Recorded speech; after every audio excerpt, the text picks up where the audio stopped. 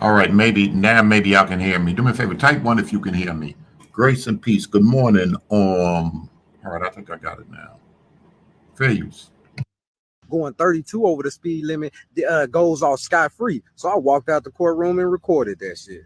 Hey, man, do you know anything about black lady going 15 over the speed limit has to pay over $1,000 fine?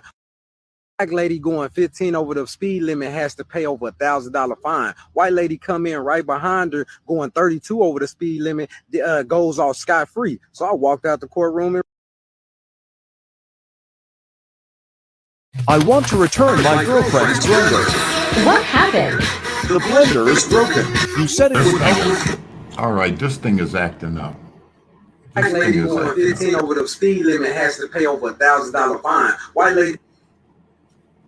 Give me 1 second. Let me look at this thing here. I'm trying to figure out. I got something. I got something going on that's not right and exact. All right, let me see. Let me try one more time. He come in right behind her going 32 over the speed limit goes off scot-free. So I walked out the courtroom and recorded that shit. Hey, man, do you know anything about white privilege? And do you believe in white privilege? No comment, ma'am? Did you know what the judge just did for you? And that lady that just went up there before you had less on her? And this is what they just did for you? I don't agree with anything that they did. Or that I'm saying? I'm very grateful for what happened to me in there, and I hope that other people can also have that same. But do you believe in white privilege, ma'am? That's the question. I do believe you do. And was that a display of white privilege right there by that judge? Yes or no, ma'am? Was it a white privilege display right there by that judge? No, you don't want to answer that question, ma'am? Black lady going 15 over the speed limit has to pay over $1,000 fine. White lady come in right behind her going 32 over the speed limit goes off scot-free. So I walked out the courtroom and recorded that shit. Hey, ma'am, do you know anything about white privilege? And do you believe in white privilege? No comment, ma'am? Did you know what the judge just did for you? And that lady that just went up there before you had less on her? And this is what they just did for you? I don't agree with anything that they did. Or that I'm saying? I'm very grateful for what happened to me in there, and I hope that other people can also have that same. But do you believe in white privilege, ma'am? That's the question.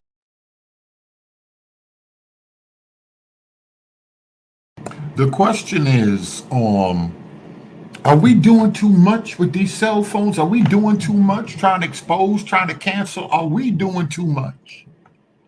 Good morning. Somebody said leave. Sister Jones said leave people alone. Or do these things need to be exposed in order to be fixed? I think that's a fair question.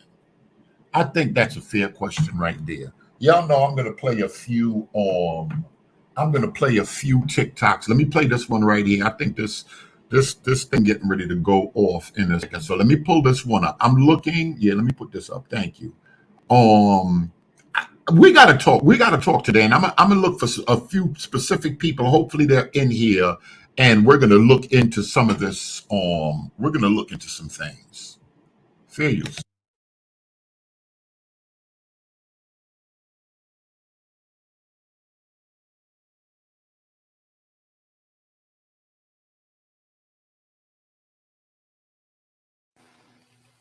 No problem. I give you proof. I give you scriptural proof. Let's run it. Let's see if you really follow. All right, now for those that don't know, y'all see it up in the corner. Prove all things. Show me it's a sin to hate other nations. We are not the same. I have come to the conclusion, talking to these people. I gotta talk to Elder. I know it's this the Shabbat, but I gotta talk to Elder Green later on. We're not the same, and I'm not gonna sit here and act like we're the same. I'm not gonna act like we're the same. When I'm talking about I'm talking about those that are born again. Everybody in the church ain't born again. A lot of people go to church, they're not born again. But I could be making a mistake. Y'all, some of us in here in the chat, Sister Jones, some of y'all could be Aunt, some of y'all can be Lot. I see I see Elder Johnson in here. All right, Elder Harrison, good, good. All right, I see enough folk in here. Roger in here, I see enough folk in here. I could be making a mistake in that when I see people or people come on here and they claim Israel, I automatically think in my mind that they're born again. Tell me if that's right or wrong. That could be my problem right there, that I'm automatically thinking when people come around and they claim in Israel, automatically in my mind, they're born again because Israel is in the Bible, born again is in the Bible. Automatically, I may think they believe in the death, burial, and resurrection, and you start judging or acting, treating them hold on, let me pull this thing out, treating them accordingly. That could be what it is right there. Now, hopefully that thing will stop on its own. And that, you said wrong?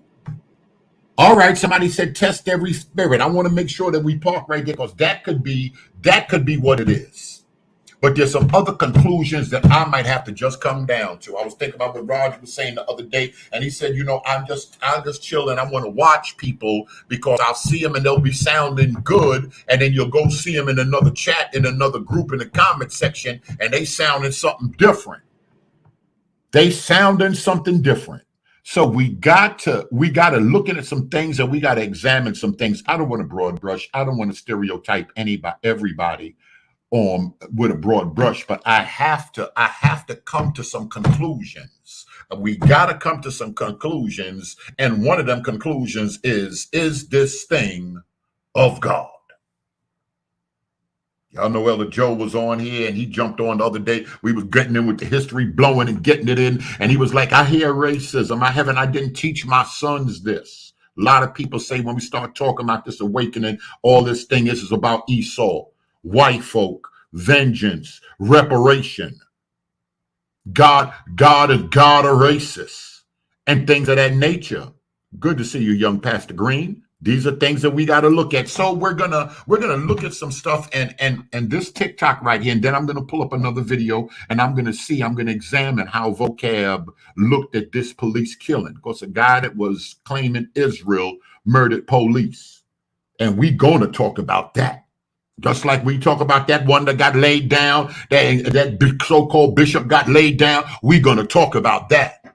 Notice Israel don't like talking about. They love blowing in church. Oh, they love broad brushing, but they don't like talking about their sins. They don't like talking about their fake scholars. I'm going to leave that alone right now.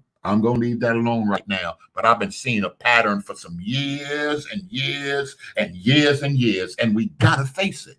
If there's a molester in the family, he's not running amok everybody outside at the cookout, and he's sneaking in, chasing the girls into the bathroom, helping them go, no, sit your behind down. You're going to get hurt.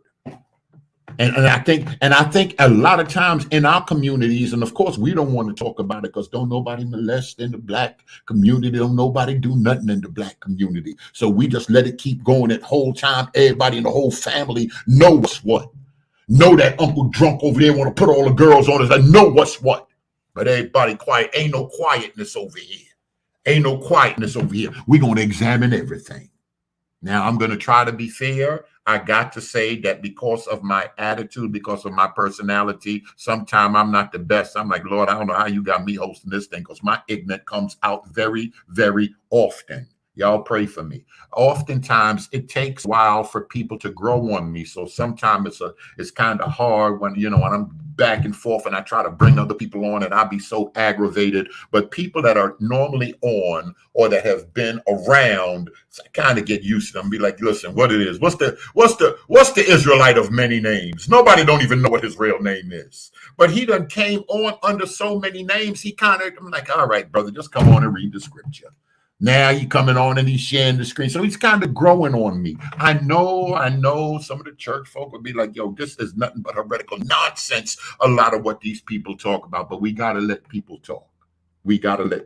So I just want y'all to know in my head right now what's going on. But a lot of people are saying this ain't that. This movement is not of God. That's what they're saying. Somebody said, well, talk about something, leave us alone. No. You crazy? How drunk? Somebody been smoking and drinking. You crazy? Y'all jumping on the internet. And y'all got jumping on the internet, blowing at the black church. So what we going to do? We going to talk, that's all. We don't want to blow. We want to talk. But y'all think y'all that strong that y'all gonna shut us down to the place where these dudes in front of the church clapping, talking about all that Sunday stuff, getting ready to shut down Nathaniel? You in what army? So this got to get discussed. Talking about all that Holy Ghost got to stop. We love the white man because we ain't praising police done got murdered. We ain't talking all day about how them folk ain't the folk and I'm the folk and you the folk and all of that blackity black. Come on, brother. No, we gotta talk. It can't nobody shut. Let a devil try to move the way a devil want to move. And this devil's all up in Israel. Y'all don't like this type of talk. Not everybody. I'm not dumb enough. I'm not wicked enough like these other dudes to broad brush everybody, but we gotta talk. So this is what people are asking out here. People think that there's hatred in Israel, that people are coming around, that this is a black power movement, and this thing is filled with hatred, nothing but hatred, and it's hatred towards the white man, specifically towards the European Jews. I'm just going to say that one time. Now, I told y'all before, I told y'all light-skinned folk was coming through here. And for the record, let me tell y'all, feds is here. And we always talking and moving like we know feds are present. Because why? Because people are having some hard, serious discussions. And other times in the past, from history, other times in the past that we've had certain discussions and movements took place, the feds were right there. J. Edgar Hoover, and this is what it is. The police was right there. So we're not silly over here. We know what time it is. On top of the fact that I know that jury come through. I tell y'all, you jury come through. Light-skinned Jews come through. I told y'all bishops and numbers listen. I told these funny folk this. I'm saying all of this for a reason. Professors are coming through. So what I try to do, all right, they coming through now. They're going to be writing books that's going to be in colleges. That's going to be on college material going in these books. Hopefully these people can talk like they got sense and they understand that there's different ones of them. What these good born again folk do, they go join up themselves with the ones say, listen, we straight hate them and God is earth. They go join up themselves with it. So there's nothing to do. However, I'm too worried about a movement. I'm too worried about something that may not be of God. And at least when they're going to go put black people, and maybe that's part of that pride. I got to call it for what it is, pride with black folk. Well, I don't want them to just go if it's going to go in some college books or some professors, some people coming around and they're writing some things down. I don't want them to bunch everybody together and just stereotype us as a people. But a spirit is at work. This video says, prove all things. Show me it's a sin to hate other nations. Is it a sin to hate other nations, y'all? Or God commanded us? God, because I can show you a verse or two in the Bible where he said don't marry them nations. That's because of the color of their skin? Or that's because they practice obia, voodoo, santeria. I'm just saying that to say another spiritual practice from what the Israelites practice, and it can carry their heart away. Be not unequally yoked together with unbelievers. Is that what it is? Or God really hates some races, and this is what's haven't been taught in the Christian church. And John 3:16, we've been deceiving people in the church, telling people that God is love, that he wished that none should perish, but all come to repentance. You see, it's a lot of picking and choosing going on with scripture. I'm Pentecostal. I got some scriptures we're going to use to lash y'all up with some tongues. And Rev C, you already know what them scriptures are. This is just what we do. This is just what we do. So this is the question that's on the floor right here. I'm going to let the doctor answer this right here. Prove all things. Show me it's a sin to hate other nations. And I'm asking y'all, is it a sin to hate other nations? Can God hate? Do we command his people to hate? Are there some people, rightfully so, that black people can hate? Come on, God's seen. God know what happened with slavery. Should black people rightfully hate 12, meaning police officers, rejoice when they die? Should black people automatically, do God understand when we have, is that a righteous hatred towards white folk? Forget that you don't know them. This is not when we start sharing and we start talking, we could never, them folk, well, I ain't gonna say we, them folk over there, them folk could never tell you white folk were leaders in the abolitionist movement, black and white folk working together side by side, saying this is a sin against humanity. We got to turn it around. This is man stealing and it's not of the Most High God. Have you ever found anybody in a camp all these prophets, all these masters, all these leaders in Israel, all these folk. Do you ever find anybody that named them and say, listen, it was good white folk that helped? Never. Why? Because it's an agenda. Because it's an agenda, and you can't present all of the information, not when you want to manipulate. That's the cult 101, not when you want to manipulate. That's how you got to do them when you taking girls out of town to pimp them. This is what you got to do. You talk good to them. You treat them good right now. You ain't going to tell them it's a dark side of this thing. Don't worry about that right there. Fair use. Show me it's a sin to hate other nations. Follow the law. This is coming out of the mouth of Jesus. No problem. I give you proof. I give you scriptural proof. Let's run it. Let's see if you really follow the law. This is coming out of the mouth of Jesus. Matthew 5:43. You've heard it said that it was said, love your neighbor and hate your enemy. And by the way, don't try to use that as, oh, it's the people that I hate in my own group or the own ethnicity. He's talking about anyone you consider an enemy, and you consider Edomite your enemy. But I tell you, love your enemies and pray for them who persecute you, so that you may be children of your Father in heaven. For he causes his sun to rise on the evil and on the good, and sends rain on the righteous and on the righteous. Now, we know that we've met multiple people that come through here and say, no, that's not what that means. That means if a black person owe you money and they don't pay you the money, you could go ahead and forget him. That's only for Israel. That ain't for the other nations. You're supposed to hate the other nations, Pastor Sean. You don't know that? You're supposed to hate them. What them white devils do. What them fake people over there do. But disrespect us. Woe be unto them. They got to die. And the gospel message is to preach that their death is coming. That's salvation. That's the salvation and the glory of the Lord. That death is coming to the wicked white man. This is the gospel that's being preached in all the earth. Fair use.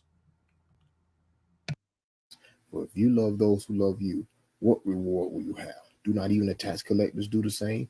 And if you greet only your brothers and sisters, what are you doing out of the ordinary? Don't even the Gentiles do the same? Be perfect, therefore, as your heavenly Father is perfect. Let's see if you also obey this law. Let's keep it going. Deuteronomy 23:7. And this is law. Do not despise an Edomite, because he is your brother. Do not despise an Edomite. Wait a minute, that's the King James Bible? That's the King James Bible he reading? Do not despise an Edomite, because he is your... Oh, God. What's going on here today? Don't hear them camps hollering that right there.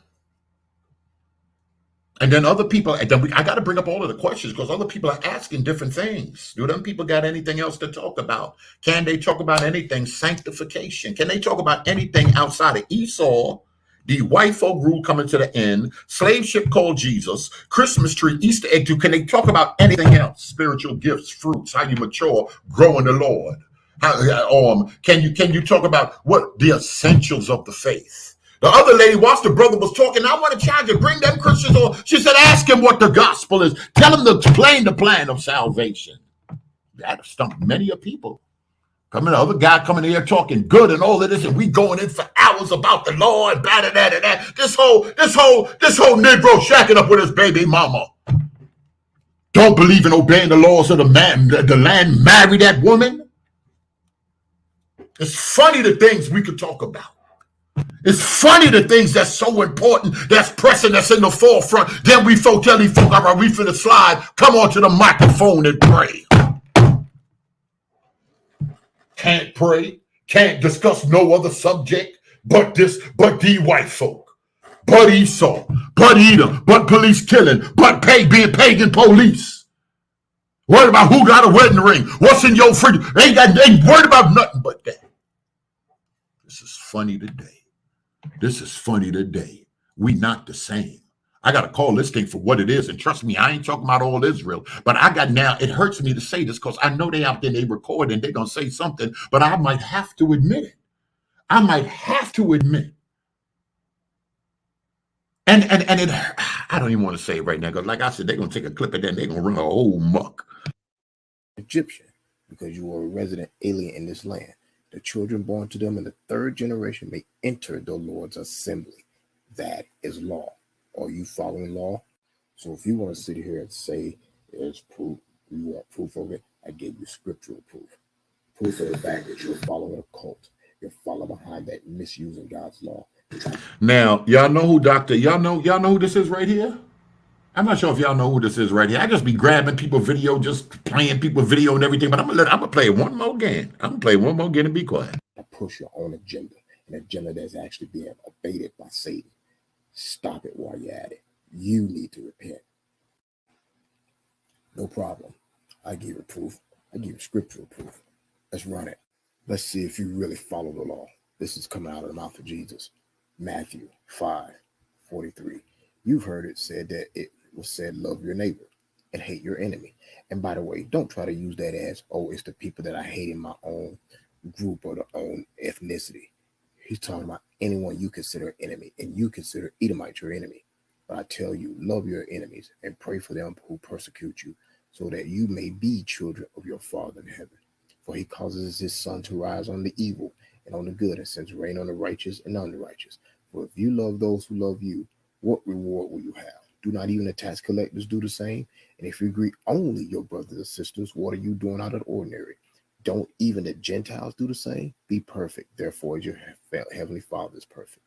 Let's see if you also obey this law. Let's keep it going.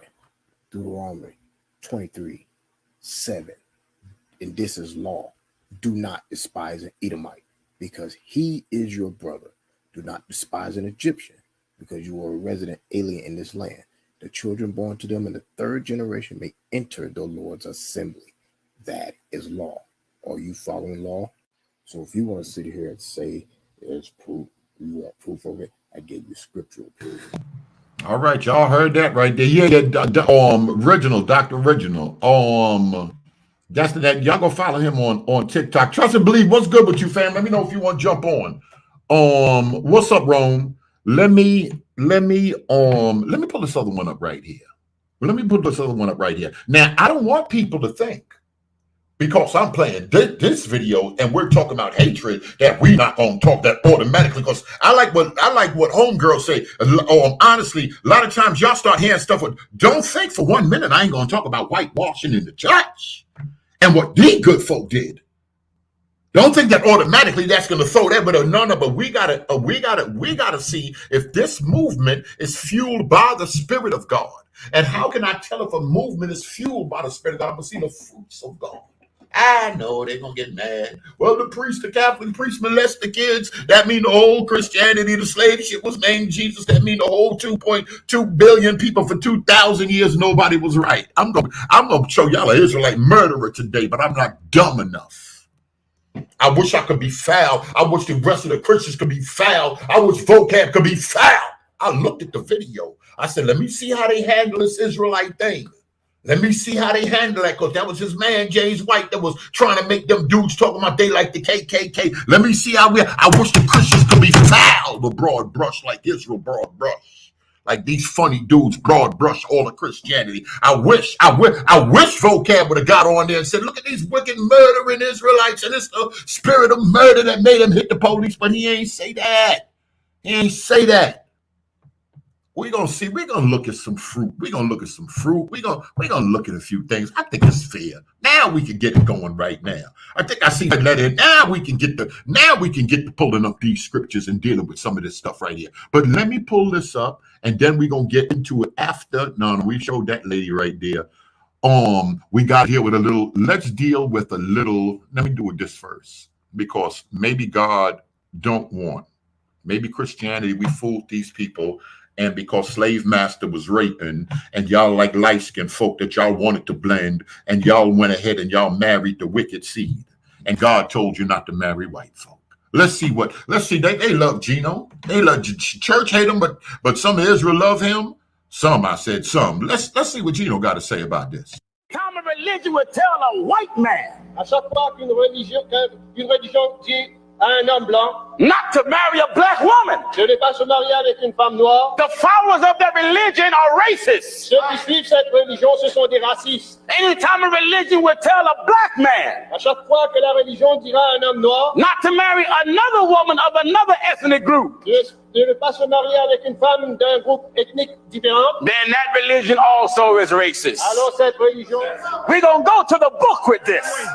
Thou shalt make no covenant with them, nor show mercy unto them. Verse 3.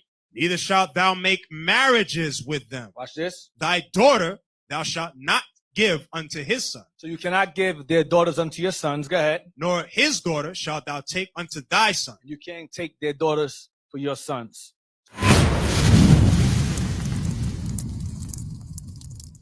All right, what are y'all heard it when you hear little clips like that? And TikTok is where it's at. When y'all hear little ticks by that, somebody said, this movement is definitely being orchestrated by Yahoo. This movement is of, let me tell y'all in church words, this is of God. This is the Holy Ghost. What say ye on that, Elder Harris? From what we've seen, what we heard, we can't judge a whole movement based off of. Give me your thoughts on that. Give me your thoughts on that, because clearly I have some people that came in here with scripture. I know people got a little bit, I can't lie. Some people got some beef with that when we start dealing with using the 66 to establish is the awakening of God. Where they forget who they were, Israel, and come to themselves in the land of their captivity is Deuteronomy and the 400 years. Does this have to do with slavery? And all of this stuff, is it the transatlantic slave trade? Was it fulfilled with Acts, in Acts the 7th chapter, when Stephen spoke on it as if there was a past thing? Is this of God? And is there enough scripture? I think a lot of people brought up some scriptures. I understand why some would say some of the stuff that they're saying. But when folks start coming with that chart and doing all of that stuff, folk doing too much. Is there a dividing line, Jason Brown, with this awakening where we can see certain things? I think that's a fair question. Is there a dividing line that we can see? Because the other lady said, well, awakening just started every time something, and she used Ezekiel, bones coming together, and the bones coming together, and it was a whole bunch of noise when the bones first come together, so it's going to be some confusion. The bones coming together sounds like confusion. It sounds like confusion. Now look at this one. This is a good. We got a good one here. Mark Baker. Good morning. Good morning, Mark. Shabbat shalom. Explain why all hell broke loose in 2019, 400 years later. That's the problem. There's some people that's blinded. People have sent me videos about fires and people talking about COVID, and then the whole world was traumatized by this. So is it just the European nations that had Israel? And it's a lot to talk about. It's definitely a lot to talk about. Let me play this one, and then we're gonna get into vocab and see if vocab did this thing just, or he's just a broad brush. He's just wicked Esau that must be stopped. That's trying to stop the awakening. Let me see. Where's this other? No, I don't want to play that one yet. No, I don't want to play that one yet. What about perfection? What about perfection, y'all? Are we perfect? Are we perfect? Because I think some of these people, I figured it out yesterday. Some of these folk open up a concordance. That guy said light, and he go with light where everywhere light is, and just put all them scriptures together. Put all them scriptures together. Don't mean nothing. Just that word light is there. Let me give you the 15 other passages where light is at, and bam, that's what that means. This is what this interpretation comes to. So now the law of God is all right. Based on that passage, you interpreting them other two passages just because you seen the word light. Well, listen, some folk been to school and have studied interpretation and different methods, and we don't see that in the Christian church. That's not making any sense. We call that Frankenstein. You grabbing and stitching what they turn around and say line upon line, precept upon precept, here a little, there a little. That verse don't even mean that.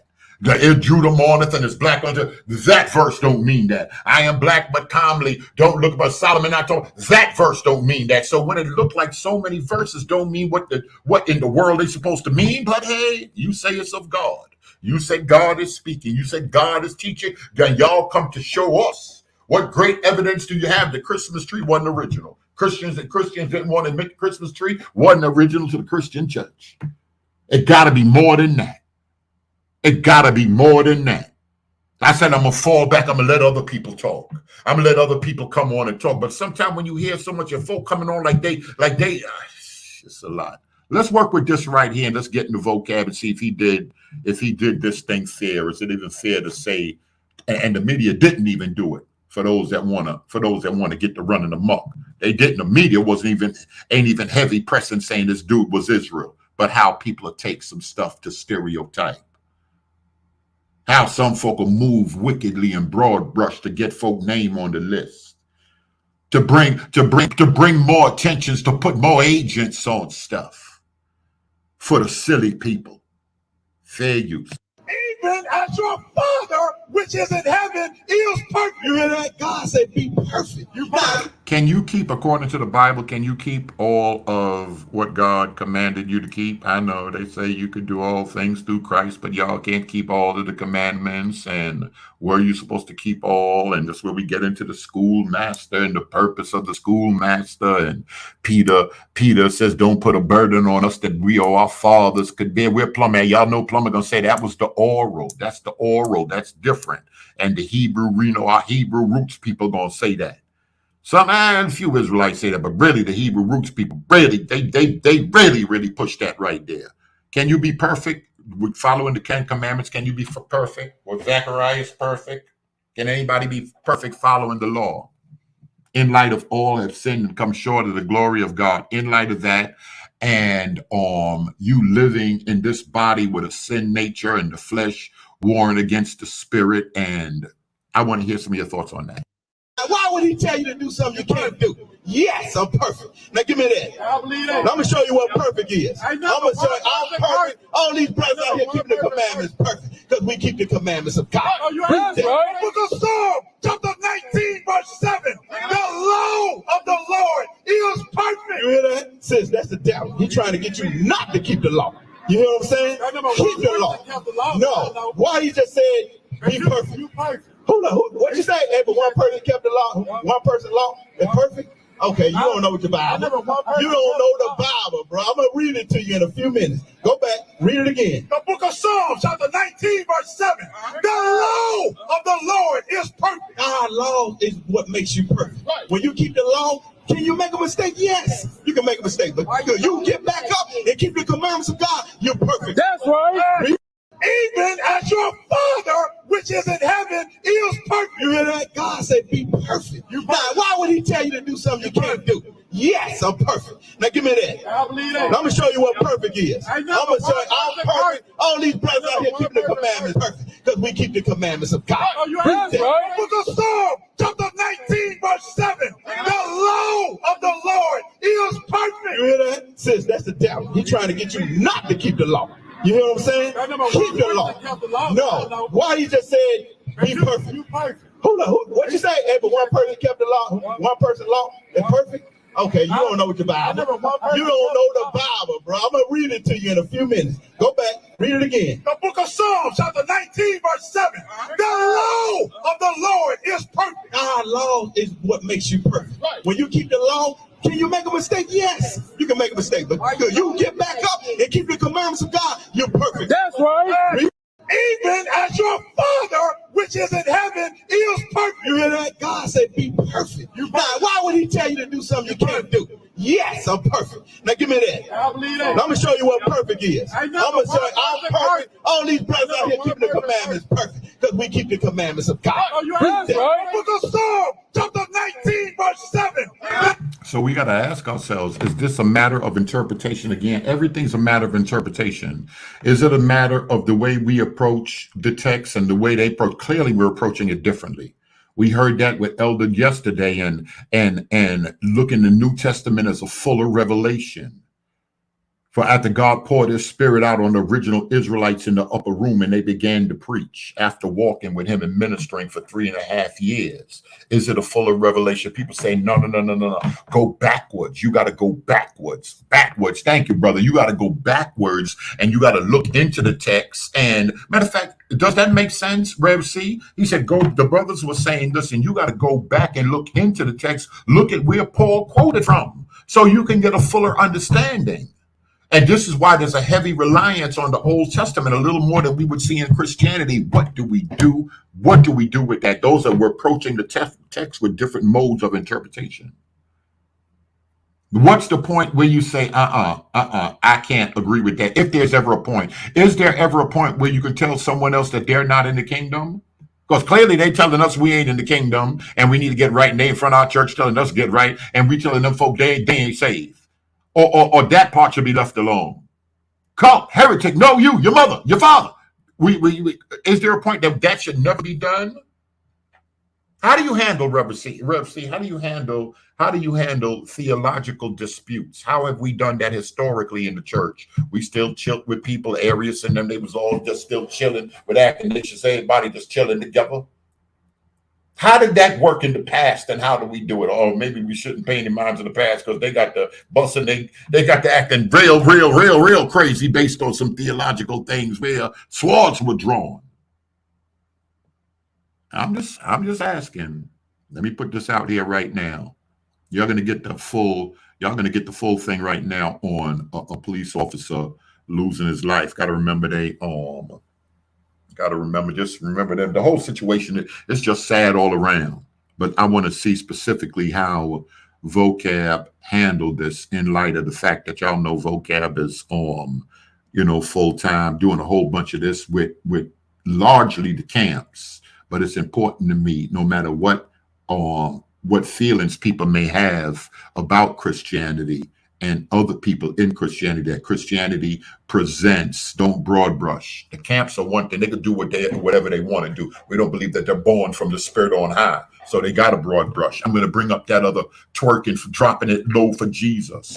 Brothers didn't do their homework, or brothers just grab videos and give the unsuspect, and they just throw stuff out there without doing, because they just want to badmouth the church. They don't care how accurate the information is. They want to broad brush and lie by leaving bits and pieces. Oh, that was a skit. That wasn't even really in the church. Like the other girl in the gold twerking and everybody up in the black in the choir talking about this was a choir, this was in the church. Come to find out, I'm like, dang, these folk, they really on it like this. Or they'll just cut and paste and share it without doing any research, because it's right there, share right there. And they're doing that because they just got a hatred. There's a spirit in them that's moving against the body of Christ. Let me put somebody say, give me some fair use in here, somebody. Officer. So let's start with Karen Campbell. She's live at the Madison County Courthouse, where the suspect made his first court appearance in just the last 2 hours. Karen, what happened? Well, Felicia, Carl Roy Webb Boards appeared in court here this afternoon via video from Hamilton County Jail. Now, he was seated with a bright green T-shirt, brown pants. Standing next to him, 2 officers in that courtroom in the Hamilton County Jail. Now, the judge gave him a copy of his charging documents, asked if he had a chance to look them over. He said a little bit. So the judge went over those charging documents again and those 7 counts that he is being charged with. Now, among those charges include murder, resisting law enforcement, unlawful possession of a firearm, and being a habitual offender. Now, Boards has a long criminal history dating back to more than 20 years involving battery with a deadly weapon, theft, drug charges, possession of a firearm, and labeled a serious violent felon. Madison County Prosecutor Robert Cummings spoke to us after today's hearing. He says Boards got out of his car, walked over to Officer Chenevez's vehicle. That's when the officer radioed in to say Boards had a gun. It appears that defendant had an AK-47 assault rifle, got out of the vehicle, fired through the windshield of the officer's car. The officer never got out of his vehicle, never had a chance to go for his weapon. A number of shots were fired through the windshield that struck the officer about the face and head. Then the defendant walked over to the window of the car and fired additional rounds. 36 shell casings were recovered from the scene of the AK-47 assault rifle that had a magazine that had a capacity of 75. Now, Cummings also told us that he felt someone, whether it was the courts or the prosecutor, mishandled some of his previous criminal cases, and that he should never have been let out of jail or even put off of probation. Now, as for what happens next, Boards is being held without bond. The judge said that there is no bond in this case. We know that a pre-trial conference is set for September 30th. And all right, thanks so much, Karen, reporting live for us tonight. All right, with hearing that, this is the officer that lost his life. Do me a favor, don't nobody come in here disrespecting the dead.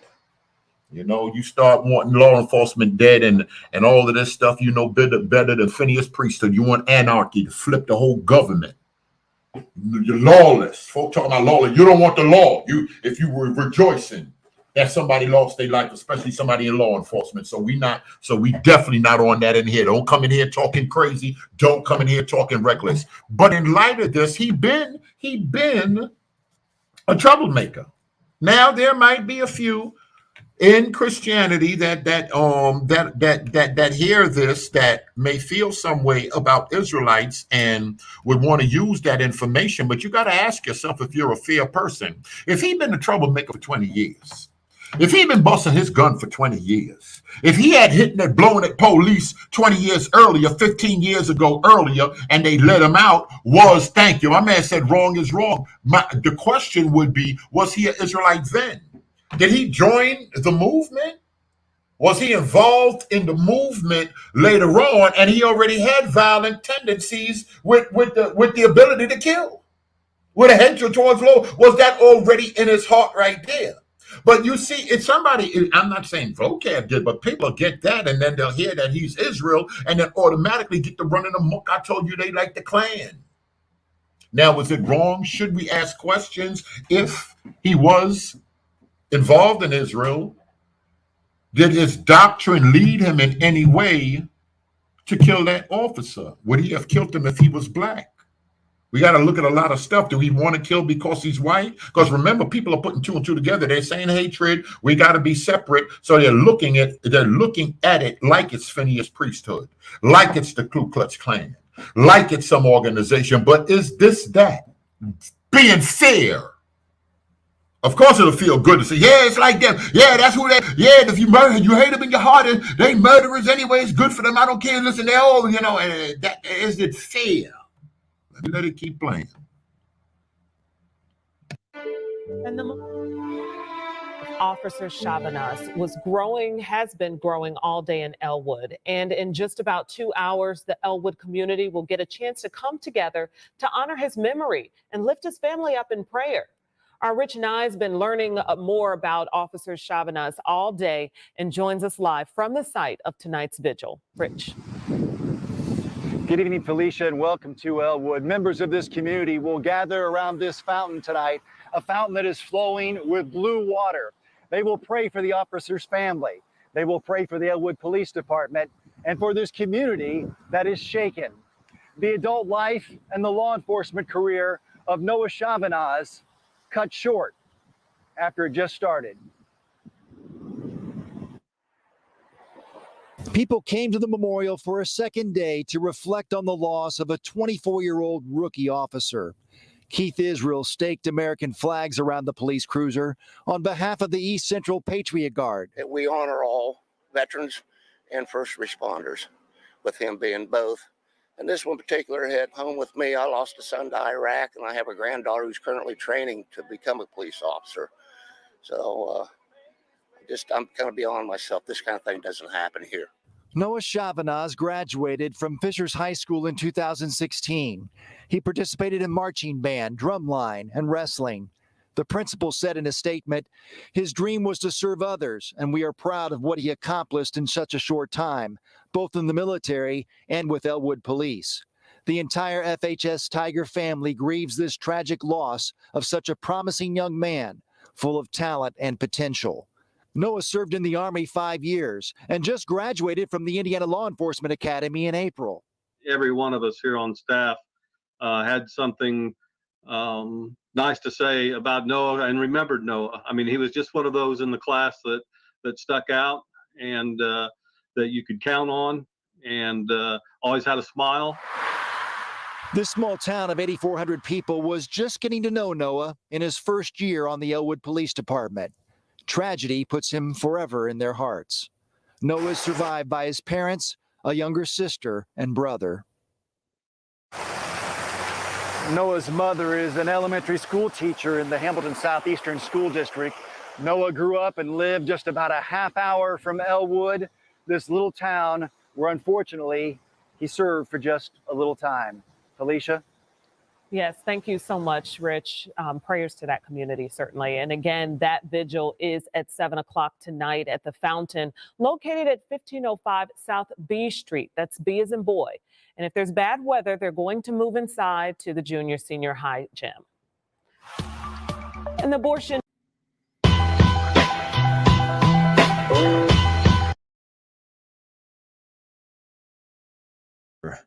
Ends, and the words of Scripture continue on.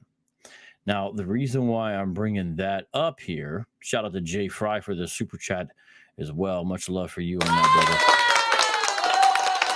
brother. Is that this is the contrast of how a Christian's heart is supposed to be, our attitude, our mentality. This is like Jesus. This is how he was. He embodied this because the triune God embodies this agape, biblical, divine, supernatural, out of this world love. Well, it's easy for us to fall short of this ideal, but the Holy Spirit empowers us. And I'm going to explain why I'm bringing this up. Number one is to contrast the ways of the world, right? The story we just read, but all kinds of news articles and all kinds of things that we hear and see daily. But here's the key verse I want you to remember. It's 1 Corinthians chapter 13, verse 6. Love finds no joy in unrighteousness, but rejoices with the truth. So first, let me start here.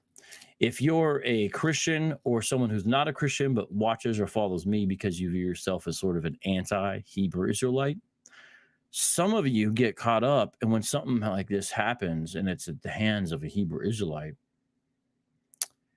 sometimes you will rejoice. You'll actually be glad it was a Hebrew Israelite, because then it's a chance to talk about them in a negative way and all that kind of thing. And it's almost like we want Hebrew Israelites to do more bad things. That's not a biblical attitude. Love finds no joy in unrighteousness. So if you're a Christian or someone who watches me and is not a Christian, what we believe is we are not happy about a situation like this because it's unrighteous. We rejoice in the truth. The truth will be preservation of life. Shout out to Vocab for that. That's Bible. That's Bible right there. Now, of course, some other people, and I might wait and see, some other folk might go on live later on and talk about this is what I'm talking about, they wicked. Shout out to them folk, because, folk are just different. Let me ask y'all a question. Look at this. Good morning. Good afternoon, Elder Joe. Elder Joe, you said on prayers for Officer Noah's family. What about the guy? What about that guy? What about that guy? And I'm saying that to say, do he deserve death? Is the death penalty in order? Do y'all have to know more of the background? Does mental, was he on any type of medication mentally? Childhood trauma, does any of that play a role? Come on, you good God-fearers. Because people tend to get really, really upset.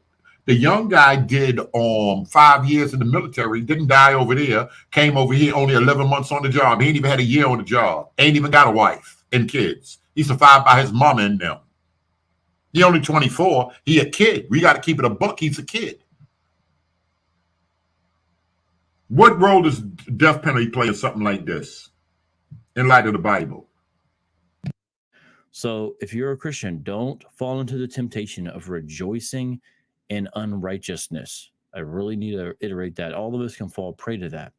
Like I said, if you're not a Christian, but you watch me, that's what I'm going to be pushing, and not going to be filling attitudes that you might display that are different. We're not just anti-Hebrew Israelite. We are pro-gospel and pro-Christ and pro-forgiveness. Now, let's say on the other side of things, I was watching a video earlier by Willie D. And Willie D, he was talking about this situation. This is, I'm not going to really play the video. I'm just showing you. Willie D was talking about this situation. Willie D's a member of the Ghetto Boys of, My Mind's Playing Tricks on Me fame and all that stuff, right? And he discussed this. He discusses a lot of issues, kind of like a street consciousness type of level or vibe. And, he had no love lost. He just wanted to talk about problems with police and different things like that. And he embodied a different attitude that I also want to confront and come against. And it's some of us are so anti-authority, so anti-institutional, so anti-police that when something like this happens, we rejoice in the unrighteousness and find joy in unrighteousness. So just like the Christian can't find joy in the unrighteous act of a murder, whoever did it, also, especially Christians, cannot find joy in the unrighteous murder because we're basically okay with a police officer dying. Because I've seen some of these comments. So on all sides of the issue, ladies and gentlemen, we cannot find joy in unrighteousness. We must rejoice in the truth. And we don't want to embody the attitude of Willie D or whoever. So I bring that out, and I understand. I understand all kinds of emotions fly. But ladies and gentlemen, we want to embody a true Christian spirit. Now, I'm going to look at a number of things here about this case. Let's start with the police release. We're going to get into the details here. Here are the counts levied against the defendant. Tell me how is vocab trying to paint a false narrative? How's he trying to be fair? We don't actually know if it was murder. How is vocab trying to paint a false narrative? Carl Roy Webb Boards II, born in 1980. Carl Roy Webb Boards II.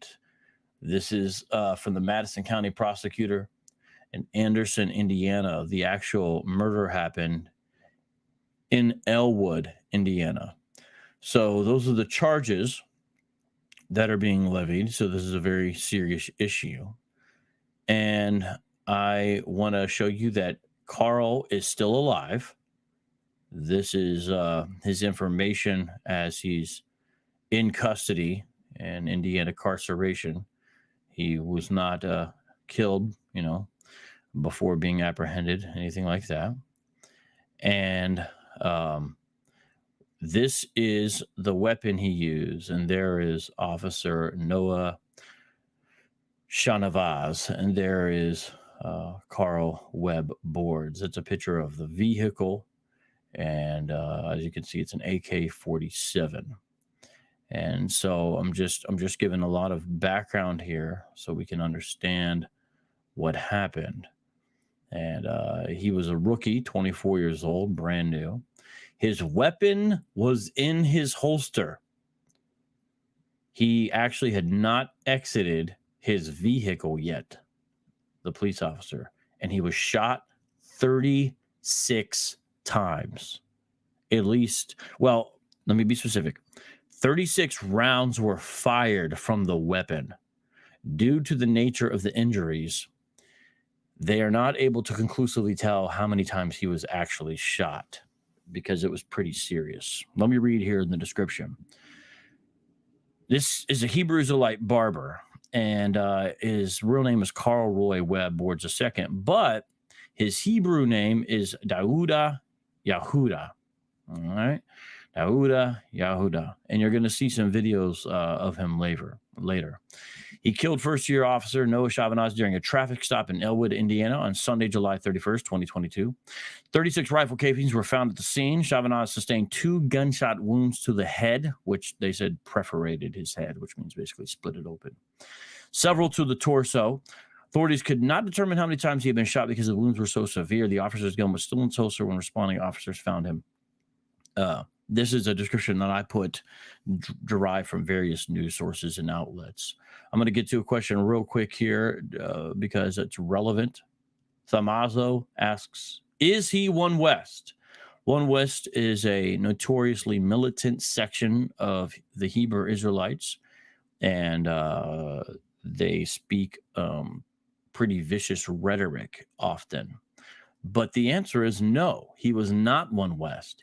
He was non-messianic. Sometimes they say Old Testament only or Tanakh only, but that's not exactly precise to describe the group he was affiliated with, because they're not Karaite Jews.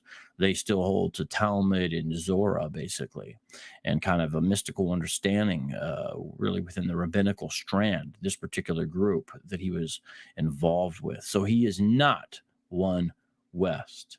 The investigators, though, they spoke with the man. So they pulled up to the place of business that Carl had. Carl was a barber.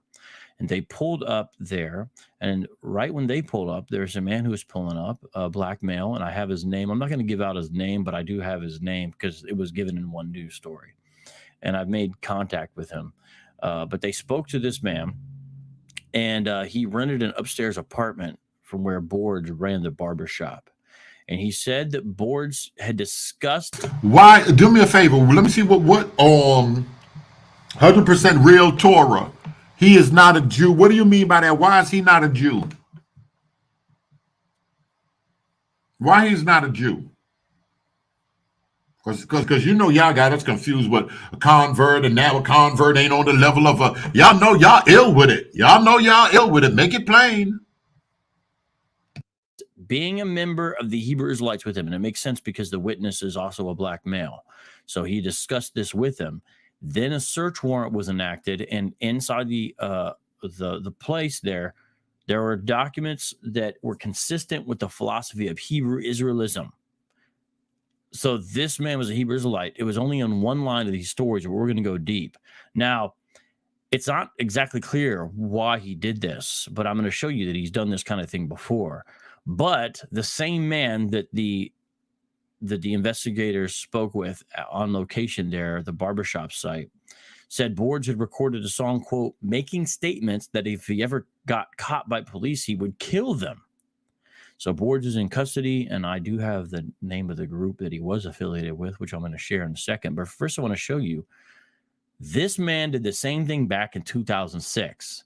Now, back in 2006, he didn't kill the person, but he did shoot at them. So let me show you this. This is really wild that he did this back in 2006 as well. This is the same man. So if he got a history of blowing hammers or whatever, was he practicing any religion then? And if so, what was it? Turn up the volume here on this.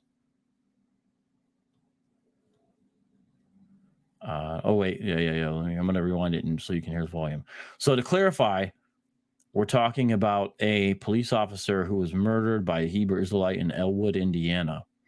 And what I'm going to show you right now is a video from 2006 in which the suspect, who is in custody, actually shot at police during a police chase back then.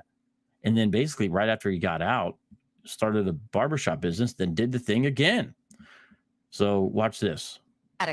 He fired 6 to 7 rounds of gunfire. From the interior of the vehicle. Just the first time before he went away. Before he caught a bid. He caught a bid the first time, the same thing, blowing at 12. Shooting at officers. At the officer. The bullet struck the patrol car in the front plate and grill, but the officer was not hurt and continued on. From 38th and Cold Spring down to 30th and back up White River Parkway, Officers were able to stop the suspect at Kessler and 38th on the bridge over I-65. Lieutenant Mark McGuardia performed. Now, that was him back in 2006. You got to understand, this is 15 years ago. So when I was looking at this, I was trying to ascertain if those were fringes. It is not clear, so I'm not going to jump to conclusions. I have a theory about this that would entail that I do not believe he has fringes on. So my theory is that when he did this back in 2006, he was not part of the Hebrew Israelites. And my theory is documented. I'm going to explain to you why. Because I have photos of him essentially back then looking like he was involved with some kind of church going. But that's to be expected because his parents are ministers. So that doesn't necessarily mean he was involved, but he was friendly towards the Christian religion back then, it appeared. Uh-oh, his parents are ministers. Both of his parents are ministers. And this is my understanding of the timeline. So this part that I'm telling you is theoretical. But I do not believe he was a Hebrew Israelite back in 2006 when he did this. But let me play the rest of this. Officers were able to stop the suspect at Kessler and 38th on the bridge over I-65. Lieutenant Mark McGuardia performed the pit maneuver using his car to bump the rear corner of the Suburban. As their car's spinning, you actually just drive around them. And it's a very controlled thing, and normally there's no damage done to the cars. It's the same technique officers used last week to end a high-speed pursuit on the city's south side. Normally don't pit people into walls and things, but since he was shooting at police officers, I actually wanted to pit him a little bit harder than we normally would to jar him, just like it did, so he couldn't come out shooting at us when we got him stopped. And as it was, it jarred him, probably knocked his guns loose, and the officers were able to run up and cover him real fast. Police found 2 weapons inside the SUV, an AK-47 assault rifle, and a pistol. Police believe the suspect used the smaller handgun during the chase. The officers did a fine job in order to stop this individual. We done our job protecting the service citizens, and thank God we don't have anyone injured. Tests will determine if drugs or alcohol were involved. Lindsay Clutter, Channel 13, Eyewitness News.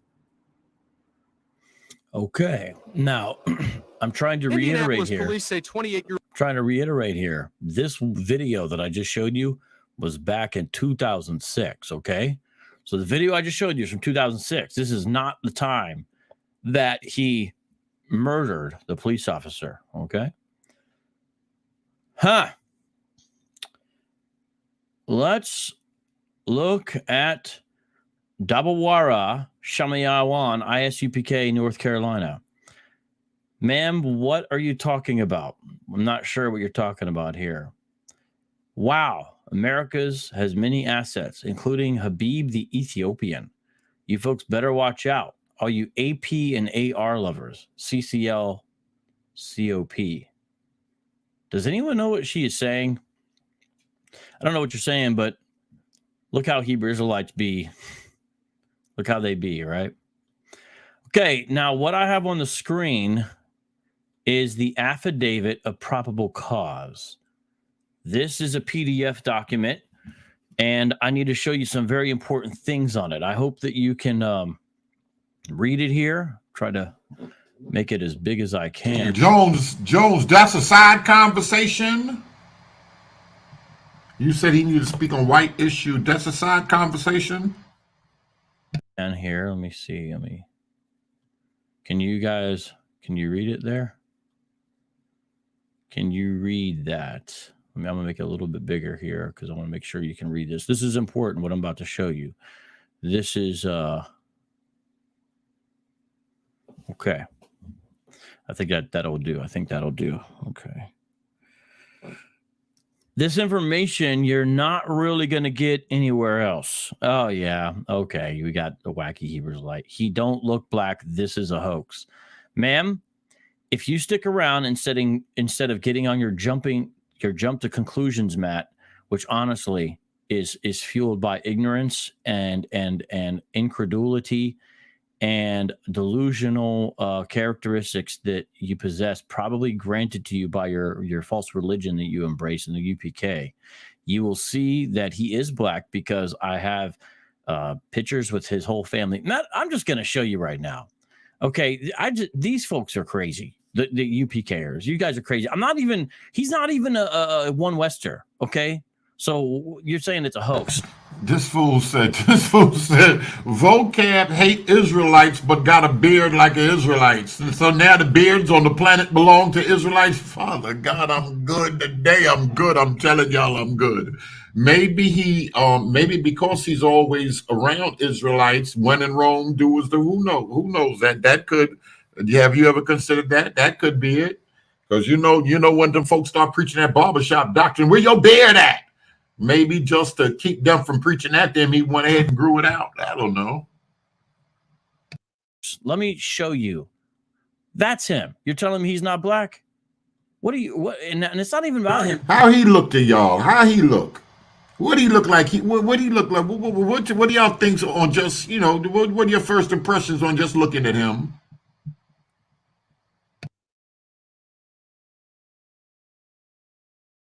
Him being black. Besides, you believe that Native Americans and Hispanics should be Israelites. So what are you talking about? That's him. Ostensibly with his girl that he FaceTimed when he was running from the cops. Now it looks like most likely the man has children. This is a tragic situation. This is Carl. Okay? This is him. Look at how he's dressed. And again, this proves my point, what I was saying. He was part of a Wait a minute. Wait a minute. That look like, I can't make that bigger, right? That look like fringes down there? Oh, that's a different, what that look like down there? I can't see. Let me see what vocab's saying. Messianic group or congregation. Still a Hebrew Israelite. This is still someone who embraces Hebrew Israelism. Let me show you a few more pictures here. This is him as well. Fishing. Hallelujah. That is a hallmark of how the non-One West, non-Messianic type Hebrew Israelites speak. I've studied this long enough, and I know. And if you've been around, you know that too. I know it sounds odd, but listen, everybody. When you hear somebody go hallelujah, like I'm not exaggerating. I'm not making a joke. This is a very serious show. The hallelujah with that emphasis, that is a calling card. That is a calling card of a non-Messianic Hebrew Israelite. And so here he is fishing, right? And he's got the hallelujah. He writes it that way. That's not the only thing. No. Fringes ain't bad. No, ain't nothing wrong with no fringes. Fringes ain't bad. I don't think fringes. Y'all think fringes bad? Who type one if y'all think fringes? My God, everything can't be bad. Now let's get our minds right. Thing. This is I think Jesus had fringes on. Y'all don't think Jesus wore fringes? What kind of? We need Bible study. We gotta get our minds right with some of this stuff here. Screenshot from his Facebook. Now, you got me away from the affidavit, Deborah. I'm going to go back to it. But this is Carl Webb II's screenshot. Now, again, he's clearly not a One West guy. Most One Westers would not have the Israeli flag. Now, Blummer, what you say on this flag right here? Him posting up with that flag right there. Who's that? Ella Green? Back in the I don't know, a couple of whenever he first started jumping on, had that flag in the background. Who got that flag? Plumber, you got that flag at your crib? Tell me one. Mark Baker, you bear witness with this stuff? You bear witness with this? With this symbol right here? Who here Israel bear witness with this symbol? May have the shield of David. I know you guys like to debate about that. But he would not have that. And you can also tell that by the way he's dressed, this is very non-Messianic. Bishan, listen up. She said he doesn't look black. And she said this is a hoax. You're going to get timed out because You dare to call someone a little racist and you don't know what's going on. Time be shot out. If he says anything else like that, he will be gone. Let's keep Deborah Waugh around, though, because we need this kind of foil to show the attitude of the One Westers towards this. This, I'm going to get to these in a little bit here. Uh-oh, what was Plummer just saying? And then look, notice the symbol. Ah, man. All right, what are your thoughts, Plummer? What are y'all thoughts? Come on, Israel. What are y'all thoughts on what y'all seeing?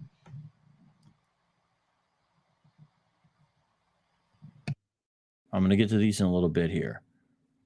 Let me see here. How do I bring this to the... Oh, yeah. We're going to wait on those. I'm going to show those later.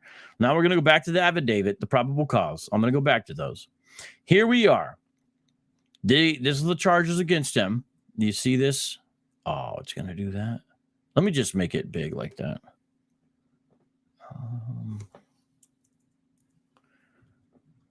Okay. Do you see? Here's the details. Wait a minute. Hold on. I'm sorry. Before he even start reading the affidavit, let me see who is. Let me see. I'm looking for Israel in here right now because that could be a problem. That could be a problem. Or that could be a area where something needs to be discussed because vocab, like the other guy said, you need to get this guy named Vocab Malone on. He's a scholar in this field. I said, okay, brother. Who said Plummer was the first one to say he Jew? Wait. Plummer and somebody else. Who was that to say that he's Jewish? Because if these people are confused with what's the rapper name that was living in what's the name of that?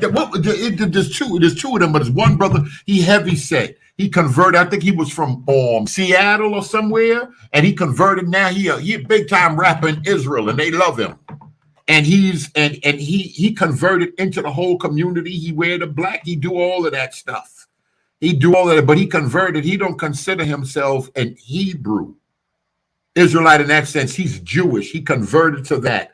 Are you telling me, Plummer? Are y'all telling me here from what y'all are seeing so far, this is Jewishness that we're seeing? And this ain't Israel? Type of one, Israel. I'm talking Israel only on this. Because that's very important. If vocab might have confused this guy converting to Judaism and the media that not even the media, but that it was in the magazine, not a magazine, the pamphlet that it was in, the paper that it was in. That's the word I'm looking for. The paper that was in, and you know them folk, they don't know too much of nothing. They're going to make everybody now. If he converted to Judaism and he's not an Israelite, is that a big thing or no? I want to read these kind. Here's all the details. Everyone, listen.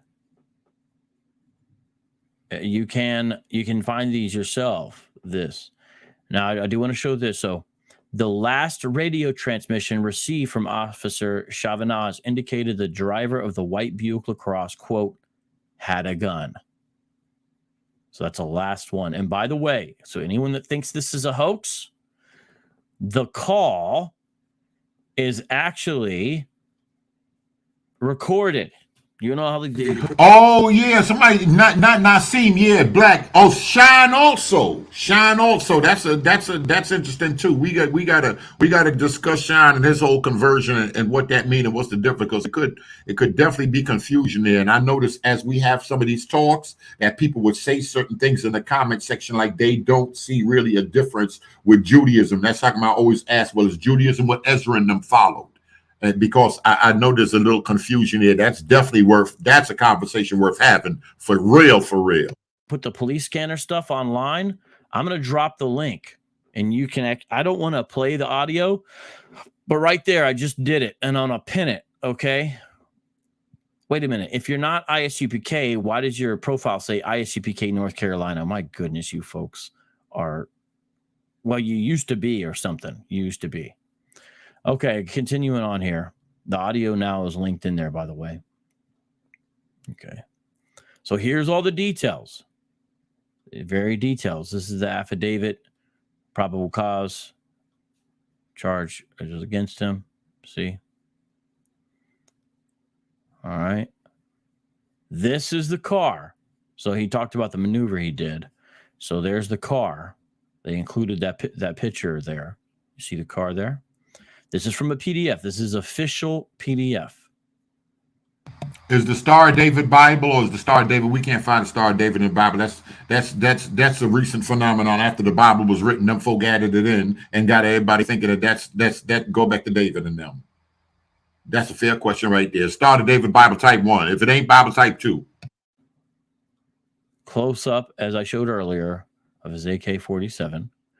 Now, honestly, I'm for the Second Amendment, but if someone has shot at police officers prior during a police chase in 2006, and now they're back out again, I don't think they should have access to AK-47s.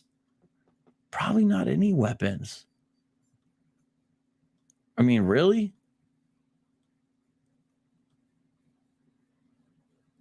Does anyone know what stippling is? Someone please look that up.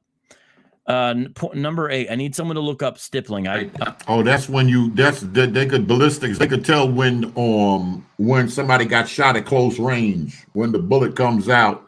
That burned powder burned the skin, so they could tell if it's a suicide. People look at stippling or close contact wound, things of that nature. The coroner look at stippling around the circle, around the hole of the bullet. If he had plenty, with a chop, if he had stippling on him, he was real close up on him. They said the officers messed up. I seriously doubt if it's going to be an open casket. Said he got out and he hit him in the face and the neck and all of that, and then walked up to the side of the window and hit him another 15, 20 times or something crazy. It was crazy. It don't look like no open casket the way they describe it. And if anybody ever let one of them things off, them are some big, dirty rounds coming out of that stick.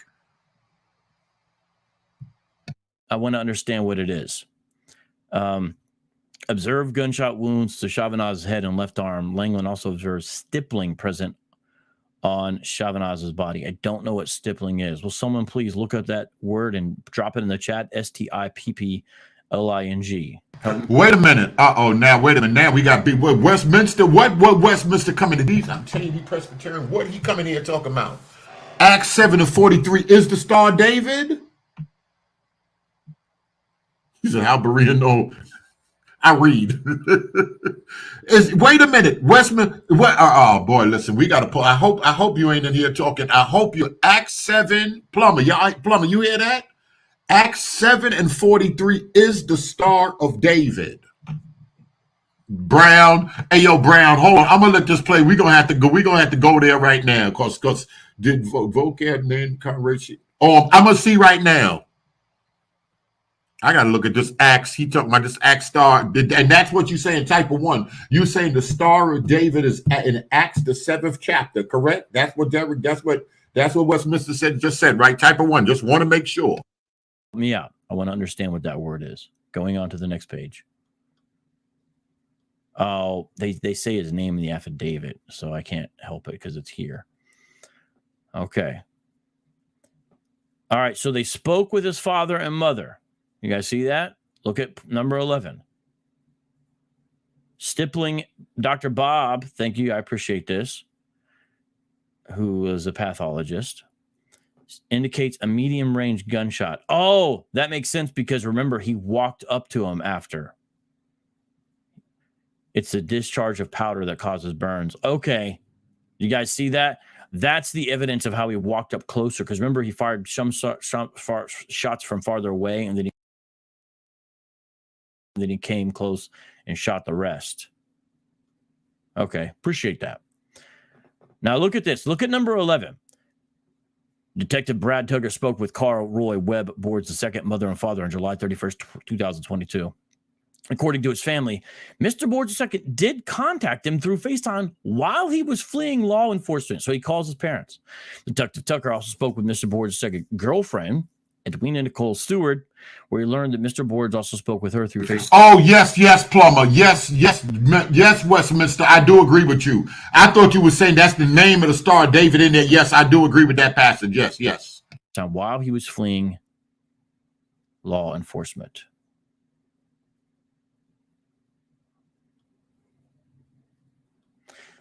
Here's the key thing.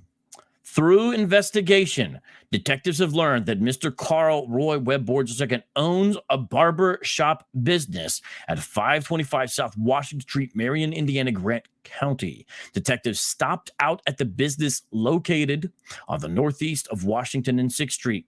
The building faces west and is a two-story commercial structure with red brick veneer on the bottom half of the building and light green siding on the top half. The business has two gold lions positioned outside the front entrance of the building, as well as a red, white, and blue barber pole attached to the front. The front window displays Webb's Cut Care with a phone number, written in such a way that it is readable from the outside. The phone number is consistent with the phone number that we have for Mr. Carl Roy Webb Boards II. 13.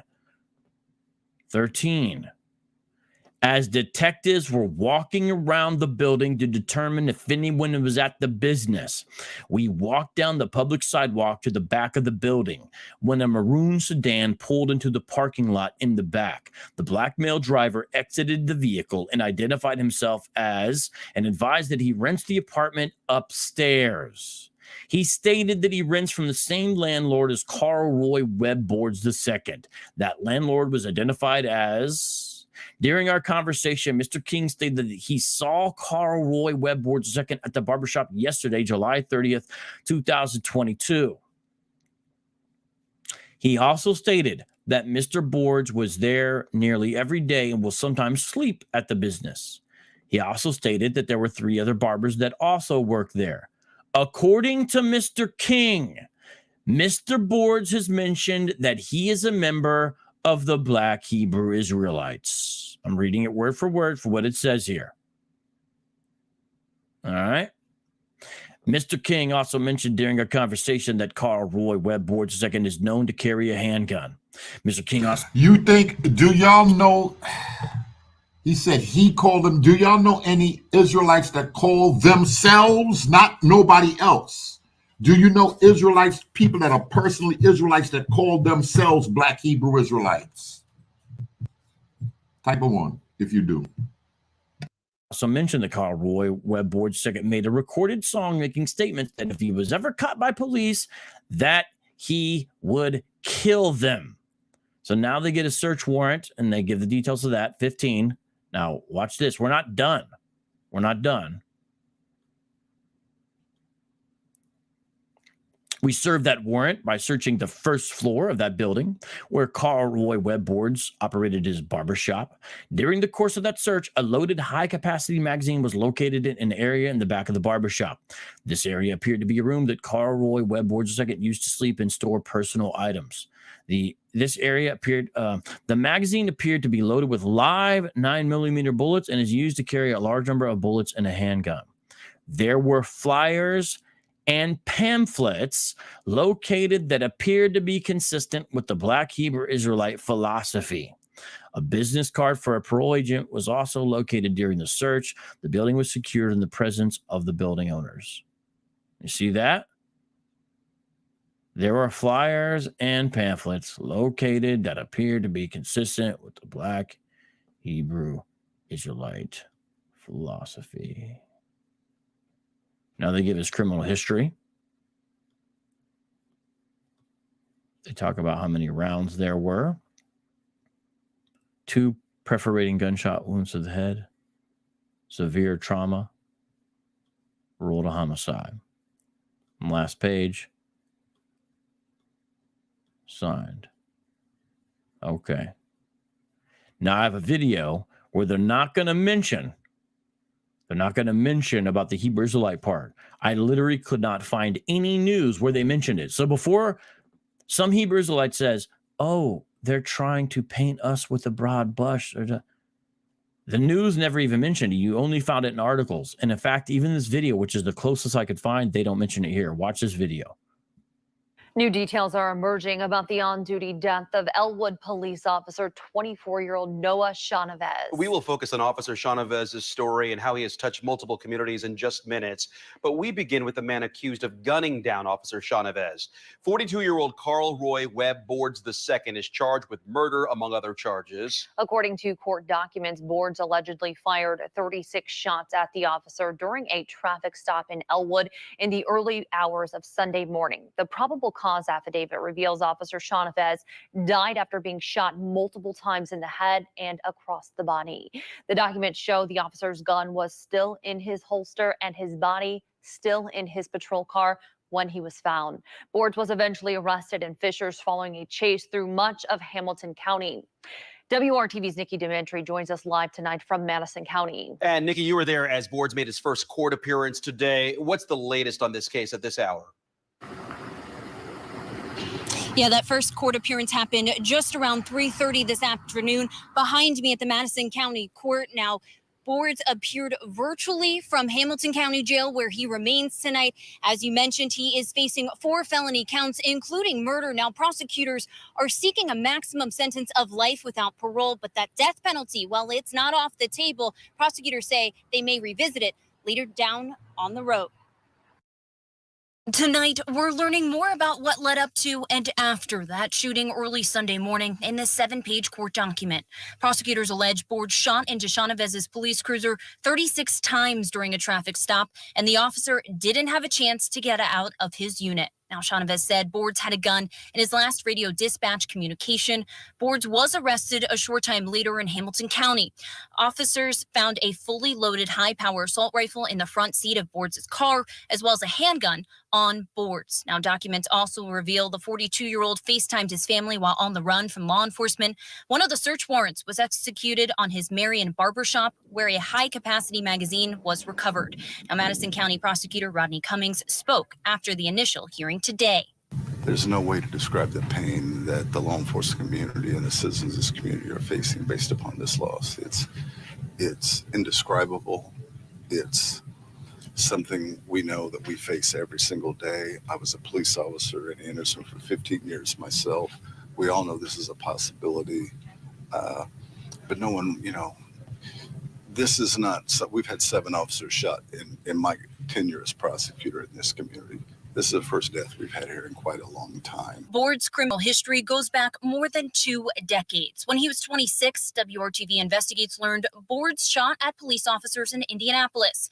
He was convicted of that in 2007 and sentenced to 25 years. Now, according to the Indiana Department of Correction, he was released from prison and sent to a transition program in April of 2019. Y'all see this right here?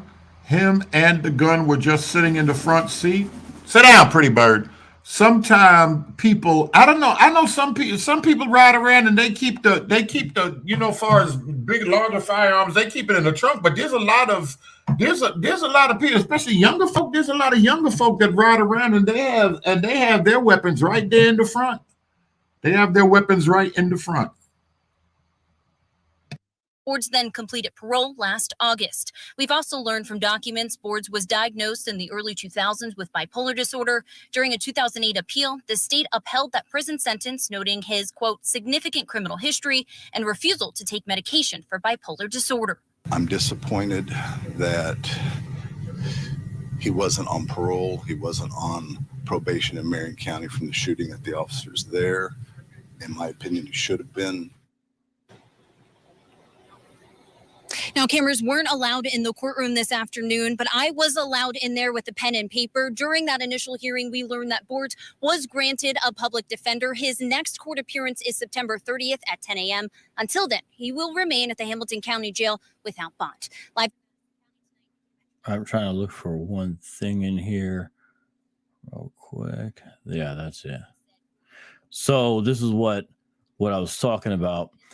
None of the news I could find actually says he was a Hebrew Israelite. It's the news stories and the primary source documents that you have to look at. The closest we get is where you get this right here, where they talk about the warrant and they actually show the barbershop. So I'm going to get more into that in a second here because it's all going to tie together. Barbershop, where a high capacity magazine. So that is where they executed the search warrant. It was aptly described in the affidavit, and they show a little close-up, I believe, here. There you go. That's his last name, Webbs. See that? There you go. All right. County Prosecutor Rodney Cummings spoke after the initial. Now, let's take a look more at that in just a second here. I'm going to get online and show you guys a lot of stuff here, okay? This is going to take a little bit of doing, as they say. A little bit of doing. Let me make a few changes here. Let's see. There's the change. Okay. Let's see here. Okay. All right. That'll work for now. Just trying to shut up. A lot of moving parts here on today's program, and not a fun program at all either, obviously. Okay. Now, what is this that I'm looking at? I just mentioned the barbershop. This is his personal YouTube page, still online, still available, where he actually shows himself at the barbershop. May I see this? See? There we go. And look at this playlist. Look at this playlist. So he's created a playlist. One of his own videos. Looks like got a reggae track there. At least I think so. Now, I got to be honest. I'm interested in seeing if other people, how they handle this situation, if they hear that this guy was involved in Israel in any type of way, how they would cover the story. There's a few people specifically I'm looking to see if they drop videos just to see how it's handled.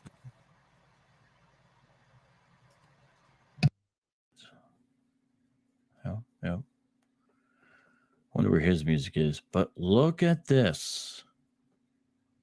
14 precepts of a spiritual community from the Army of Light Zion School. That's the group he was a part of, and we're going to go more in detail about that. And by the way, yes, the group has disavowed violence. Okay, but I want to show you a little bit about Webbs here. This is his barber page for his Instagram. Look at this. Look at y'all. See what Plummer said? He said, "Breen, what do vocab do? Search the web for black men committing crimes, and then tries to find links to them as Israelite groups." You got to dig a little bit to find out any connection with him and being Israel or Jewish or anything of that nature, because it wasn't like published like that in the regular news. On just the little 5-10 minutes the news will do on the subject of a cop being killed and all that. They didn't I look, but I don't think that they did. He even said that they didn't even mention that. So it has to be a little bit of digging involved. Instagram. All right, there's Instagram bar page. You can clearly see it's the same person. This is probably the video where he kind of looks the most Hebrew Israelite or whatever.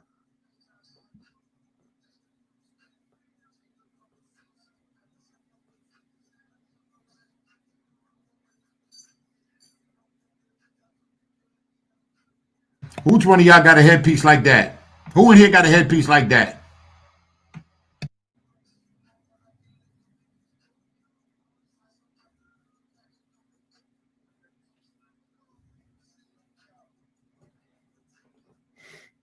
All right. And this is him as well. All right. You're getting the idea. Here's little videos so you can watch what he says. Challenge to raise awareness that John Singleton exposed a government conspiracy that devastated the minority community. Then Ronald Reagan came with the war on drugs, mass incarceration. Raising awareness and same thing. He's just talking about from Snowfall Apparently he watched the show and then he's showing us pictures of haircuts. But the reason why I'm doing this is I'm showing you that this is all the same person. Okay.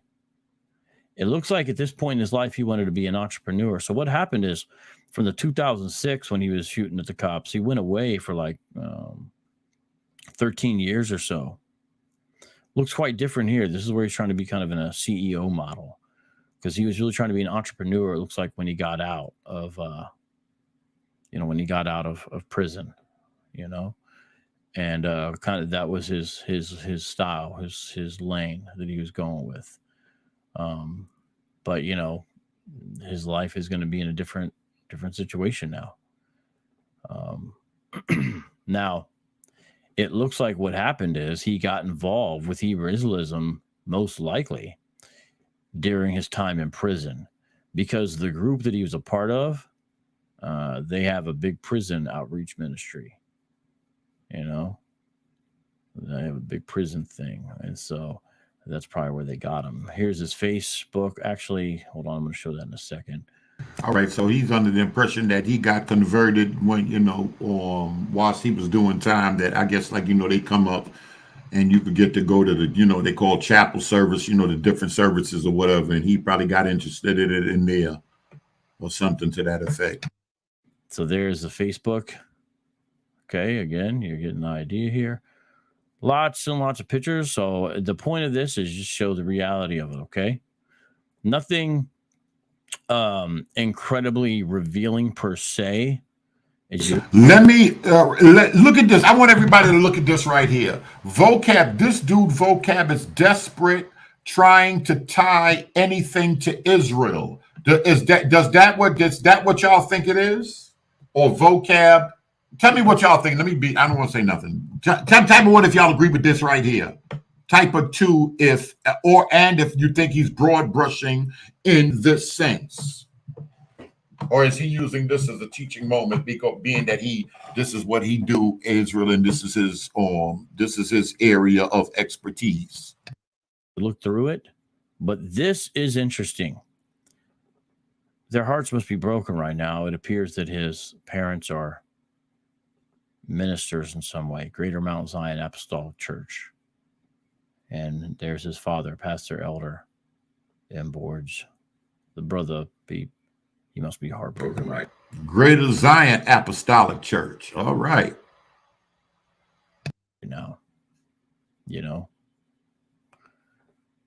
Must be heartbroken. The mom and him, But yeah. So that was his background, but that's not, where things stayed. And there is his father. Pray for the man, ladies and gentlemen. Pray for the man.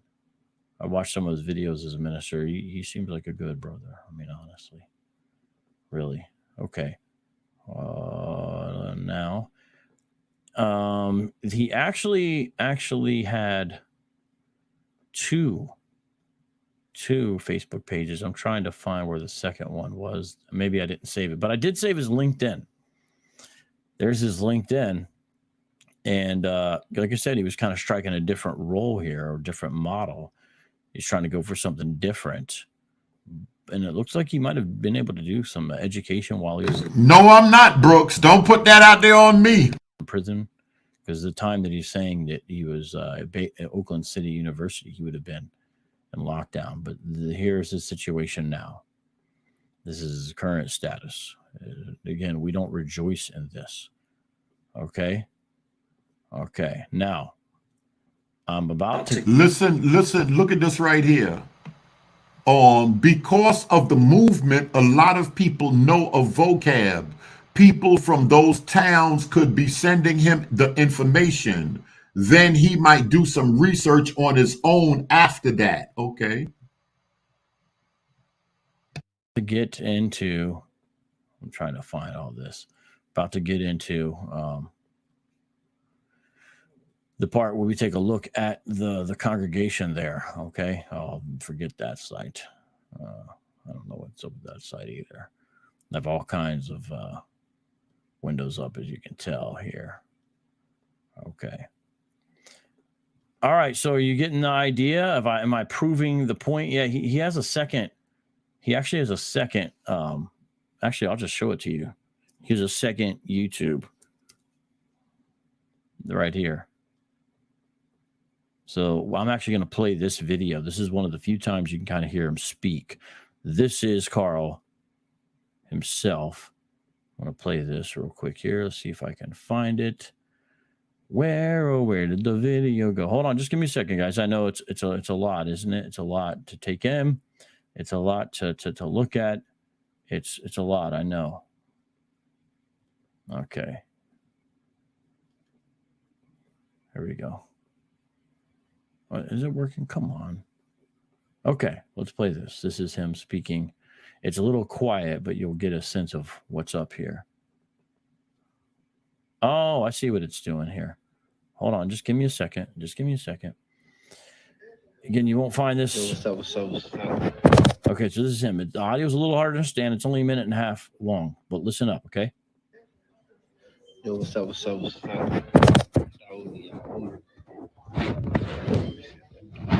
Yahoo for my classical. That's where I work.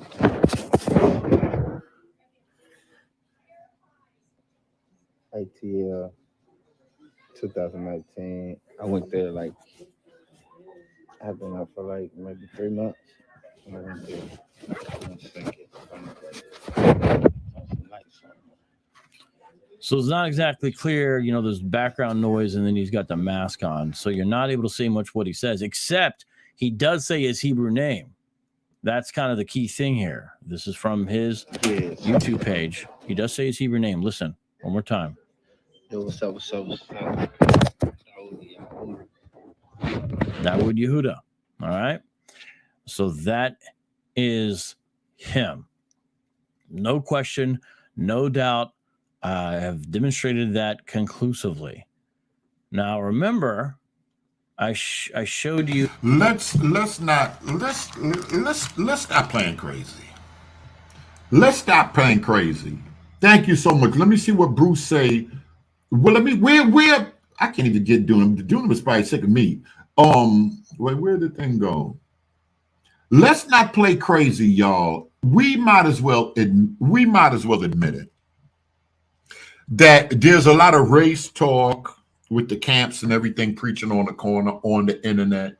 People talk about who fake and people preaching God coming back here, big angry black man on the throne. He coming back to exact vengeance on the people. They hear that Edom talk. These folk hear that Edom talk, that Esau talk. These white folk, these folk hear that talk.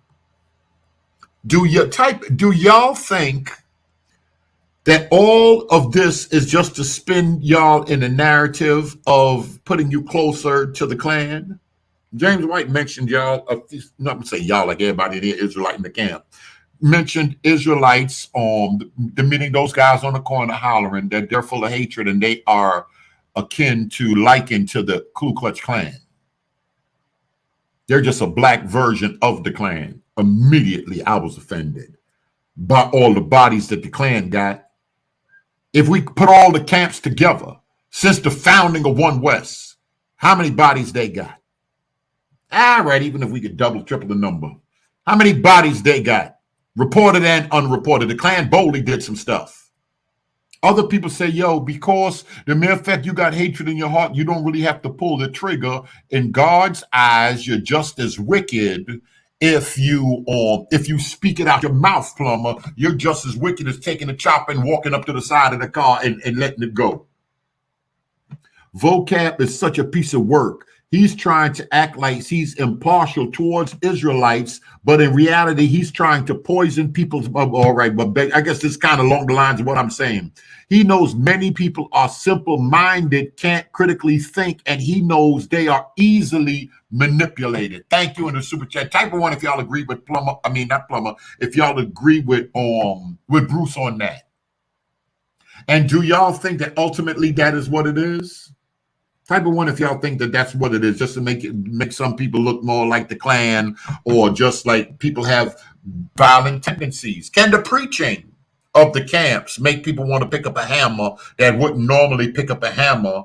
Can they be radicalized as they used to say with Al-Qaeda and them folk? Can you be radicalized on social media? That's how they said the whole thing on January 6th went down. Can you be radicalized on social media and start feeling some way? Already got a little feeling because of the police shootings, but then here you chosen, God gonna vend these folk, and you start hearing and watching so many videos that you want to pick a hammer up.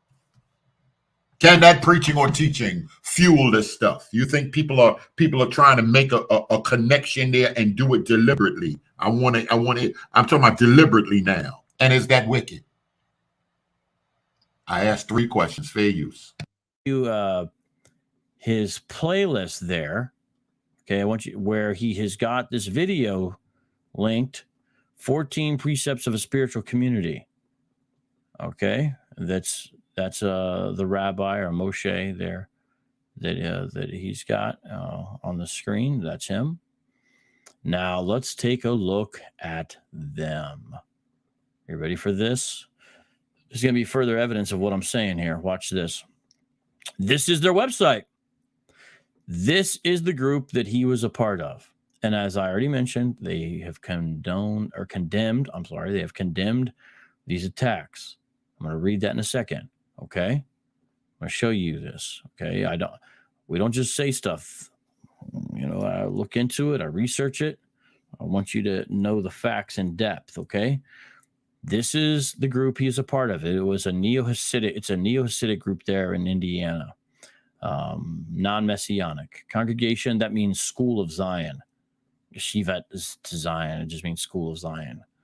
Okay. Now look, this is right here. I'm going to actually I'm going to make myself real. I need to make myself it's not cooperating. I need to make my image smaller here, because I need to read this to you so you can see it. Okay. Okay. Here we go. To whom it may concern, Congregation Yeshivat Zion and all of its members condemns any and all acts of violence between people. We condemn acts of violence against law enforcement, government authorities, by the public, and we condemn unlawful acts of violence against the public by law enforcement, governmental authorities.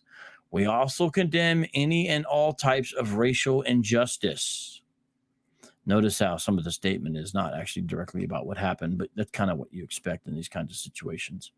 We also agree with the United States of America's judicial system idea of due process. And we don't pass judgment on anyone who has been charged with any crimes until due process of the judicial system is complete. We truly believe a person is innocent until proven guilty. Now, I got to say so myself, this is a rather weak statement in regards to what happened. You know, one of their guys just murdered a cop. This is a pretty weak statement. But how's that a weak statement when they talk about due process of the law? You're supposed to be innocent, even if you're in handcuffs, even if you're indicted. They can indict a ham sandwich, even if you're indicted. What that mean? You could walk on them charges. A lot of people been indicted and walked on it. It ain't like they beat it like an OJ or something like that. We say you're innocent until proven guilty. So what they're saying falls in line with what we claim we believe in good old United States of America. Listen to Westminster, though. He said, what about the simple-minded, disenfranchised campers that are exposed to hate doctrine, racial supremacy? People are pointing the fingers at the wrong people. Vocab is putting in good work. And bringing it out to show they are not standing behind this or anything like that, okay? Lastly, as an army of light, it's a little ironic and interesting that this group is called Army of Light. And I'm going to show you more. Shout out to BK Apologist. Subscribe to that, brother. What's up? Lastly, as an army of light, we focus upon weapons of creativity, construction, and education, not weapons of destruction. In honor and in memory of Officer Noah Shavanaz, we'll be praying the mourner's Kaddish, a Jewish prayer for those mourning. Sincerely and in truth, Rabbi Yehoshua ben Moshe. Again, he's not using Lashon Kodash, he's using modern Hebrew. Y'all see what J Mac said, right? Oh, J Mac, you on the hate list too. They just recently you on the hate list. Elder Joe, I hate to say it, forgive me, Lord, but I just got to tell the truth. Elder Joe's on the hate list. They hate y'all. They hate y'all. They hate y'all. If vocab is pushing propaganda, doesn't the camps do the same thing every day? What are y'all thoughts on the last two? Westminster, what Westminster say? I'm looking for replies on his comment and what J Mac is saying right here. Vocab is pushing propaganda. Doesn't the camps do the same thing every day? And I'm going to show you that they are actually affiliated with kind of mainstream rabbinic Judaism in some ways, this group, Army of Light. And that is who they are. And so that's their website. All right. So you can look at the About section. Look a little more. Notice how that statement is everywhere. Now they describe themselves right there. Okay. They describe themselves there. Then you see pictures of them. All right. No, I do not see any pictures of Carl, by the way, on this, the man who murdered the officer. Okay, but you're seeing how they've got this everywhere. But let me go back to that. Notice the camouflage in the background, though. It's unfortunate for them that their imagery is so military-like in this situation. They put this statement everywhere. So I'm not making it up. That's who it is. Obviously, they're doing that for a reason. Now, they talk about uniforms and all kinds of other stuff, but here's what I want to show you. I didn't even notice the camouflage. The prison ministry. Almost certainly that's how Carl came in contact with a group. And then what happens is he became down with them, but obviously he had not really reformed his ways. So they have a prison ministry. Jews Behind the Wall program. You all can't compare. Y'all can't equate the camps to white supremacy. When we talk about white supremacy, we talk about KKK, Finnish priesthood, and those orders, and not on the same level. Y'all agree with that? Somebody said they got the potential to be, though, and that's why I got to be stopped. Who said that? Who said that last? All right, no, I ain't gonna bug that thing. Let me see if they're in here. Let me let them answer for themselves. That's what they call them. And they go in for over 10 years. They have been responsible for over 40 conversions to Judaism with 5 different prison facilities. Notice again, if people wonder why we have a problem with Hebrew Israelism, it literally takes people away from Jesus Christ. It takes them away from Yeshua Mashiach. And when it does that, it takes people away from the triune God of Scripture. This is an example. Converting to Judaism is not a good thing. Do y'all, Plumber, where Plumber at right now? Converting to Judaism. Ah, man, I ain't gonna be sitting here doing all this talking. He tried Hebrew Israelism, then he said converting to Judaism is not a good thing. Somebody in here that don't know any better, they will say, well, coming into your nationality or coming into your culture, we started getting into that last night and everybody just started beefing. Once you claim, and who was that? Who was that last night? Somebody was that you, J Mac? Once you start claiming Israel, once you come into that as a nationality, it's going to be beef. It's going to come with some doctrines that are contrary to Christianity. We're not the same people. We might as well put that on the table right now. I told y'all I came on here saying I might have to just go ahead and bow out and confess it. I'm confused because once I hear people saying Israel, instead of looking at Israel as a nation, I'm automatically thinking that everybody that's saying Israel is born again, born of the Spirit of God, or things of that nature. Hold on, let me see what my man and them saying. Or is this? Hold on. Shots fired. He didn't. Yo, it's real out here. It's real out here. What do y'all think about? You done threw me off with that one right there. That's something I like looking at that back chat when I be live. What do y'all think about that right there? Because I would say that's a problem culturally, if somebody want to come into this thing as their culture, and I think it was Roger was like, listen, y'all grew up regular Americans. Y'all ain't grew up with that culture. But if you're 35, you're 40 years old and you come into this, you tired of being called black, you want to start doing some research and you get into the Israel thing. We always ask people about doctrine. We always go back to doctrine because the doctrine is the beef. I don't think, and I could keep saying it over and over, no matter how many people come on this channel talking crazy, because I was like, man, I was just giving up. Ain't no such thing as Christian Israelite.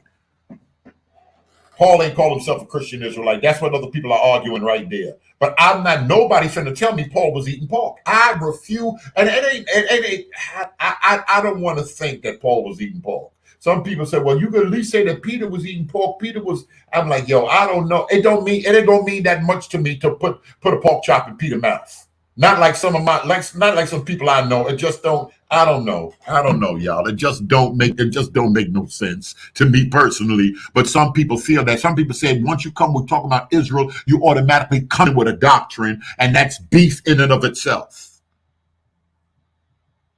Why do I say that? You just embrace the law. Now, do I have respect for Jews and the religion of Judaism? Yes, I do. I'm speaking strictly as a Christian apologist here. I have love and respect, but you understand this is what Israelism does in every form or version of it. And yet one Westerners would say that these guys are their brothers. They're just off about some things, but they're not even in Christ. The one Westerners aren't either. We service these men with supplies, the program, the development. Okay, you see, here's where they go. You can bet your bottom dollar that Carl was locked down in one of these places after his 2006 conviction. Now, I'm sure that they have they mean well by this, but this is what happened. And this points to a larger issue I brought up again and again and again. Let's time out, B. Sean. I'm not really in the mood for whiners and complainers today, given the light of the situation. All right. So let's time out B. Sean. Let's time out B. Sean. Watch out, Nazarene. We might time you out too. Here's the supplies you can buy, okay. And you can contact them. Now, I'm not holding them responsible, okay? They're probably doing what they could. They stood against this. But it's interesting, some of the imagery you're about to see here. Now, here's the rabbi's blog. Go ahead before he go into the rap. Come on, Plumber. Let me read some of these comments while you mute myself. Shalom, Berean. Shalom, everybody in the chat. Shalom was good. I just want to say, I'm not going to be long. I just want to say he's doing what all of them do, what all the apologists do. He's trying to make an ethnic claim, a religious claim. So now he's trying to make everybody. All right, say that again. Say that again now. He's trying to make an F. Say that slow now. Say that again. Yeah, he's trying to make an ethnic claim, a religious claim. Okay. So, and why is that a problem? Well, because what he can do with that is because Hebrew Israelism, as they call it, is a religion. So now he can take somebody who's claiming to be an Israelite that follows Judaism and wait a minute. Israelites follow Judaism? No, we'll talk about that later. Israelites follow Judaism? That's what he said, isn't it? Isn't that what he just said? Yeah, that's what he said. But do you believe that? You believe it's Judaism? You follow Judaism, Plumber? No. Number one, if y'all in here and y'all follow Judaism, I'm sorry, keep going. I don't want to break your concept. I want to hear this part. Go ahead. No, I don't follow Judaism. Okay. He said it in the beginning that the guy followed that they held to rabbinical, to the Mishnah and all. Didn't he say all that? Yeah, I don't remember him saying the Mishnah, but he did. He touched Judaism. Do you think, Plumber? Do you think you look at Judaism different from the religion that you follow? That some Israelites in here follow, correct? Say that again. You don't follow Judaism, you personally. No, you can't. Look, Judaism is a religion, and without the Mishnahs and the Torahs and the rabbinical stuff, and I know they talk about Karaite Jews. However, they have a tradition too. So unless you follow on that kind of stuff, you're not in Judaism. All right, so everybody, type of one, if anybody in here is an Israelite that's in Judaism, or y'all agree with what Plumber just said. Yeah, if you agree with what Plummer just said, so everybody in here that it claims Israel, you do not follow Judaism unless you're like Shine or that Nassim guy that's the rapper, unless you're like them. They converted to Judaism. That's what you're saying, right? Yeah, an Israelite can convert to Judaism. He can be a Muslim. He could be a Christian, and that's the problem with what vocab is doing. But I think he knows that we all talk like this. I mean, I don't really listen. No, I gotta really look into that to see now if vocab distinguishes Judaism from, because a good bit of people that I know that talk about this, they think Judaism is what Ezra, Nehemiah, Moses, and Jesus followed. Well, yeah, Ezra might have. He followed some form of it because he was the beginning of it. He created it. Plumber gonna get put out. Some form of it, but Moses didn't follow Judaism. I can tell you that right now. Would you still say that again? Say that again. You said Moses didn't? Yeah, he didn't follow Judaism, and David didn't follow. There wasn't no Judaism then. I agree, amen.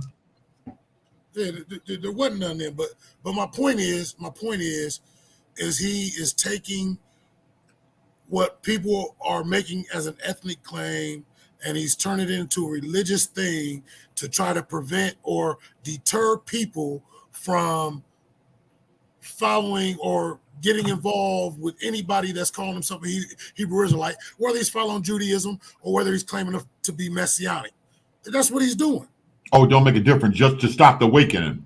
I mean, that's what he's doing. He's trying to shed bad light on the Hebrew Israelites in a whole. Period. So you think this is broad brushing? You would classify this as broad brushing? I mean, that's what he's doing. He's broad. He's not saying it outright, but just by going through all of this, he's comparing them to the camps, and he talked about hallelujah. All the Israelites that I know, Messianic Israelites, that's how they use it. I don't know folk in Judaism that use that. Go ahead. Yeah, that's how they use it. But he's trying to say that's specifically towards, non-Messianic Israelites. So he's kind of mixing everything up. Either he doesn't really have the insider information that he's leading everybody to believe that he has, or he's just being deceitful. It's one or the other. Because every Messianic Israelite that I communicate with, how he put the word hallelujah up there. Yes. That's what we do. Camp, non-camp, I don't care. But so he's taking it, he's mixing and mingling stuff, and he already showed you all them pictures. Most Hebrew Israelites, especially that are non-Messianic, that consider themselves Hebrew Israelites, they wear more African kind of garb. They're not wearing what them Orthodox Jews is. They're not doing that. Yes, the hats and all that. They're not doing that. The yarmulke. Now, what the brother had on in the picture is more of an Islamic thing, because that's where that kind of came from. It came from that because why? Jews was they were mixing with Muslims. Yes. They were converting to Islam. That's where that they were under Islamic rule for hundreds of years. So that's hold on a minute. Jump on Westminster. What do you mean if it walks like a? What do you mean with the Judaism thing? Jump on if you can, Westminster. Go ahead, Plummer. Yeah, so I'm just saying, and I mean, he might be. Maybe people is sending the guy information, because I see that he does a lot of these kind of videos. Look at what I don't know if you're on your cell phone. House of Mayhem said he's conflating a variety of topics on purpose. You agree with that?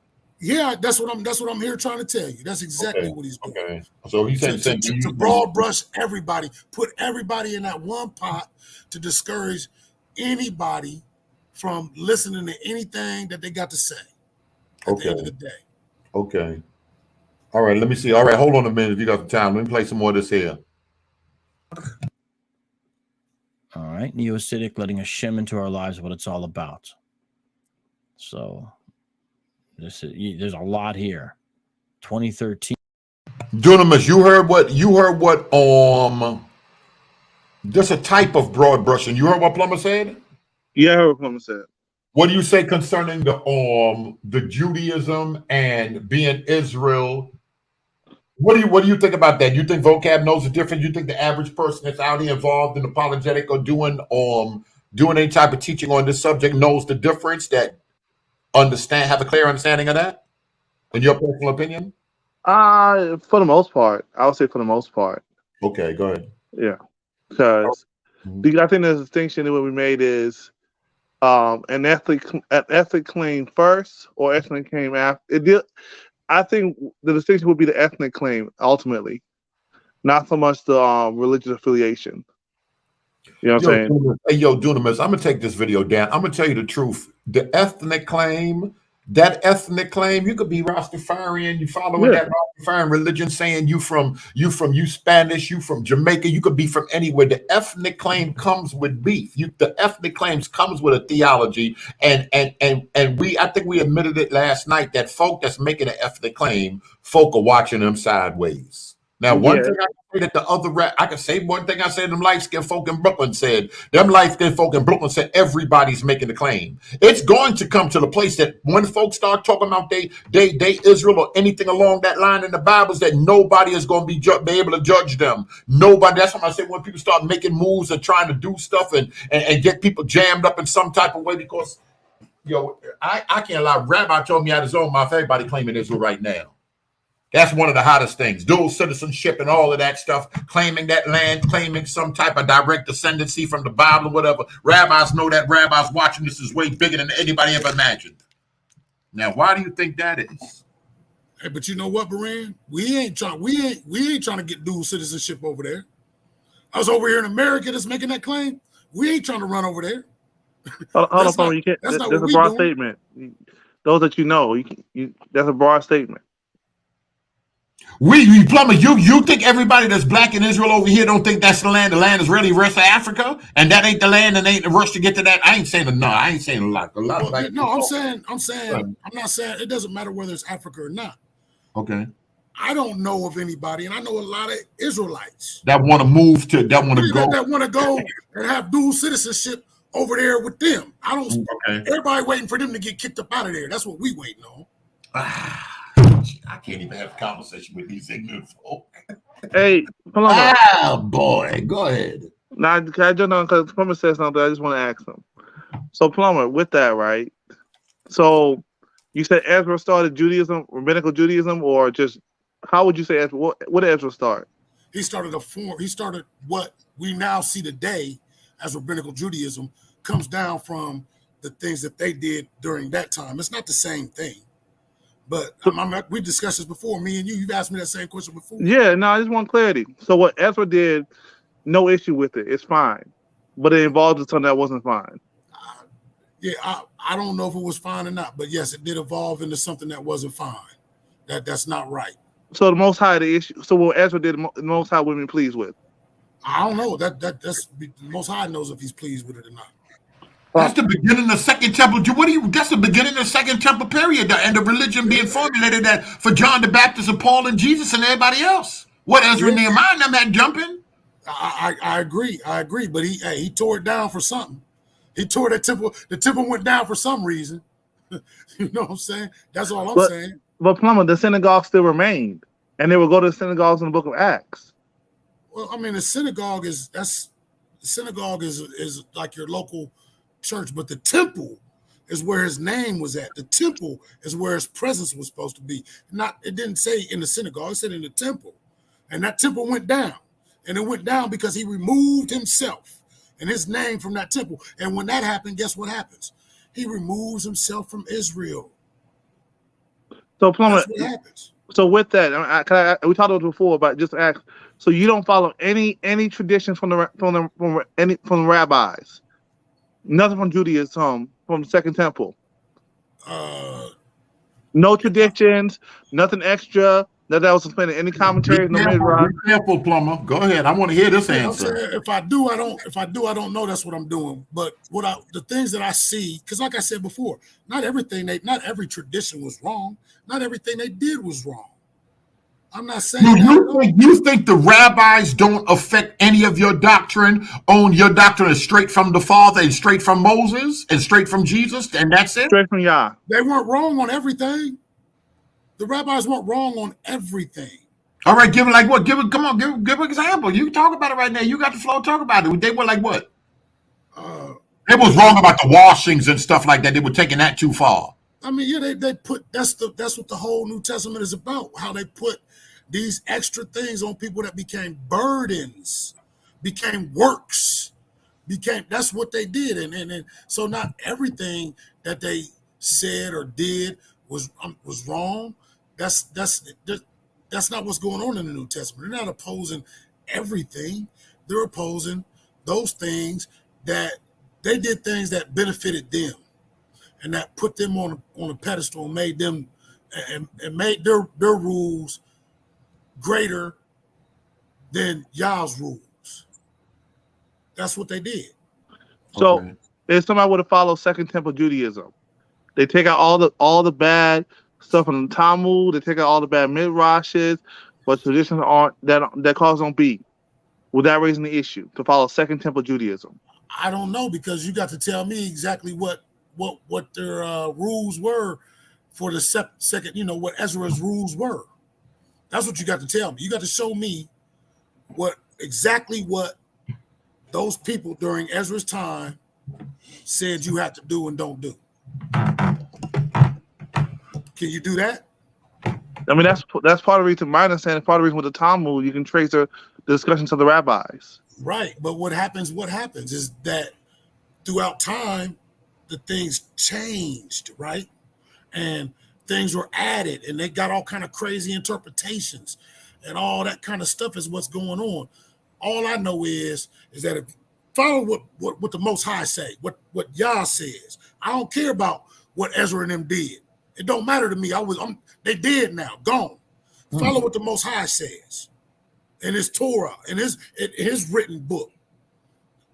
I don't need the rabbi, just like I don't need the church fathers commentary. I don't need the rabbinical commentary either, because Yah got his own commentary. So, all right, at least he across the board with that. And listen to what he's saying. Good. Listen to what he's saying. Good. Let me hold on. Plumber, was God ever in the temple? What John the Baptist was? The Essenes was outside that temple. They wasn't going to that temple, but them Pharisees and them Sadducees were strong in that temple. Jesus went to that temple. Was God the creator of all earth in that temple at one time when Jesus walked this planet? No, I don't think so. The way I see it, when he turned the money tables over, when he was going to the temple, it was already corrupt. It was already, the Spirit of God wasn't already there. Yeah, every time he went, it was a confrontation, wasn't it? So that lets you know, right? Every time. I told you I won't call him and start giggling. I'm done. Go ahead. Yeah, Go ahead. Every time he went, it was a confrontation. He was showing them their wickedness. So God was never in the second temple. God was never in that second temple. That's what he's saying. That would have sounded like he's saying.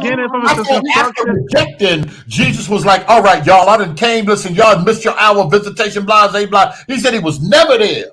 Well, no, what you asked specifically was when Jesus walked the earth.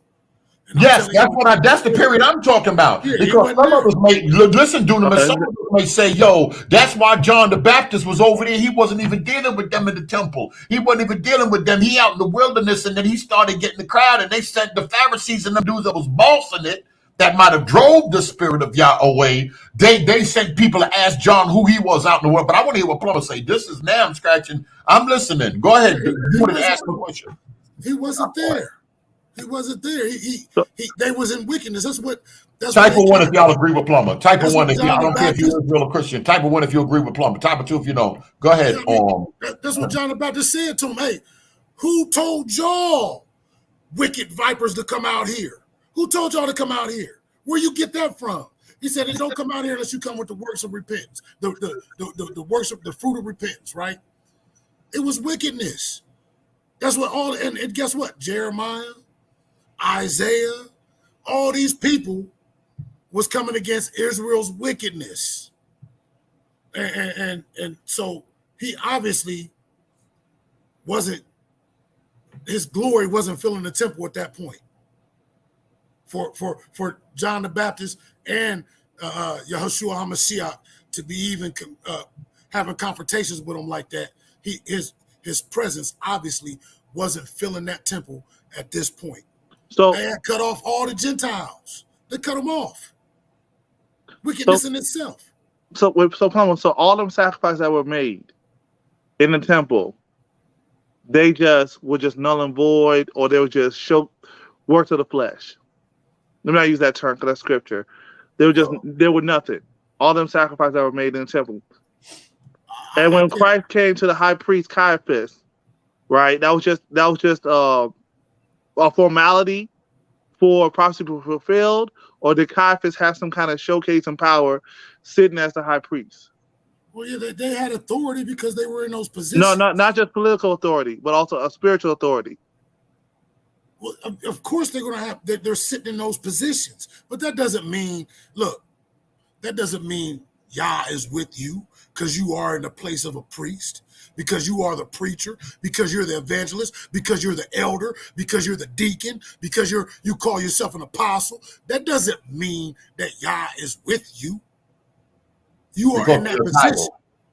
Yeah, no, they had authority. There's no doubt about that, and that's why he said what he said to him. It says that Paul said that he made an open spectacle of them in their authority, didn't he? An open spectacle of them, and that's what open spectacle. Wait a minute, open spectacle. When he said, what you talking about in Philippians? That is, yeah. Principalities and powers, because they're the principalities and powers, them and the Romans. That's who Paul was talking about? Yeah. Wow. Go ahead, J Mac. Greetings, Patton, Dunamis, Plumber, Brother Berean. Shalom, brother. And the chat. Shalom, what's good? Just say first, God bless the people of God, man. All this crazy stuff going on out here. I want to say that first thing. Let me get this off my chest. Oh boy. So-called servants of the Most High God hate me. That's great. So I'll let the Lord judge them on that one. I ain't, as y'all know, I ain't scared of nobody. Born and raised in St. Louis, Missouri, so I'm good. But that being said. I think, because I made a comment, because Berean had asked, is this, somebody, I think James White compared them to the Klan. Yeah. As far as rhetoric and, the ideology is concerned, yeah, you can make that comparison. But as far as body of work, and I'm sorry I had to use that terminology, but as far as history, no, it doesn't even compare. We can't sit up here and say that the Hebrew Israelites have done anything close to what the Klan has done. Nowhere close. They just full of talk compared to the Klan. They talking way. The Klan don't talk to them. They just gonna bust they gonna kill. They gonna pull them ropes out. They gonna bust their guns. Put on their uniform. They gonna do what they do, but nowhere near. Right, and I'm not even talking about the violence. I'm talking about the politics. Everything, they to control white supremacy as far as controlling everything, every aspect of government and institutions. Yeah, they worked overtime to do all that stuff. So there's no comparison. But if you're talking just about religious rhetoric and we the people, they the people, we the people of the Bible. Yeah, those white nationalists and white supremacists did that stuff too. So you can make that comparison. But I think James White, people like that need to slow their roll when they're making comparisons. They need to quantify those issues when they make statements like that. You know what I'm saying? If somebody asked me what part of St. Louis, I was born and raised on the west side. As most of my adult life, though, I lived in the county because I wanted to raise my kids, in a different environment. So let's just say that. Ain't nothing wrong with that. JT Mac. My yes, question sir. is, I like what you said. Now, what I think is, if you follow on Judaism and you follow on those books, you're more apt to hate, because it talks about How you supposed to treat Gentiles? How you can cheat, lie to them? How you can, if you kill one, you can, you can't be found guilty of murder. We find this hate right there in them Jewish books that this brother was reading. Yeah, Is that the rabbinical Jewish stuff you be talking about? Yes. Yeah. We find Yeah. that right there in the books. That's what I'm saying. That helped fuel slavery. Some of that rabbinical writing with the curse and all that. That helped. That helped the whole slave trade. Yeah, so that's what I'm saying. You can't come on like vocab is doing and try to. We're not following Judaism. We ain't following them books. Hey, Plumber, I'm glad you brought that up. If you're in, let me ask you a question about that rabbinical Judaism stuff. What's his name? Dr. Reggie on Sinetta said try to use but based on the debate you heard the debate between Pastor Bennett and what's his name, that dude that ran off, Chris, whatever his name is, and Dr. Reggie tried to say he would have argued from the point of the Talmud or some other Jewish history documents say that Jesus's daddy was not the Father God, was not God, obviously, was some other guy, some other weird name they came up with. And so they're a Roman soldier, yeah. Yeah. So basically, his argument was we had to prove, Pastor Bennett would have to prove that that dude was not Jesus's daddy based on some rumor or something that came out of the Talmud. How do you view the Talmud, and do you even look at that as a legitimate argument? I've read that in the Talmud, and when I first came across this stuff, it blew my mind. It was like, wow, oh no, I can't be doing what these people doing. That's what crossed my mind. Like, I can't do what they doing because a little leaveneth the whole lump. So I can't follow that. They say some horrific things about the Messiah, about Mary, and about people that believe and follow the Messiah. Some horrific things. So would you consider it pseudo, so to speak? Would you consider it pseudo history or whatever? I would consider it a polemic against the first group of believers. That's why they wrote it, because just like what vocab doing, right? A bunch of them Jews was turning their life over. A bunch of them Jews were being converted. That was Jew on Jew crime right there, because they were the same. They were just those that believed and the majority that didn't.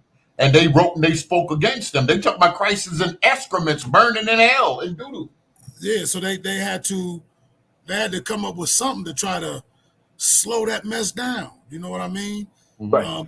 Even now, the couple Jews I be around, that I do work for and stuff, like just the other day in Lowe's getting some parts. One of them saw me, and I had my son with me, and he got to talking about, well, you just go ahead and keep your Jesus. And I'm like, what are you talking about, man? Wow. So they want to keep you from worshiping the Messiah. They want to keep you from following the Messiah. That's what they want to do. That's why they want to.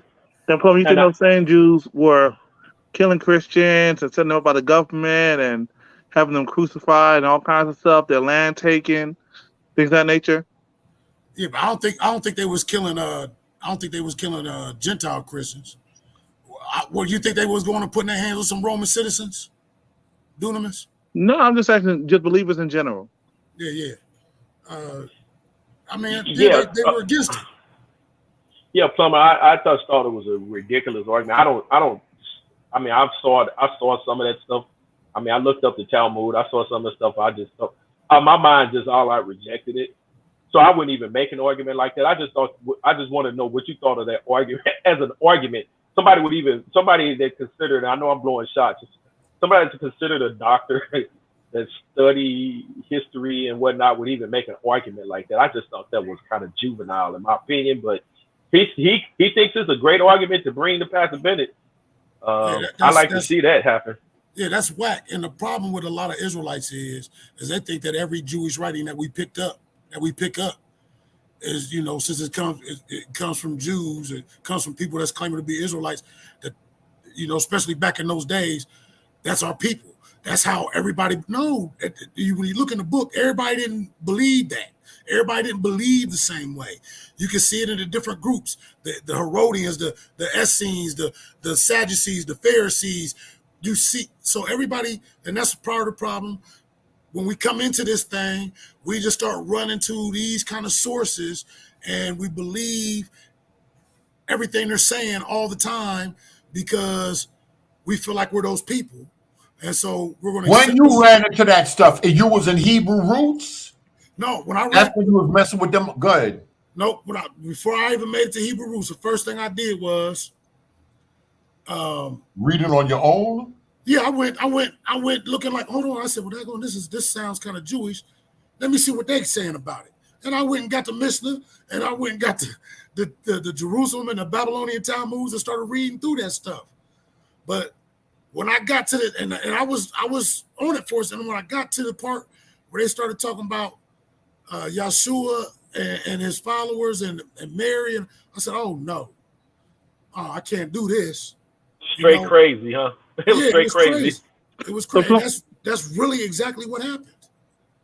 So then, how do you view the book of Jasher and that kind of stuff then, Plummer? We can use there's good stuff in there. I don't. It's not the Torah though. See, my understanding is that the Torah is the plumb line. It gives you discernment over the things that you read and the different things that you read. If you read anything in those extra-canonical books that oppose what is written in the Torah, the law that came down, that the law that the law that the Most High gave to Moses, then you got to rule that out. You got to rule that out. So I don't accept those things as being on the same level as Torah. Now, when we get to the New Testament, this is why I have the view or the position that I hold when it comes to Paul in the New Testament, because I believe that the Most High inspired the New Testament. And so I have to reconcile different things in there. You can't just you can't just look at it and say, well, the law was good then and we're supposed to keep it then, but now, you can't argue the New Testament against the Torah. They have to confirm one another. They have to go together. They can't be separate. And that's But you saying if you're dealing with Talmud or Mishnah, that Jasher is above Talmud or Mishnah? No, I'm not saying it's above it. I think Jasher is better, or you think that's on the same level as the Mishnah? No, I don't think it's no. The Mishnah is a whole different thing. Jasher is kind of a messianic writing, kind of, right? Messianic. Yeah. When you but I'm saying Jasher. I think the way he's asking you that because all of that come from rabbis. That's all rabbinical thought. That's why I want to see how you answer Dunamis on that. Yeah, that's my point. Maybe it's not Jasher. Maybe it's Jubilees, or maybe we know that Enoch is kind of got a lot of messianic things in it.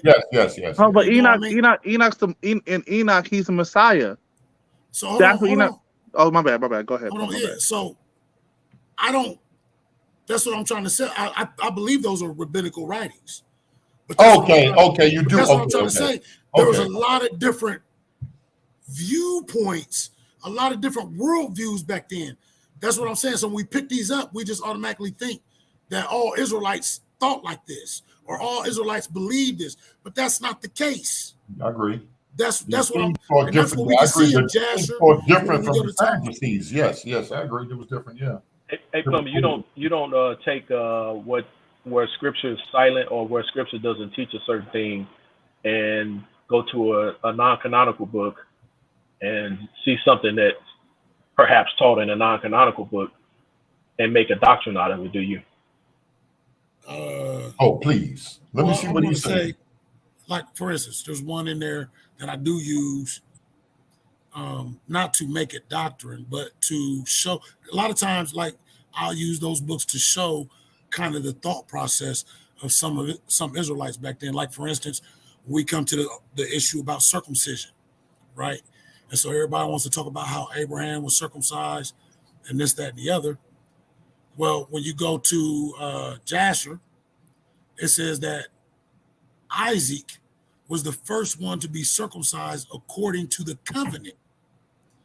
So, you know, and I kind of see that as kind of being like the argument that Paul is giving in the New Testament. So I can see the similarities in there, that Abraham, you know, he got the promise before he was circumcised.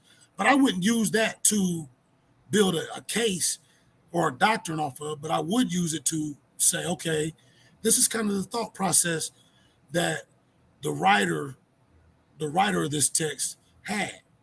Right. But you wouldn't take something from, was that the book of Jasher, or which book did you say? Yeah, Jasher. You wouldn't take that and then try to throw that on everybody.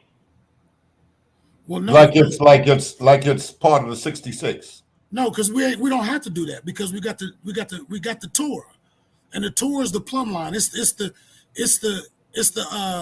what shows you what's clean and what's unclean, what's holy and what's profane. And anything that speaks against the Torah is profane. It's that simple. And that's how I view it. So the doctrine's in the Torah, the teaching's in the Torah, the doctrine is right there. So, well, that's not, so plumbing with that, right? So let me ask you this: you said Jewish thought, Israelite thought was the verse, right? Do you think that even goes into end time prophecies? Because we know they differ with the Messiah, but do you see it different even with like the 1,000 years or other end time prophecies? Well, yeah, you can see that just like with the Qumran, the Qumran text. They look at a lot of those prophecies differently than what if you were to go read some rabbinical writings and see how they see it. So, you know, yeah, but that's what I'm saying. I wouldn't use those to build my case about end time prophecy, but I would say this is one of their viewpoints. But that's why we have the Holy Spirit, and that's why we have the what do you call it? The text that's breathed by the Most High. What do you call it?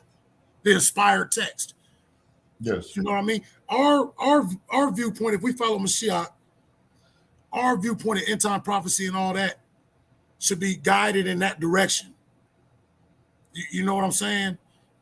The way he talked about it, or his apostles talked about it. That in my view, that's how it's supposed to go. Not the way Rabbi such and such talks about it over there in whatever book he wrote. Well, one last thing, since you brought it up, I'll make it real quick. Some people seem to want to bang on eschatology. We shouldn't bang on eschatology. We can. Some people hold a different views of eschatology, pre-trib, post-trib, middle trib, whatever.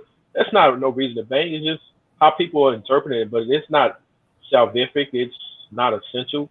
So I'm just saying that because I see some folks ready to cut throats over eschatology, man. They be dead serious. I ain't naming no names. But the Israelites' different views, their eschatological views are one thing, but with us, the majority of the church ain't even going for a literal 1,000-year reign. That's why we come to blows with a lot of that right there. Because a lot of folk don't even believe in no literal 1,000 years, and that's where they get all. Matter of fact, I don't know nobody. I gotta really think. I don't know nobody that's Israel that don't believe in a literal 1,000 years. Well, yeah, I know. I don't think I gotta go ahead. What you say, Plummer? I say it's hard to believe in a literal 1,000 years reign when you want to throw Israel and the law out the door. Hey, yo, Plummer, get out of his mind right now. Let me bring John Mack up right now, and that's where some people feel manipulation. I think that's where George Ferber Charity was trying to go when he was talking about the position change. Back in the days, the church wasn't largely like that, and y'all know when dispensational Tim get to getting it, and when people say, "Listen, when we start dealing with Schofield and some of this doctrine just came here on the scene. This doctrine ain't but 150 years old." Yeah, I know a lot of Christians that believe in pre-trib, which would include the 1,000 years. And I mean they that whole Left Behind series is based on the pre-trib, ain't it, the Berean? Yeah. Yeah. So there are Christians that believe it. It's just I just don't, I used to get into all that, then I just stopped banging because people got to a point where they wanted to bang on that in the church. I'm talking about in the church. I'm talking about in the church, and I was like, man, y'all crazy. Y'all can have that. I ain't even interested in that stuff no more. More than tongues, anything. Yeah. They don't went out in what position people want to hold and this and that. Hold on a minute. Let's look and see what some more what these folk thoughts are on vocab here. That guy said, "Do you love vocab?" Type of one. Do you love vocab? That's the question. All the way to 2021. So if you really want to find out, what they're about, just check this out. And I'm not saying there's anything salacious here, by the way. It's kind of just strange rabbinic Jewish mysticism type stuff. But here is their YouTube page. I'm going to look at this video later. I'm going to look at this commercial later. Here is their Twitter. So again, I know what I'm talking about, okay? I know what I'm talking about. Oh, look. They even did an official statement. Now, I have not actually seen this. I've seen everything else, but I have not seen this. So this is on Twitter. This is a downloadable statement. Okay. Well, let's open that up and save that. So they released sort of an official statement at this point. Okay, so this is not something that any religious leader, unless that's their goal, wants for their organization is to be shown in that way. I wonder if I should retweet it. Maybe I will later. So there's a website again, their YouTube page, which you can look through yourself. And yes, they have non-black folks in it. Okay. But again, diversity is not a sign of orthodoxy. And they even allow white rabbis to speak at their thing. Okay. There's our linked tree so you can find out more about this. Again, I'm just showing you I've got all this. If you really want to research this further, what you do is you can pause the video and look at all this stuff. Okay. Just on that picture alone, Berean. He said diversity is not a sign of orthodoxy. So you could be off in white, black, Hispanic. It doesn't make a difference. But let me ask you a question. Does that speak to the mere fact that it seems to be some mixed people there? Does that mean that congregation maybe did not fuel any racist thoughts? That's what I was going to say, Berean. Let's just make sure we're looking at everything. I don't be playing with these folk. I'm trying to figure this thing out. Yeah, that's what I was going to say. Obviously, the guy already had this in him, and they're letting rabbis come in and speak from other congregations and stuff like that.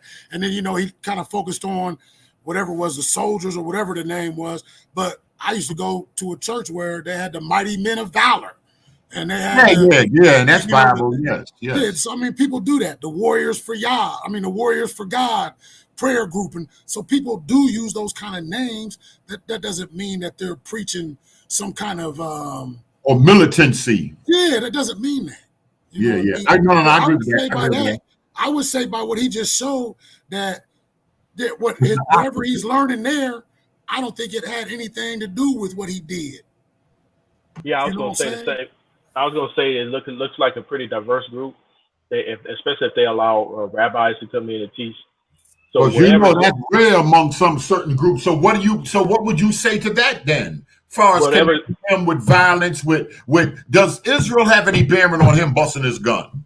No, I think whatever's going on. I want to hear from you. I want to hear in the name of the Lord, does Israel have any bearings on him busting his gun? No, I don't think so. I think looking at his group where he came from, I think that whatever's going on with him is him, whatever issue is. Because we haven't heard of anyone else in that circle having those problems. So, now if they had some other folk coming out acting crazy and talking crazy, then plus he was busting his gun years ago before he was down with that church. He did it before. Right. Just a pattern of behavior. What do you say on that, Dunamis? I want to hear what you got to say on that. Do you think Israel have any bearing on that, or maybe his mind? Roger even agreed with that. Or his mind was later radicalized and it brought out something that was already in him on the low. Dunamis. You're muted. Oh, he might have walked away. I know last night he fell asleep. All right, fair use. But look, they're really into selling these uniforms. And it's a little militaristic. Tactical backpack, camouflage rolling duffel bag, heavy-duty deployment bag. Why do they need this stuff? What is going on here? They're saying their weapons are spiritual, but nonetheless, they're trying to look like the IDF out here. What's going on? What is going on? Maybe they're survivalists. All right, maybe this might be I could see why some people would think that this might be that game. Go ahead, Dunamis. Yeah, my bad. So I was doing something with my mom. You think that they're preppers? That's why they talk about knapsacks and all that. Or they on some military stuff on the low. They on some Phineas priesthood stuff on the low. Well, no, I can't say they're on some. I can't necessarily say they're on some military stuff on the low, because you have lots of groups. Because they supposed to say the Boy Scouts are a military group. Come on. You know what I'm saying? Come on. So I ain't gonna say that on January 6th. I know Tim might pop up. No, he in here. Don't say nothing. Don't say nothing. I ain't gonna say nothing about that. But nah, I feel like from what's being said, the only thing, well, I can't judge the group from what they did, but like in any worship group, a lot of times in our community, there's always an issue with mental health, to where people aren't necessarily being treated, or the fullness is not really fully understand. You know what I'm saying? That's why they have like training for like mental health first aid and emotional intelligence and all that kind of stuff to help better understand folks and help deal with them. So I feel like he needed help beyond this. I don't know if this played into anything or not, but you black folks don't like mental health. Yeah, I know. But I can agree with that. It could be just as simple as that. And Pastor Dow and them do that tactical training and all kind of stuff. I'm sure they got backpacks and some of that other stuff. I don't. And by the way, I'm not a follower of Pastor Dow. I think his teaching is out there. So I'll just leave it at that. But I'm just making a point of reference. Him and other groups like that, they, and then there are white churches that do that. That train. A lot of people just scared of that, because I heard who was that made the comment? Pastor Dow and them. They got he and the hammers and stuff down there. And they got trained, and even the sisters with hammers, and he encouraged firearms and how to use it even for the sisters. And some people, you think maybe that just scares some people. I've heard Christians make statements against that. I was like, well, the dude was in the military. If he was in the military, if he ain't got no record and they got hammers, they got hammers. If everybody if he want to have that training, I don't see nothing wrong with that at all. But I guarantee you, because the government got to take care of you. The cops got to take care of you. You in trouble, call the cops. 99% of the time, by the time the cops come, they come to clean up whatever done happened, done jumped off. But by the time they get there, it's too late. It's too late. But I was just saying, now and I know, if we didn't learn nothing from COINTELPRO, they're gonna be infiltrated just like everybody else. If you start having a group that Absolutely. You want to get your own land and collect rainwater. These folk ain't playing with that. What's wrong with collecting water? You start collecting water, these folk got their eye on you because, you want to be okay. All right, I see what you trying to do. Any signs of a prepper, I think that's going to raise some flags with some people. They got jobs going on right now. They got some spies in the camp. Let's just put it that way. Ain't that propaganda in itself, though? Because they got everybody trying to believe that if you're doing these kind of things, like you say, collecting water and all that, got to keep an eye on you for some reason. Yeah, it's all right to have self-defense, to take self-defense classes, as long as you live in the city corporation limits. But when you involved in a group that might be all living together outside in the country somewhere, now you a cult. Now this is Jim Jones. Now this is Waco. Yeah, they're gonna Waco you. They're gonna look at you like yeah. But as long as you can, as long as you live separately in town somewhere, and y'all want to go take some self-defense classes, so the women won't get jumped on at night. They know how to protect themselves from a robber or somebody trying to rape them. That's okay. But if Pastor Dow teaches the women how to shank up a victim, shank up a perpetrator and not be a victim, now he's he's somebody else. You think that in and of itself is racist? Because there's some white churches, there's some white people, they just grow up around hammers. It's regular for the kids 10, 12 years old. Some people would say some youth in the South. I don't know. I know a lot of Christians. I know a lot of Christian pastors that come from the South. I guess maybe it depends where you live, and they got hammers, and they free with their hammers. But I know a lot of Christians that don't really believe in guns. But almost everybody I know that's Christian that's white. I don't know a whole bunch of them like I know black people. They believe in having hammers, and it goes with their Christianity.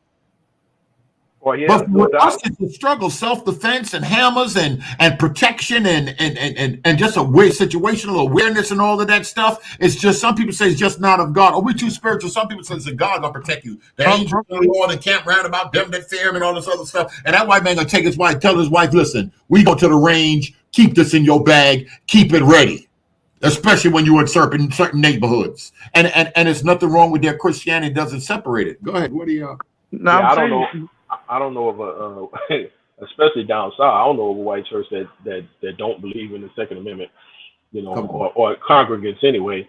But I was Come going on. to say real quick to Plummer, when you were talking about the water, when Berea mentioned they collect water and whatnot, that's a problem everywhere. Anytime someone is trying to conserve, and get off the grid or not use so much energy, commercial energy, local government seems to crack down on people when they don't want to use, they want to lower their consumption of public water, sewage, electricity, or gas. It seems like the government want to come down on top of them and say, no, you got to use these. And if you cut your usage back so far to the point where you're not even hardly using it, I mean, they really literally be coming at people and finding people. There's a lot of folks that try to go off the grid, man. Those should be signs right there that something ain't. Let me be quiet. Go ahead. Look, baby, they just don't want to spend that money. Who wants to pay for water when it's free? Oh no, I'm not knocking them. I'm just saying what the local government. I mean, it's crazy to me if someone is trying to save money. Well, who is the local government to tell them that they got to use commercial water or they got to use it? They got to use that. If you build a house right now with no, in certain areas and you don't have commercial utility, man, they gonna come at you, man. I don't. yeah, but Plumber, with that, you gotta be careful because you have instances of the tragedy of the commons. You know what I'm saying? To whereby Of what? the tragedy of the commons. I'm not familiar. You lost. I think you might have lost. When something belongs to everybody, it belongs to nobody. So like if you have like bro, you see in the hood all the time. You got a vacant lot, it don't belong to anybody, so nobody takes care of it. You know what I'm saying? There's trash out there, all kinds of stuff. So like that's where I hear you saying the rain belongs to everybody, but we're all, if you live in the city, you're tied into that system of the water system. You know what I'm saying? And if everyone starts saving water, that kind of stuff, it's gonna mess with the whole ecosystem, how things flow. So that's why I'm not disagreeing about. I'm not saying you should have the right to collect rainwater per se, but I understand the other side of the argument about how things work and how things have to flow. You know what I'm saying? Because you want people hoarding water and that kind of stuff. You got to pay that money. You got to get that money out. That makes sense to you. That makes sense to you. What he said, Plumber? Yeah. I mean, I get it because the city can't flow with unless it make that money. They can't come pick your trash up. Yeah. You know what I'm saying? Yeah. Michigan don't need to get that money, Jermaine. Right. Exactly. I bet it was somebody from the government flipped Michigan, went over there and destroyed that man's machine that he built that was giving the people free water. Oh man, why my homegirl called me this morning, early in the morning? Yo, I'm telling you right now, I know it's a conspiracy. That shooting up in Buffalo, that man was he was making that, the cop that got shot that was in there, that was a hit. He drove all the way up there to hit him because he was getting ready to kill the whole fuel thing with cars and trucks that run off of water and all of this other stuff. I'm like, oh man. Now that sounds like a conspiracy, Marie. That's what I've been. I said, oh man, you're doing a lot. I hope you ain't running up on Bishop in the office with all of that stuff. But I'm talking about had the whole thing laid out. I'm like, all right, I'll take some of that into consideration. Come on, let's go back to vocab, fair use. There's their Facebook as well.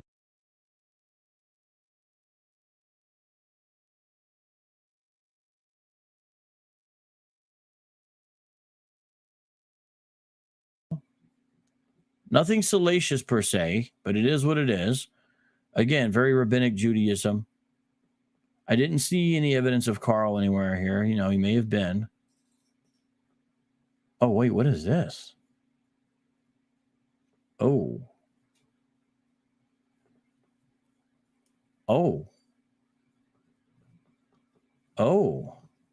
I'm not sure if everyone understands this, but I'm just looking through the Facebook. I had not seen this before.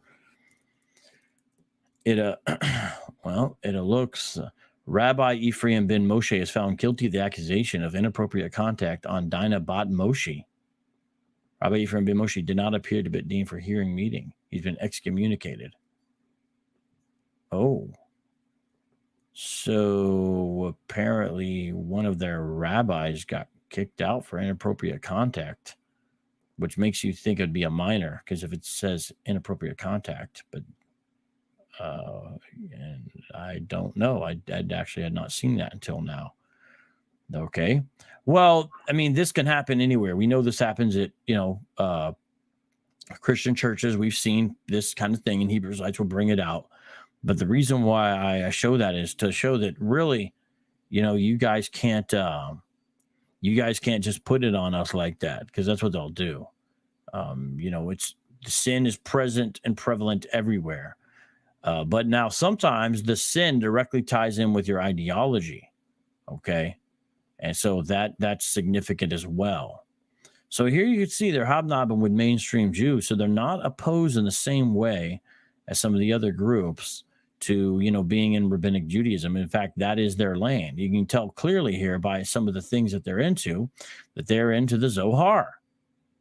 By the way, people always get upset, when we say Black Hebrew Israelites, but here the Black Hebrews, it's a book that they actually. Somebody said something? Yeah, I had a question. Are these guys are Hebrew Israelites to you? J-Mac, are these guys Hebrew from what you're seeing with this congregation and them, like with Pastor Green and the light-skinned folk and all of that? Are they the regular Black Hebrew Israelites that the Christian that some of the Christians back and forth beefing with? Not that I can see, because and maybe I missed it, but they got the Star of David. I don't know. Do HBI camps keep the put up the Star of David? I haven't seen it. Maybe I missed it. Now you can compare him to Pastor Green. If Pastor Green wasn't messianic, if he was just straight Israel, I think they would be similar. But or straight Jewish, excuse me. I think they would be similar. But I just, like I said, the Star of David just gives me impression that they are straight up Jewish. You know what I'm saying? Out of everybody in them camps and all that, only ISU people who all you see with that star wearing a piece on their neck like that? Well, I think GMS wear them, but yes, you might see the star, but you don't see too many repping the Israeli flag. That's a little different than just a star. You feel me? Yeah. Go ahead. Dunamis was saying something. Dunamis fell out. I mean, not Dunamis. J-Mac. I heard echo. Sakari wear that Star of David. Somebody said Sakari too. Sakari wear the Star of David. That other brother that be down there, down in the city. So then Sakari is. I'm talking about camps, not non-camp. I'm talking about camps that wear the Star of David, but like you said, like Plummer said, not the flag, rocking not the flag. Okay. We seen Pastor Green come on. He had the flag on the first couple of lives. But that's what I meant. Yeah. Yes. I meant. So I haven't seen them go that far. They maybe Sakari has a medallion or something like that. Yes, medallions. Yeah. I know General Yan. I know I've seen him and a couple of them do it. Well, I'm talking about the flag. I'm talking about the straight up flag. Yeah. And I haven't seen that, so that just tells me that they're different. They're not, they are definitely on something different over there. Yeah, from what he's teaching. So I think that speaks volumes. Me personally, I think that speaks volumes right there. All right, let me see what else he's saying. It's a site that they actually are into. Here they are into the Zohar. So they're into the mystical elements as well.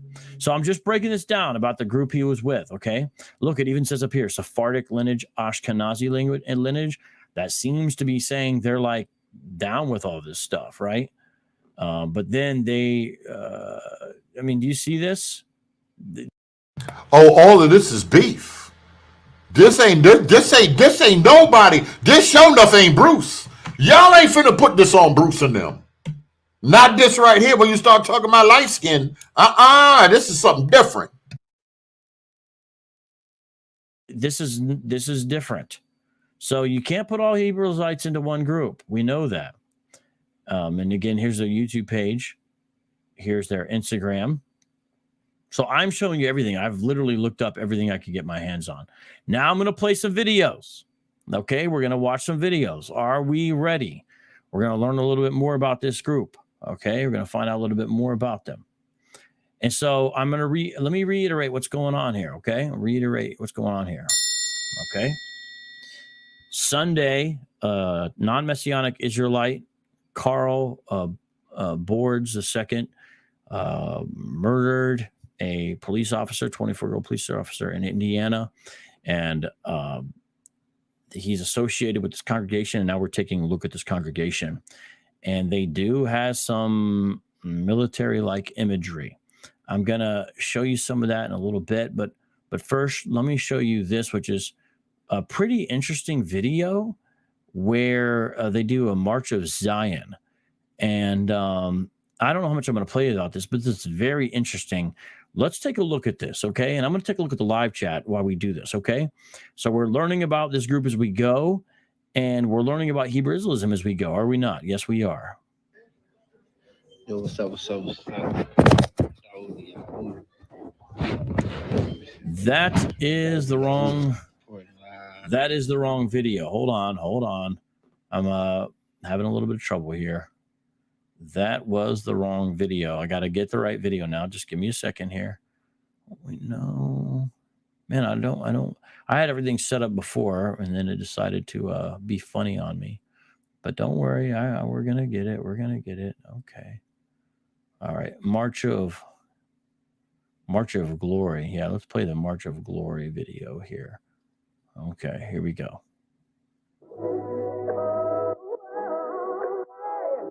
So this is from the group. About being able to not just read scripture, but to embody it. So we're going to begin that journey today. Asked Iman, I said, what money? He said, Mars. I said, that's what we get ready to. I just want to remind you that when Abraham Joshua Heschel, one of the greatest rabbis who passed away, but in the 20th century, walked with Martin Luther King in Selma, and they said to him, Rabbi, what are you doing? What are you marching here? And he says, I'm not marching, I'm praying with my feet. I like that. Shabbat shalom, Shabbat shalom. So we out here today, Congregation Yeshua Sion, and we marching. Marching to end all suffering. That's what marching about. You see, we got people up ahead.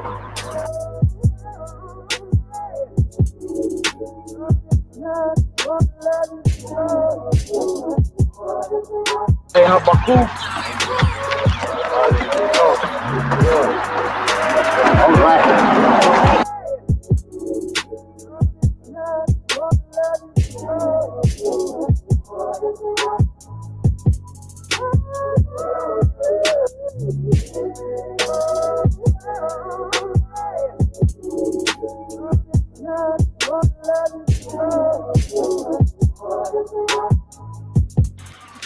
Again, I want to note to everyone, and that is that the prophet Isaiah saw that the Redeemer was coming, and that what would be before them is desolation, despair, disillusionment, and disenfranchisement, and the like.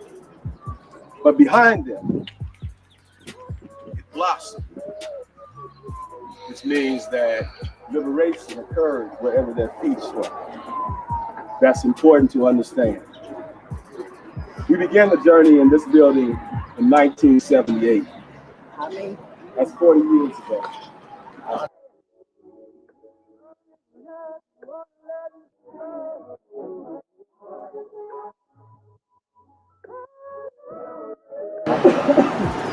And now, we will continue to walk. We'll continue to march until we do get to the promised land. We're going to march upon the cities here in the United States with the idea, again, that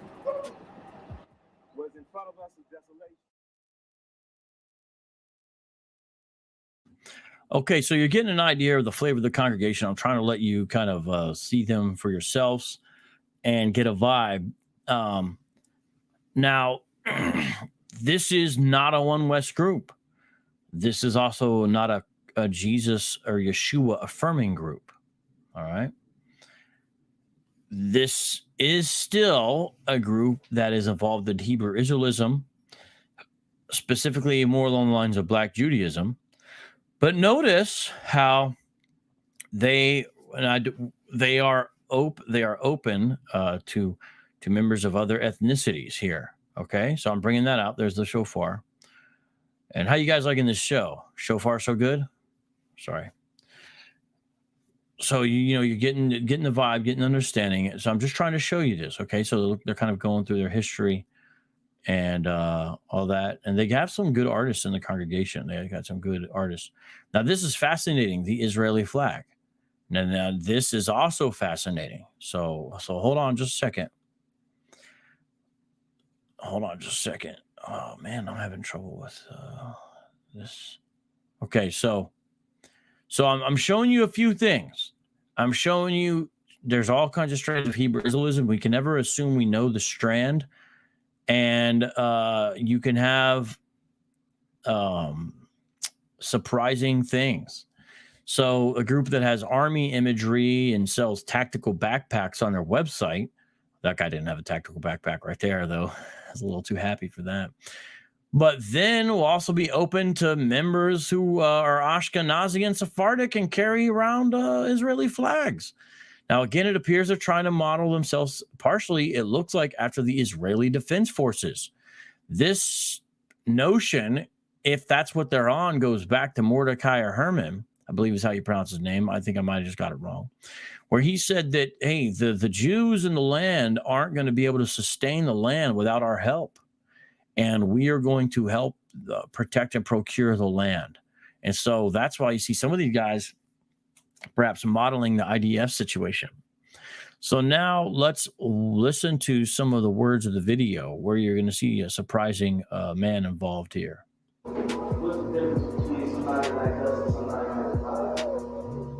Chabad or Hasidic? Chabad are the Hasidic that's left over from that 17th, 18th century Poland. However, the Chabad is a different kind of Hasidic. Their Rebbe, the original Rebbe is called the Outer Rebbe. You know what this really reminds me of the most? The smaller Midwestern non-Messianic congregations. Specifically, does anybody remember the program that we did where there was a guy in Cincinnati who attacked his girlfriend and was also involved with shooting previous? He was down there in Cincinnati, and he's part of a Hebrew Israelite group that was a non-Messianic group. And we did a show, I think it was Sam McGill and I, and we covered this. I forget the gentleman's name. It might have been Chris something. Maybe someone can find the link for that show.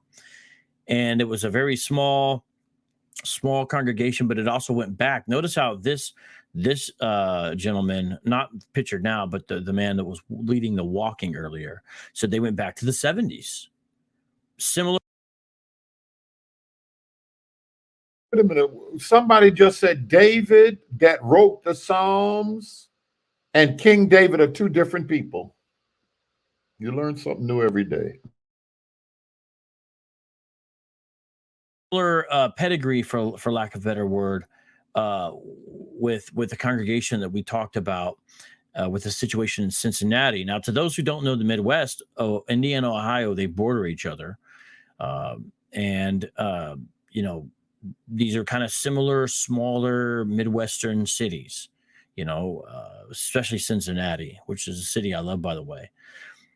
Now, here you have this in the Marion, Indiana area, I guess, which I don't know. I'd have to look up how far exactly it is from Indianapolis, which is like obviously the biggest city in Indiana. But remember after we did that program where we talked about the violence committed by some of their members, that they wanted to speak for themselves and actually were very respectful and contacted me, and that we had a discussion with them on the show, and it also simultaneously aired on their program. Does anybody remember? This is a whole thing that happened. We did. And what was fascinating is during this discussion, they were like, you're broad brushing. We're not into hate. And it was all this kind of stuff. And it was the number one, the older guy speaking mainly. And then I would ask some questions to the younger guy, who was kind of like the number two there as well, who was the other leader, because two guys came on during the interview. And what did he say when I asked him this? I said, well, you're saying that, but look at this song you have. You have a song talking about America burning and hating and judge. And it was like some real violent imagery he had. Do you guys remember that?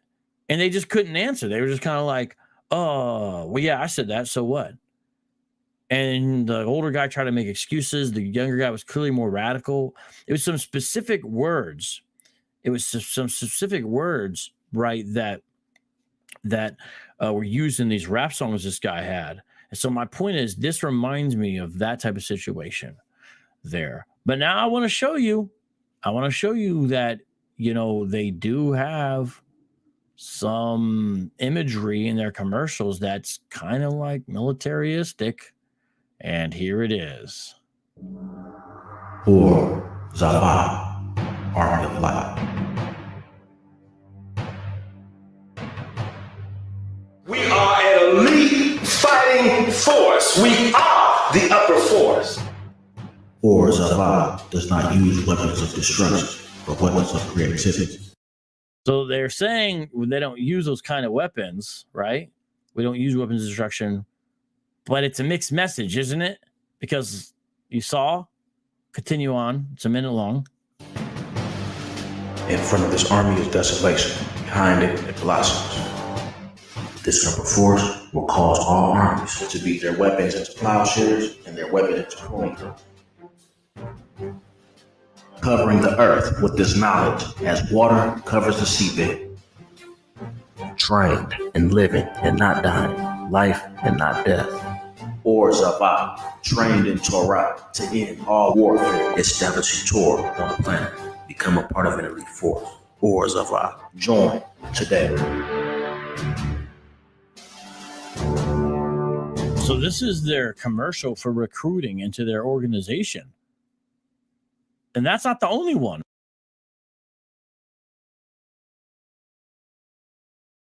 All right, what y'all think? What y'all think? They don't hit pay dirt. This is what y'all think on what you just see in that commercial. I think he's reaching.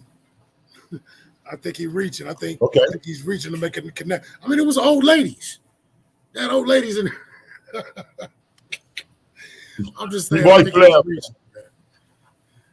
No, it looked like it ain't look like no recruitment to y'all.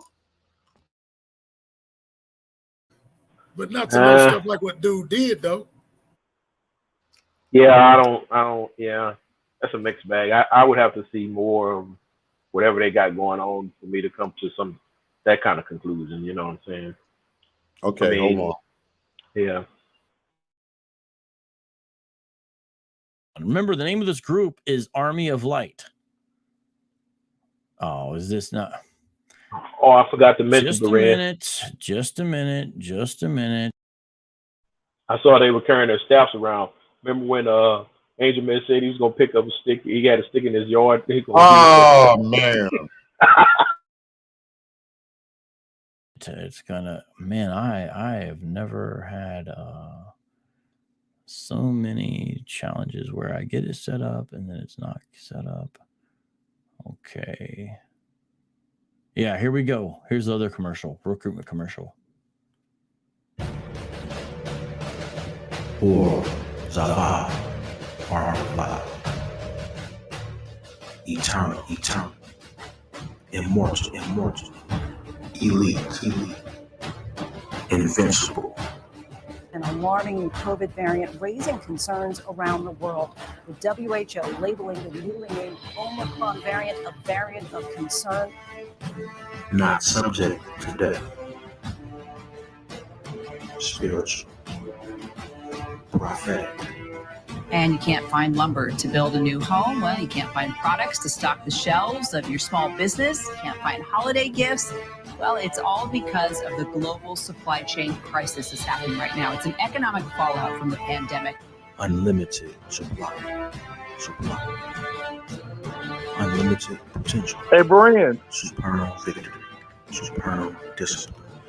Or survival. Join today. Plumber look like they got the model for what you're trying to do, brother. Yeah, I was gonna say I agree with everything I'm looking at right now. Yeah. And I was gonna. So it looks. I'm gonna go ahead. Let me hear what y'all. I was gonna say I'm more because I feel the Proud Boys and the Oath Keepers are more of a threat than these dudes are. Come on. All right now. And that guy J Mac ain't no Israelite, y'all. A fair use. Let me let it keep playing.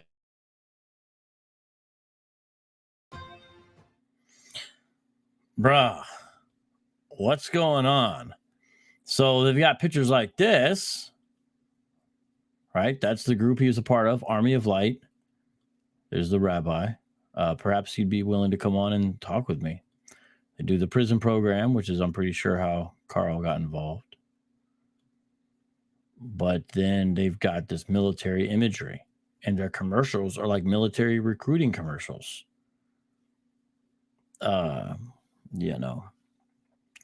So I wanted to bring this out. I think this is important for us to understand. I've got some more stuff I'm going to bring out here.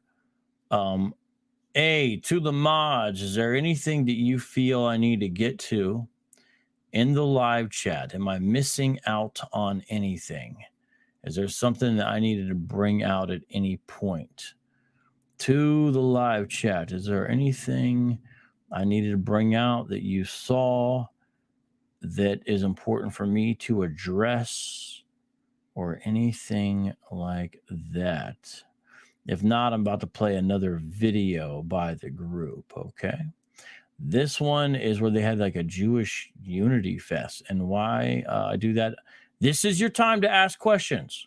I would like to take your questions about this situation, and I would like to talk to you. All right, here we go.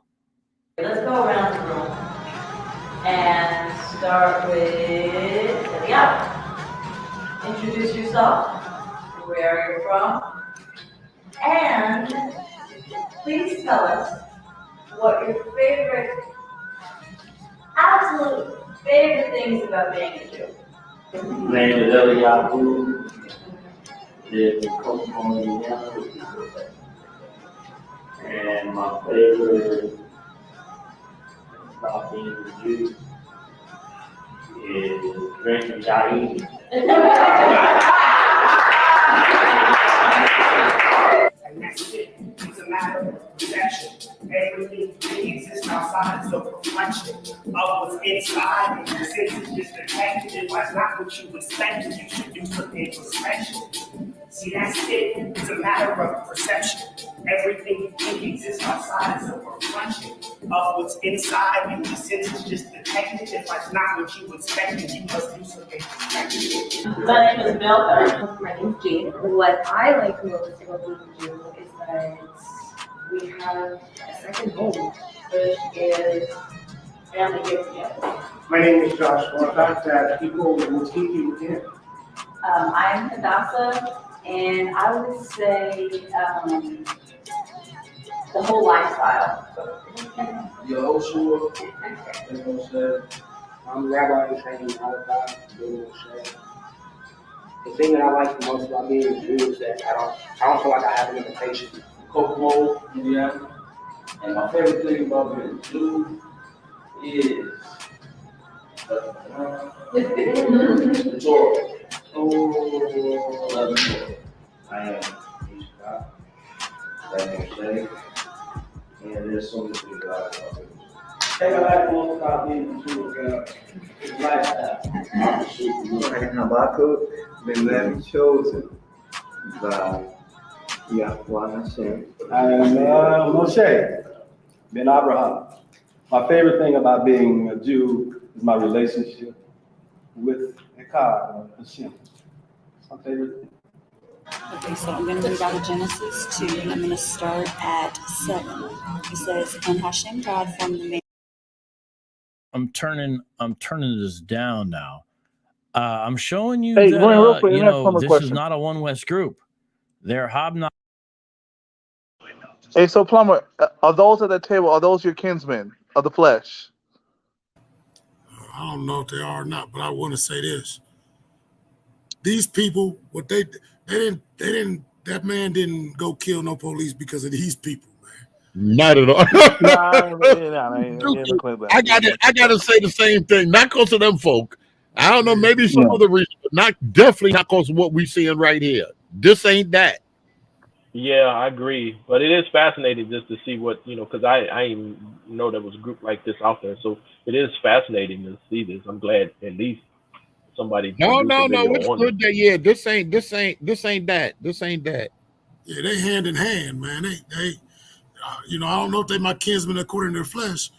They obviously ain't my kinsmen according to belief either, because they don't believe in the Messiah. But You asked Fervor Charity the same question. We're Fervor Charity and asked him the same question. Go ahead, Plum. I'll mute myself.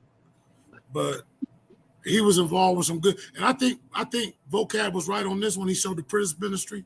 They went in there and converted this dude, but this dude wasn't really converted. His heart was wicked, and he was already a gangster. He was already a thug, and he never let it go. You know what I'm saying? That's what it looked like to me right now. I don't care about these commercials with people with camouflage on, these old ladies with camouflage on, salutes and all. None of that got nothing to do with that dude. That ain't got nothing to do with nothing. I'm right on that. Yeah, Plum, the most I can see is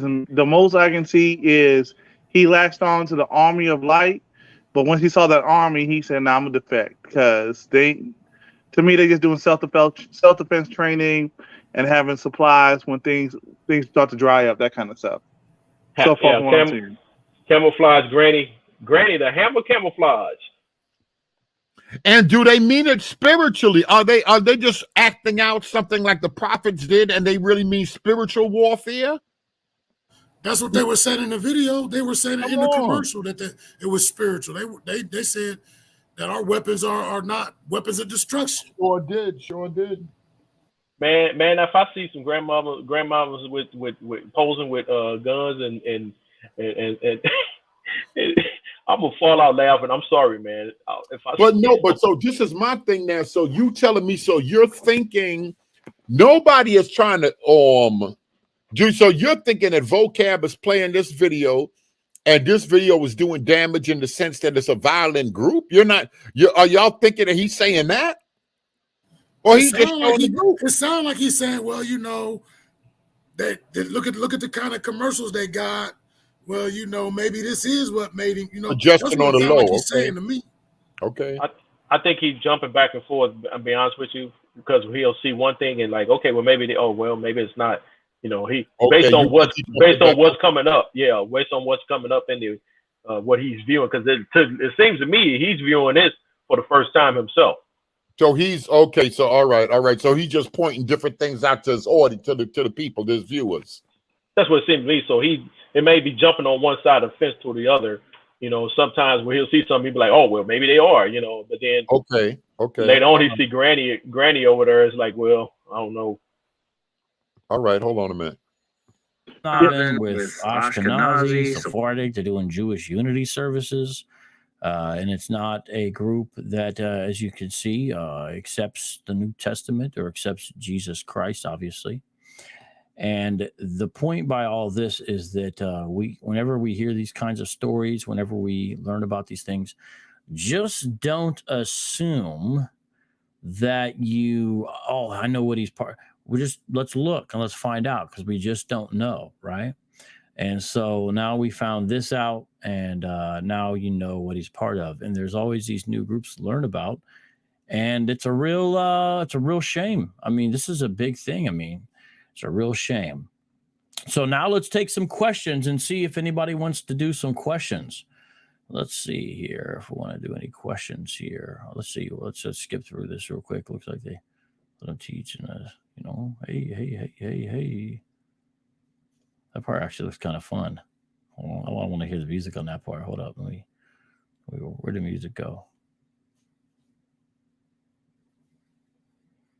is that we can just pray some kind of way, fast some kind of way.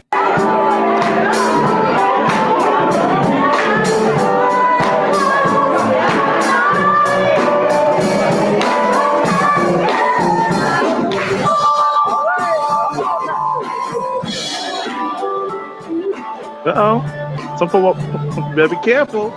Folks gonna walk away from Mary.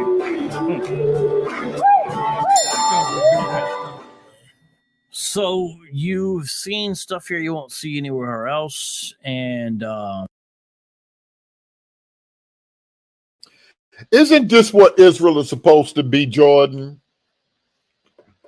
Isn't this what Israel is supposed to be right here?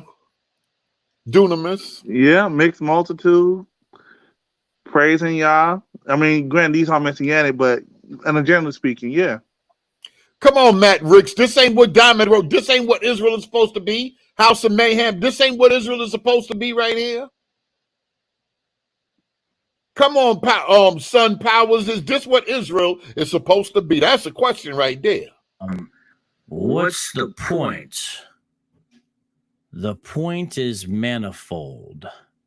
One is, it's not only one West Hebrew Israelites who can engage in violence. I think for a long time, we in the Christian community who've been studying this may have kind of felt that way or thought. I just had to do an outing right there, man. That's all. What happened? What happened? That's why I stopped it. What happened, Plumber? Ultimately, he's still. It's still. That's the whole intent. That last comment is the whole intent of the 2-hour video. Yeah, man. He wasted 2 hours of everybody's time right now, man. Go ahead, talk about it. Well, at least we got to get a chance to get familiar with this group. I don't think they're violent, so. But no, Plumber just talking about the statement that he just made. Plumber, J-Mac, he talking about the statement that Vocab just made. Yeah, I know. I'm gonna see where he's doing. I want to see him. Let him finish it up, Berean. Okay. Hey, well, you know, in the Jewish law, what do they say?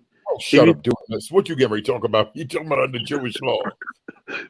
The rabbis did say when you save a man's life, nah, but that is true though. They will say when you save someone, you watch over him for all eternity. So that's why you gotta be careful who you help out, because there's a sense of responsibility for that person. Most excellent. Why you say that's beef? Hold on. Thought that, but it's clearly not the case. Going back to something we can never forget, the man who murdered Martin Luther King Jr.'s mother in Atlanta went all the way from Ohio to Atlanta to murder her. He was involved with non-messianic Hebrew Israelism. Non-messianic. Do not accept the New Testament. Do not accept Jesus Christ as the Messiah. That was back. Now that's an interesting connection he's making there. Oh boy. No, that's true. That's true. Ain't no lie right there. The guy that did kill King Mother, he wasn't involved in the movement, like the way we look at it, like a camp or something like that. Go ahead. What you gonna say, doing what's on that? No, not another question. I just want. So Plumber said something about my. I just want to still see his feel. Yeah, because something we always talk about. We don't want to. We can't. We have no hell or heaven to put anyone into, right? But Plumber, what would you say? And Jason Mack can speak to this too. Like, let's say you disciple someone, you preach the gospel, they accept Christ, right? You're discipling them, and you start to know certain tendencies to where they only got saved because they feel like they can get a job from you, they can get something from you. At what point do you say that this person, I don't think he's really a true convert, he's really accepted Christ, or that's not your place to say? He just need help. Yeah. It's going to show itself that, he's going to display the fruit at some point. And the problem is that we can't turn a blind eye to the fruit, but that's what we do a lot of times because we don't want to be somebody else's judge. But if we actually look at the fruit and man up and go ahead and judge the fruit in the situation, you might actually really save somebody's life. But a lot of times we just let it go. And we don't, because we don't want to be that call judge. it out till too late. Yeah, and it'll be too late. Yeah, so I mean, we see you know It tells you what the fruit is. It tells you what the fruit is, and it tells you if it's real or not. That's how you know if it's real or not, by the fruit. And if the fruit ain't there, then you got to call it out. All right, fair use. Back in 74. That's not the only one. We got a whole thing going on. Now here we are. We did a Cincinnati case recently. I can't even remember. Honestly, there's so much. Now here we are looking at this. Carl Roy Webb Boards II murders a cop, and he's part of the Army of Zion. Now they disavowed it, as I already showed. All right, is somebody trying to make a comment here? Do not see really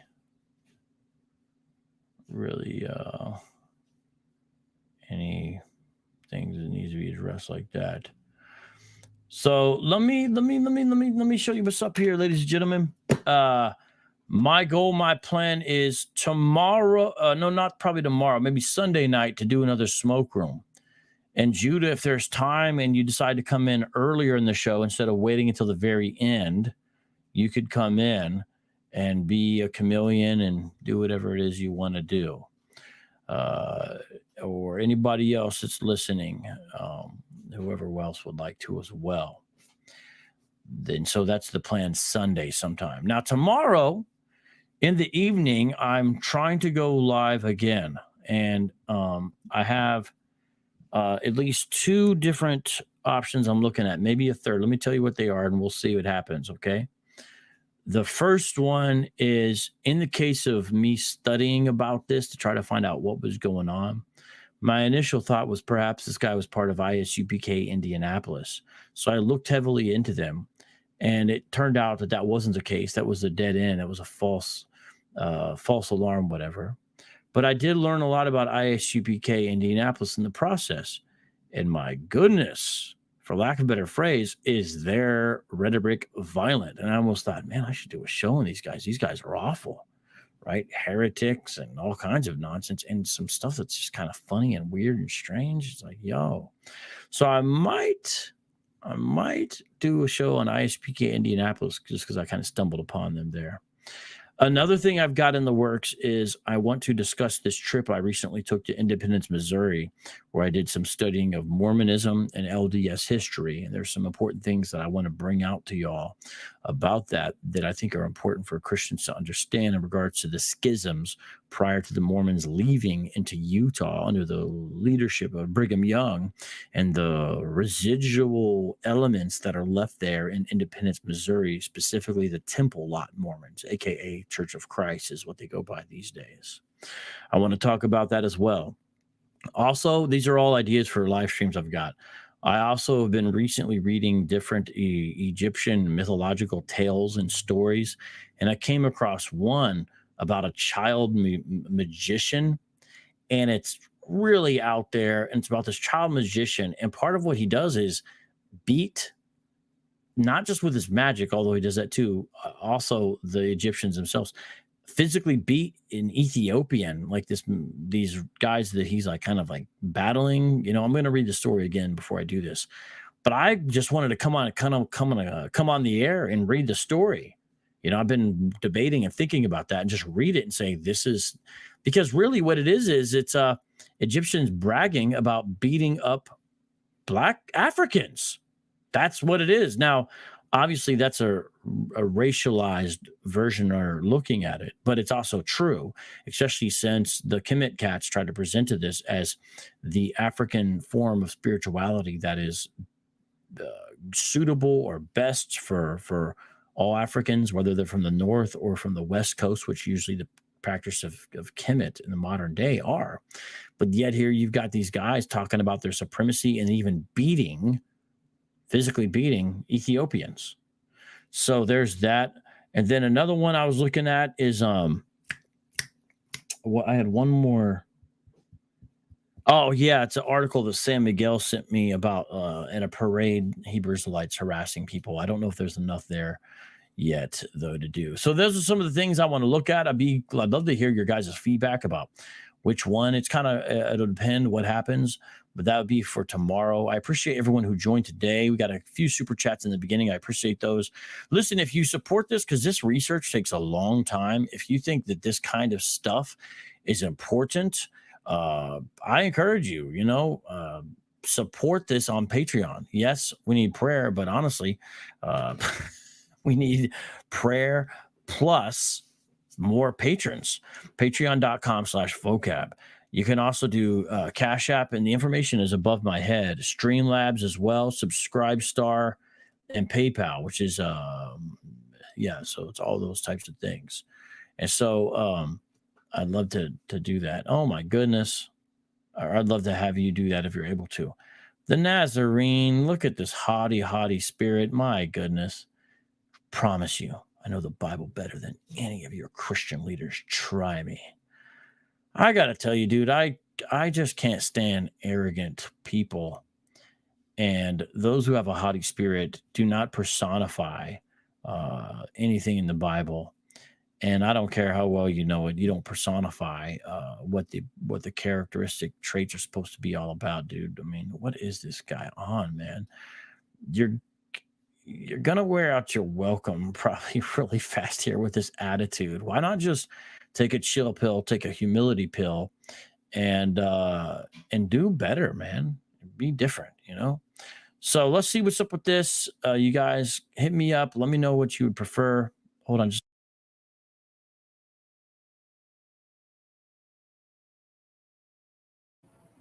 I was waiting for the Khalid Muhammad to be, type of Israelite preacher to be behind this guy, making him do what he do. Take care of that's what I was waiting on. Noise situation, trying to fix the noise in case you're wondering what that's all about. So that's what's going on with that. And, the thing is, I'm going to end the show here with James, and that is how we're going to end. I do want to show you something from James that I think is relevant to this program today. And I think that you'll appreciate this. And I think that you'll see how relevant it is to this situation. Hold on. Okay. Man, I want to read so much of this. Man. Now when I'm reading, I'm just like, man, there's so much good stuff in here.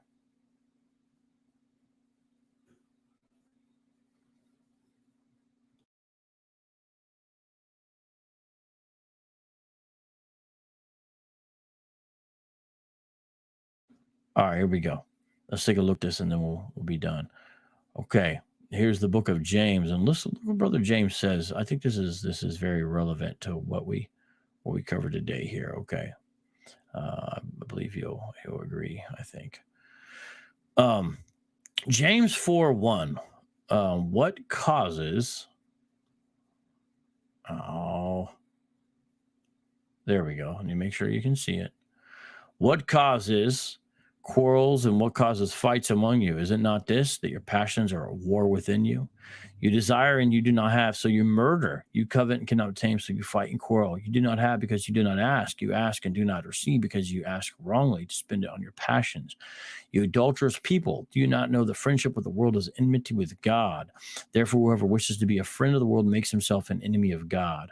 Or you suppose it is to no purpose that the Scripture says he yearns jealously over the Spirit that he has made to dwell in us, but he gives more grace. Therefore, it says, God opposes the proud, but gives grace to the humble.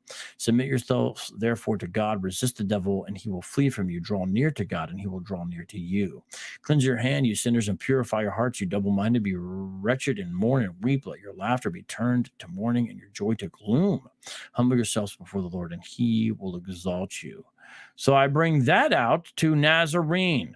That's for you, Nazarene, but it's also for all Christians, lest we think that we're better. But that is definitely for you. That word of God is for you. But now to the non-messianic type Hebrew Israelites who really are so in love with the Tanakh, almost really, honestly, more than they're in love with Yahweh. I want to show some fascinating things here from James that are very important as well. and that I think relate directly to this. Okay, are we ready? Let's start here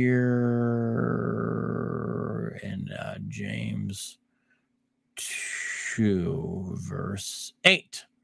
If you really fulfill the royal law according to the scripture, you shall love your neighbor as yourself.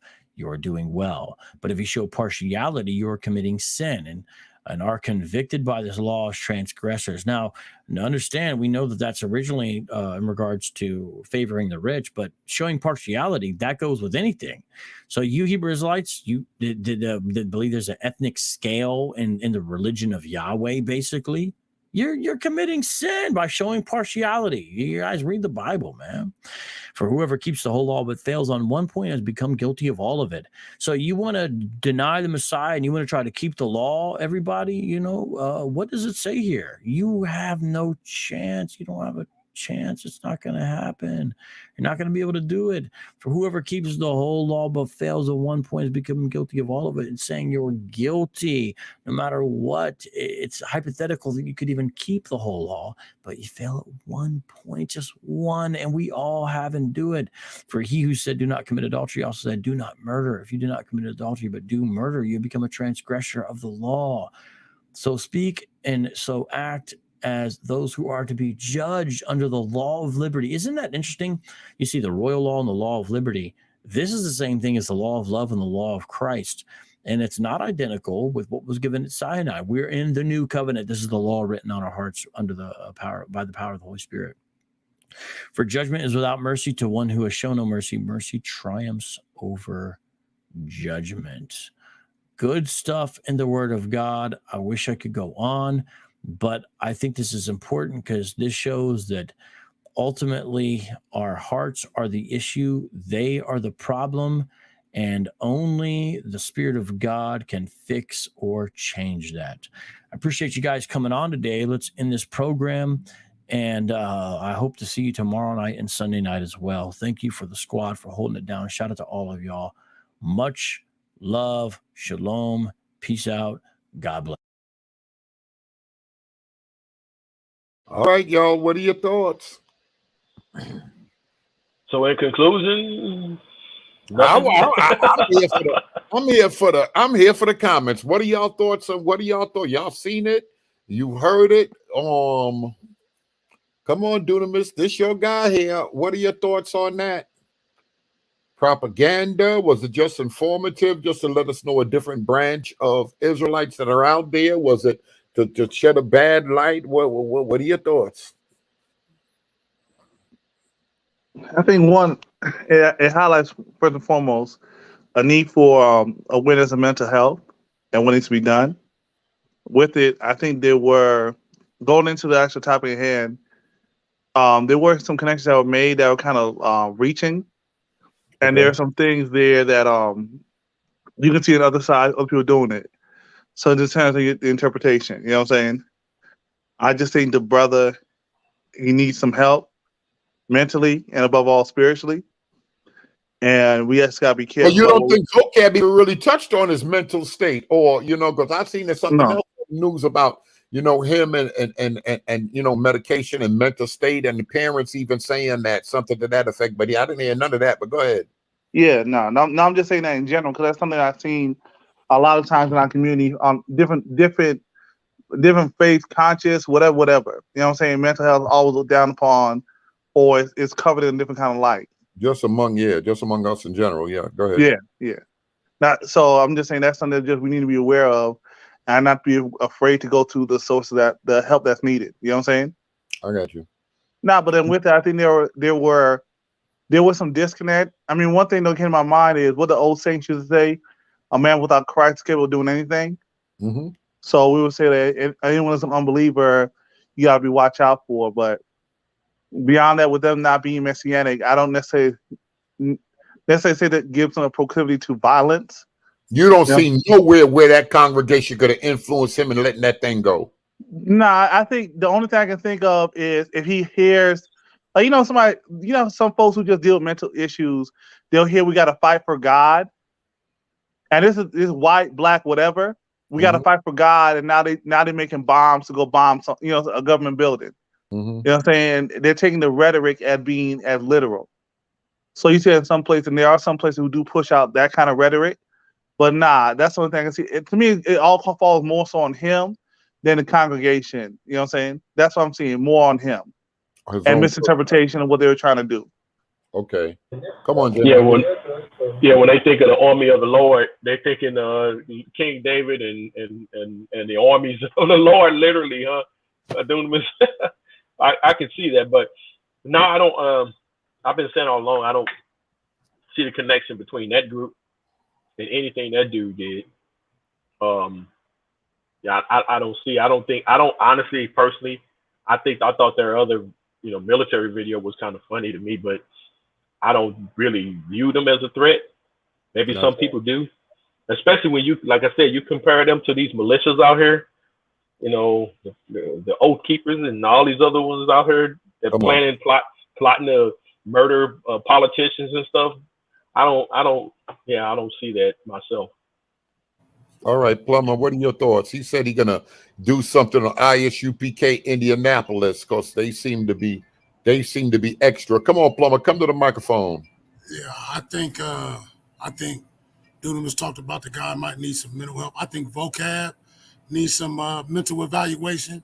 He basically took a good group of people because there was a bad apple in there, and he basically went through this video trying to find their dirt and try to, and then when he really couldn't connect the dirt to him, he made some long reaches, and then at the end, he basically, put them in a bad light because they follow Judaism.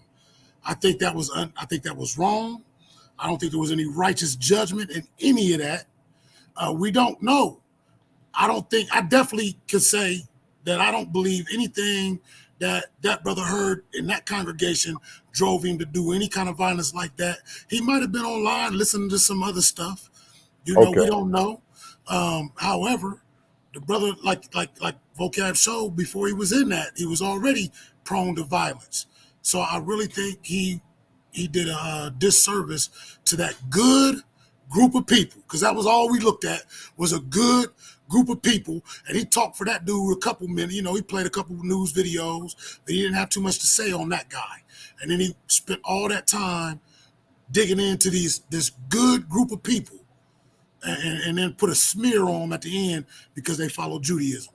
And I think that's wrong to the core. So he needs mental help.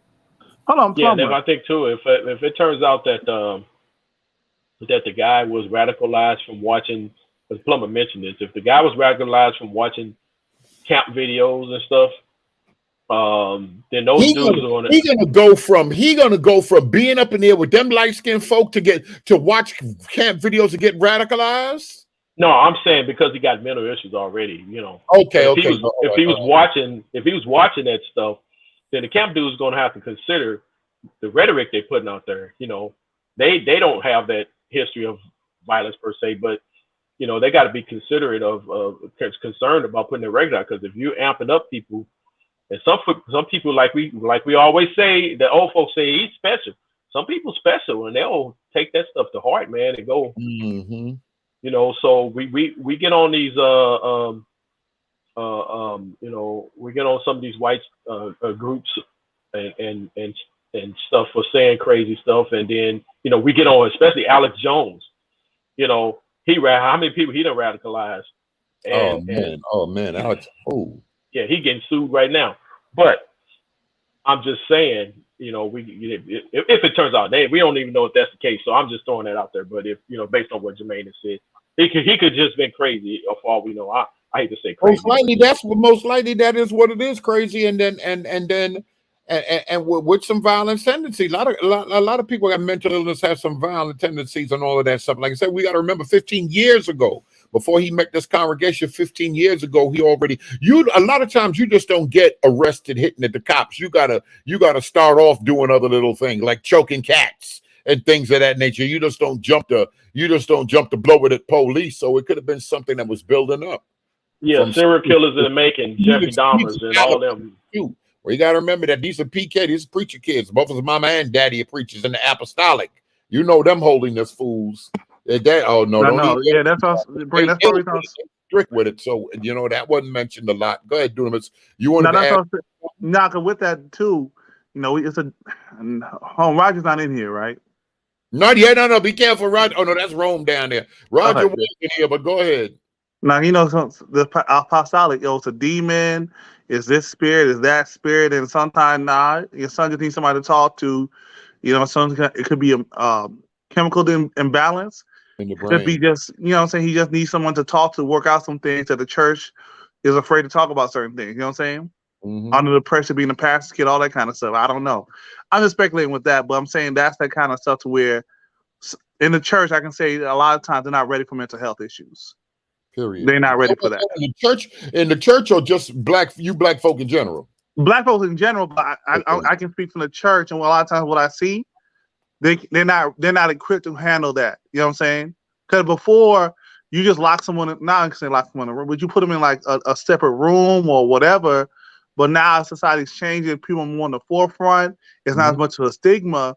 Folks aren't ready. How do you bring those people into your church, the mass congregation? You know what I'm saying?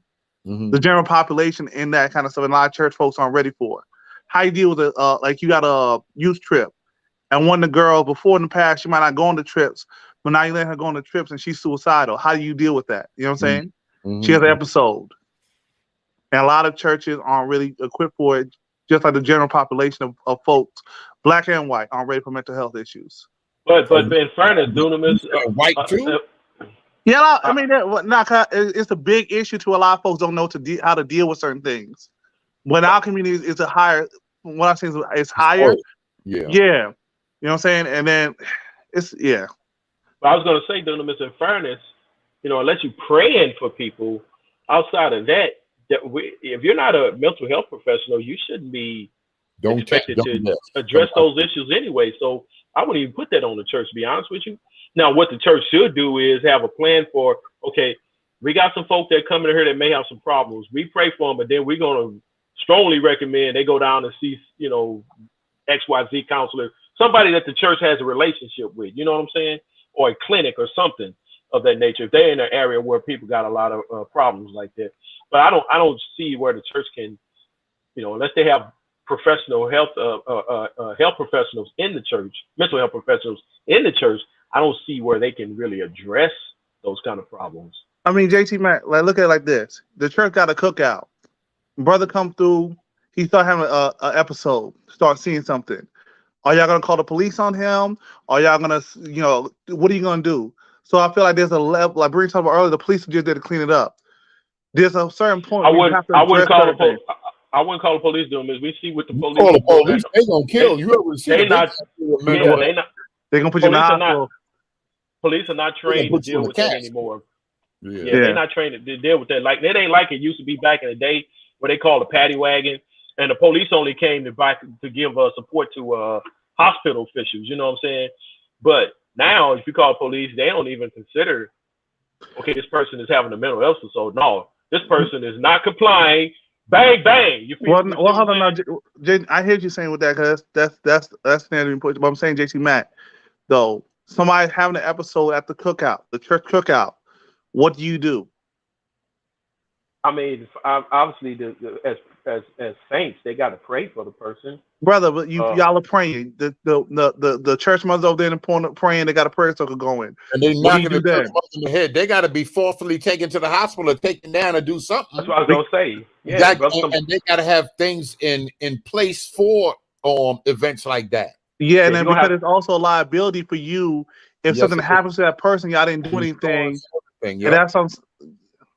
Yeah, I mean, at some point, if a person is becoming a danger to other people or themselves, at some point, the brothers in the out there at the picnic gonna have to grab him and throw him in the car and drop him off at the hospital. I mean, that's the only way. Y'all gonna beat him up because he's having an episode. I didn't say beat him up. Not just trying to calm him down. Understanding he's schizophrenic. No, but crazy people strong, so men gonna have to not beat him up, but they're gonna have to restrain him like they would do. Yeah, he got to be restrained. I ain't saying everybody to cook out have straitjackets now, but you're gonna have to restrain him and take him somewhere. It would be just like if the hospital came and got him. They sent 2 orderlies. What you think those orderlies gonna do? Give him some flowers? No, they're gonna get physical. They have to. I mean, I hear you, but I worked in group homes, and like one dude, He had an episode at this dude had an episode where he went to the doctor, and like I'm just there, we just talked it out, and then he realized, bro, what you doing? They're gonna put you in that hospital.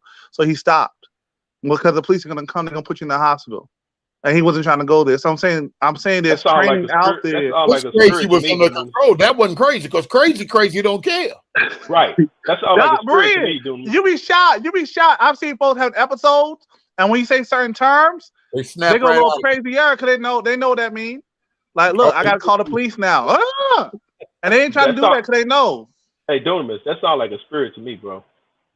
That spirit don't want to be dealt with. So, you say you're gonna do certain things, you know what I'm saying? Because if they can control, all of a sudden you say, I'm calling the police or whatever. No, they it's calm not down. control. It's not control. It's like a heightened fear. You know what I'm saying? To where now they will have an episode, but now they know the police are coming. Now they get, or you say you're gonna call the police. There's a heightened fear. Now they run away. They try to hide all that kind of stuff even more. So you kind of made the situation worse. That's what I'm saying. There's certain situations. So how do you deal with that? And there's training out there to deal with certain folks. I'm not saying it's not spiritual, but at the same time, there's church folks that don't know how to deal with these things, and folks end up being ostracized, all that kind of stuff. Man, I'm saying I deal with some folks who have folks kind of anyway, and folks kind of come to me and that kind of stuff, but it's training out there. Yeah, well, I wouldn't, expect the church to be able to give mental health counseling. No, Jason, I'm not saying counseling. I'm just saying like I know mental what health you're first saying. aid, to be aware that, bro, there's not necessarily always a spirit. Like what he's saying, those are signs of this, how to deal with that, how to talk someone down, how crisis intervention, how to de-escalate something, all that kind of stuff. Right, and those are like tactics of dealing with human beings or whatnot. Roger should be able to speak to that. Roger and honestly should be able to speak to this. But just having the ability to be able to calm people down, or having some skill set to do that. But if that doesn't work, you still got to take. They still got to go to the hospital or something. You can't just let them wild out, right? Yeah, but Jason, have you ever been to a mental health hospital? I'm just saying hospital in general. I mean, you take them to the hospital first, then the hospital will determine where they need to go. But I'm saying, have you ever been to one of the facilities? Have you seen what it's like in there? And what folks go through? Yeah, I have. And you would send somebody, I don't know. I don't think all. I don't. Yeah, them people crazy. They'll walk right out. It got to be like a jail. It's a little rough, but it is what it is. You got to do something. I don't think they're all the same.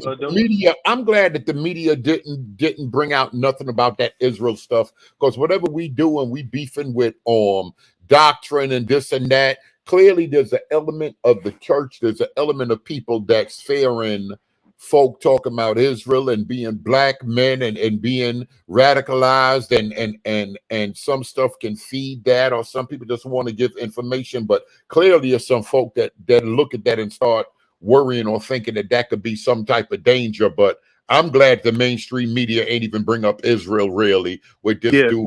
Looking at that Congress, that ain't got nothing to do with that. This ain't that. Yeah. What do you suggest, doing? Is just let them wild out? I don't know. What's your solution? No, the solution is to get training, to get aware. You know what I'm saying? The leadership, or even folks come in to explain certain situations. There's different organizations. There's all kinds of stuff. Like there's even trainings about dealing with people who hear voices, how to deal with them in those kind of situations. So I'm saying there's a lot of stuff out there that a lot of people aren't going to because they're not in the mental health profession and they feel they can't. But I'm saying they can go to those things and they're available. You know what I'm saying? Have mental health professionals come in and speak at the church. You know what I'm saying? But does that qualify a pastor and his staff to be mental health professionals? It's not about being mental health. It's not about mental health. Well, JT, we gotta be honest. There are a lot of pastors doing mental health counseling and not qualified for years. Years. Folks confused and they thinking they got a demon and they prayed and fast, almost killed themselves, but all they need was some lithium. You know what I'm saying? That's just as wrong. That's just as wrong. I agree. But I'm just thinking of solutions. I don't look at two wrongs make a right kind of thing. You know what I'm saying? So I'm just looking at how do you get a bunch of church leadership to go into that direction and get that kind of training. Not that it's a Okay, so bad there's thing. one thing. Not that it's a bad thing, but how many of them are going to do it? What, brother? Or If had we a time to if do we it? love our neighbor and we preach His gospel, all that kind of stuff, we got to step up. I drove past a church, they offering free counseling for couples and marriage counseling, couple counseling for the community. You know what I'm saying? We got this day and age, we got to offer what the people need. There's trauma. Everybody is everybody's aware that there's a lot of people, large number of homeless people. A lot of people are they're aware that family members and stuff have mental problems, and like I think it was Roger saying the cops are trying to get better in his community. There's been so much killing, so much mishandling of mental people, homeless people that have mental problems, and different people that just snap in their mind. Like, you could be sick in your body, you could be good, and then all of a sudden after 20 years on the job, your body just gets sick, and it happens to people's minds too as human beings. So I think people in general, we're trying to be a little more aware of that. And I don't think believers should be behind in any way on that either. Do me a favor, read what Pastor Ryan said. When people lose touch of reality from psychotic breaks, they can become very dangerous to themselves and others. So training is a must. Sometimes getting people committed is a last resort. Yeah, I agree. And that's the same when you don't want to call the police on anyone. You know what I'm saying? If it's not needed, having some committed. I'm sorry, Roger said a lot of churches already got that. Y'all good down there. Y'all good down there wherever y'all at. Hold on, Pastor Wayne got that in his church? Good down there, because boy, I'm telling you, this city. Well, I don't know. I'm thinking of the majority of small churches that may got one pastor, one leader, maybe a couple of deacons. A regular size church, yeah. And the pastor probably wearing 12 hats already. So now you're gonna go take on another hat and try to learn all that stuff. I'm just saying. I'm just speaking of reality, man. I'm not saying no church or no leader should do what you're suggesting. But I'm just saying, as far as across the board, I don't know how it's practical. Well, now that's where there's churches now with the idea of not just partnering, not just partnering resources. Your church is better at this, my church is better at that. How we partner? LeChat brought up there's local services out there. You know what I'm saying, that the state offers. There's different kind of things, the trainings people can go to, not just the leadership, but there's laymen in the church who want to do more for the body, but they don't know how to. And it might not be as spiritual that learned in the Bible, but there's things they can go to learn frameworks to take people through. Like, for instance, there's trauma healing facilitation. And all it is just people who's gone through trauma. It's a series of, like 12 to 16 weeks, and you go through lesson to lesson to break down where does trauma come from, where do these things come from, what do we do, and that kind of stuff, to go through a process so people can go through trauma healing. They get healing for their trauma. But if they teach you, if the people there are going through things that what you can't handle, refer them to a psychologist, psychiatrist. You know what I'm saying? So I'm saying there's things that can be done for folks that the layman can learn to do that doesn't be a burden on the pastor. The most the pastor might have to do is just open the doors so they can have that session that week. You know what I'm saying? We just need to learn to work together. There's big churches down the block that can help them other 3-4 churches 2 miles away, 5 miles away. Open up the door, they can come and they can share. People got to be able to share information. Like you said, we got professionals sitting over here in one building and they want to do something, but they just need opportunity. People need to discuss more of the things. Do me a favor, read Pastor Mama Dunamis. Good to see you, Pastor. Question. But do we think that an unsaved carnal person would know how to handle the behavior of a human that God created more than a person who understands God's way of human repair? Do you need psychologists, or is it all spiritual? Do you need somebody born again, like honestly, that's trained in that Rome, that's trained in that, and saved to understand the workings of the spirit, the soul, with the mind and demonic activity? Because we can't claim everything demon. And then some people may really need a pill or two. If you got a backache, you need a pill. But like you said, that's my question, Berean. How do you know the difference between somebody who just got a mental illness or somebody who's demonically possessed? Or how do you know? That's where discernment come in and stuff. I was gonna say that's where you have to be spirit led, because like I honestly always say, you can't treat a spirit with a pill, and you can't treat a mental illness, with a spirit issue. So sometimes it's chemical imbalance, and then sometimes it's really a spirit. I think that's what he's saying, Dunamis. I think that's what, or Pastor Mama saying. But if you take it to somebody that's totally secular and they don't understand it to be a spirit in any sense, because what we used to call spirits back in the days, or a lunatic back in the days, is just somebody that need mental health now. Would you put it in the hand of an unsaved person? Would the church people who may have the power and ability to cast it out if it's the devil go put it in the hand of the unsaved psychologist to fill it full of drugs and keep them inside the mental ward? Let me say this, Brian. How many pastors in the church folk we know that are broke, but they got that word about finances? How many pastors in church folk we know that have gone through divorces, but they got that book that tells them how to deal with stuff? How many? Look, we can go down the list. So I think there's a level of what the scripture say: the children of this world are wiser than the children of light. Yes. So I feel that there's a certain level to where, by focusing on what's going on physically, you might not get the full prognosis of what's going on, but there's things you can be aware of that's not that spiritual. Like when someone's having a stroke, do I need discernment, or do they teach you fast, their face, their speech, their arms, and all that? So I feel like a lot of church folk, they neglect all that secular stuff. Oh, that's secular. But no, it can save lives or get to a certain place to where we can see what not to do. Because how are we gonna say we spirit led, but that brother been in the church for 10 years and y'all been casting out demons and y'all pray for him about every revival and he's still the same?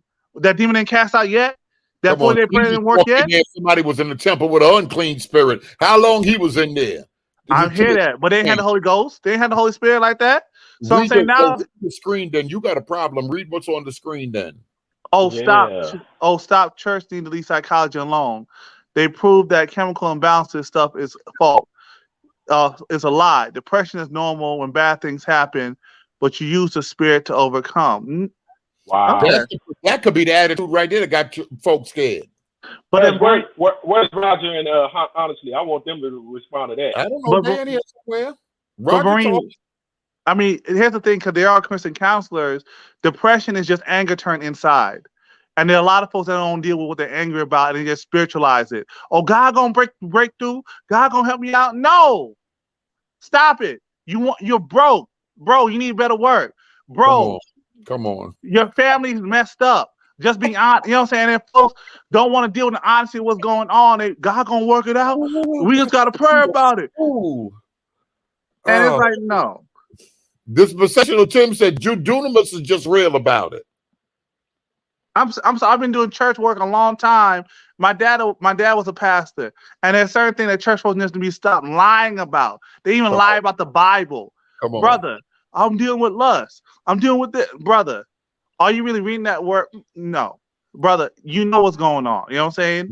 Come on. Something happened to you when you're younger. You got a trauma, and this is your trauma response. That ain't Bible. That's that psychology. That's that white man brother. Yep. And we're gonna pray for. No, stop praying. He needs somebody to talk to. He needs who's discipling him? Who's mentoring him in the church? Well, hey, Dunamis. Dunamis is retarded. I was gonna ask you. They don't want to hear none of that. Why do you think that happens so much in the church? Hurting right now. Why do you think that happens so much to where like the environment kind of breeds to where we just keep people in a specific condition, even though we know that there's deeper issues, family, or just anything? Why is the church kind of like an incubator for that type of practice? Because it's been that way for it seems like decades. I think a lot of church folks, fish rots to the head. So I think it stems from leadership. There are some folks that are too secular. They don't want to consult the spirit and really let the spirit flow. Some folks are just too spiritual and they don't want to look to other resources and things to work it out. You know what I'm saying? They feel having a system to anything goes against the word of God, and that's an issue. You know what I'm saying? But that's what we got. We're looking at, and this is how you getting judged. Look what Lance Lewis saying to you. You cats all unbiblical, then act like you biblical. Everything No. ain't the Bible. If you mishandled money, and you lost that house, that mortgage, they done repoed 4 cars from you. Listen, preacher, you need to go sit down and take a class. It Period. ain't the spirit of devourer. It ain't because you ain't pay your tithes. Come on. So no, because what I'm saying, let me explain why I said stop praying. Because you'll have folks who just pray. No, the brother sad he needs someone to talk to. His father just died. What y'all gonna do? We're gonna pray against the spirit of grief. No, hear what he's going through. You know what I'm saying? A lot of church, the issue is, and Plum brings it up, there's no community, so there's no communication. And a lot of folks aren't talking about what things going on, and church folk lie. And church folks want to put on ears like they're all good because they want to look good in front of people. That's crap. We got to stop being real and stop being honest. And we're going to share each stop other's lying to burdens. each other in Jesus' name. We got to stop lying in the name of the Bible and Jesus. We've been What's lying. your burden? What's your burden? Am I able to help you? You know what I'm saying? What did James say? If your brother comes naked and hungry, just pray for the brother. No, don't pray. He said, give them what you have. You have something to give. And that's that stuff. So was James wrong saying that? Or should James say, pray for the brother? If you have it, get out. Read the chat. Dunamis, you have post preacher kid syndrome, brother. You got it bad. Man. False teaching, unrealistic expectation of being saved, bring deliverance. Yeah. That's reality. I got it. Come on. My bad, Leo. Yeah, so that's why I think, Leo, it's an unbalance. I think it's because church folks aren't raising up leaders and they're just making followers. And it's like, that's the issue. And then too, I think a lot of professional people aren't in church like they used to be. So there's a lack of resources going on. I agree. And I think it's kind of what even Berean mentioned a little bit ago, saying larger churches should, if it's possible, connect to these smaller churches and utilize those resources that they may have. But I think, like you just said, a lot of leadership is not building up the body to a certain degree to do this. And I'm thinking is that a deeper issue, that people trying to build brands, people trying to build companies out of these churches and pretty much make them what they want them to be, not necessarily what God has called them to be. They're building empires, Leo. They're building empires. Correct. That's what they're doing. Because literally, why are you not seeking out other churches in your area to kind of help the community or build a specific things like we're talking about now? Yet you will say, bring it all to the storehouse, making it your church, make it all about your specific church, your specific members, and only connected to you. But you don't want to work with other people just down the street. Like, you can be connected with them and kind of networking and building that together. It just seems like people just building up their own churches and their own memberships and not thinking about the larger body at play, or even to the extent inside a denomination or the organization. They got a specific organization or denomination, they'll only work within them. They won't go down to a specific church down the street that's local and connected to the people same way they are. Why don't they work together? So are y'all just too spiritual and spooky when it comes to things as a community? Are y'all just too spiritual and spooky? Listen to what Abe said. This is in light of what Elder Mike said a few weeks back when we started going out inside here. He said, not to bang, but I thought the church is not interested in community centers. Ain't that what Elder Mike said? Didn't that come from Elder Mike? Yep. That's why I said he brought it up.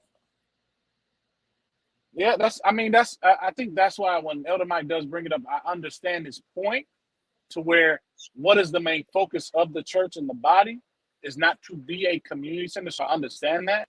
But I think one thing I would try to understand from him is that he's even mentioned that they still do food drives.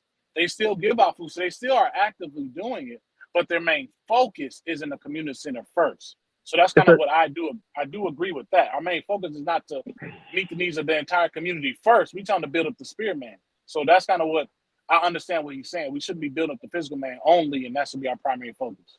Yes, the apostle said, hey, we can't get sidetracked with all that stuff. We got to preach the gospel. The word of God. Y'all get some deacons, get some deacons and some ministers, some deacons and whoever to take care of that stuff. We can't get bogged down. So that's what I was saying. The pastor already won 12 hats. We want to give him another one. And hold on, let me say this.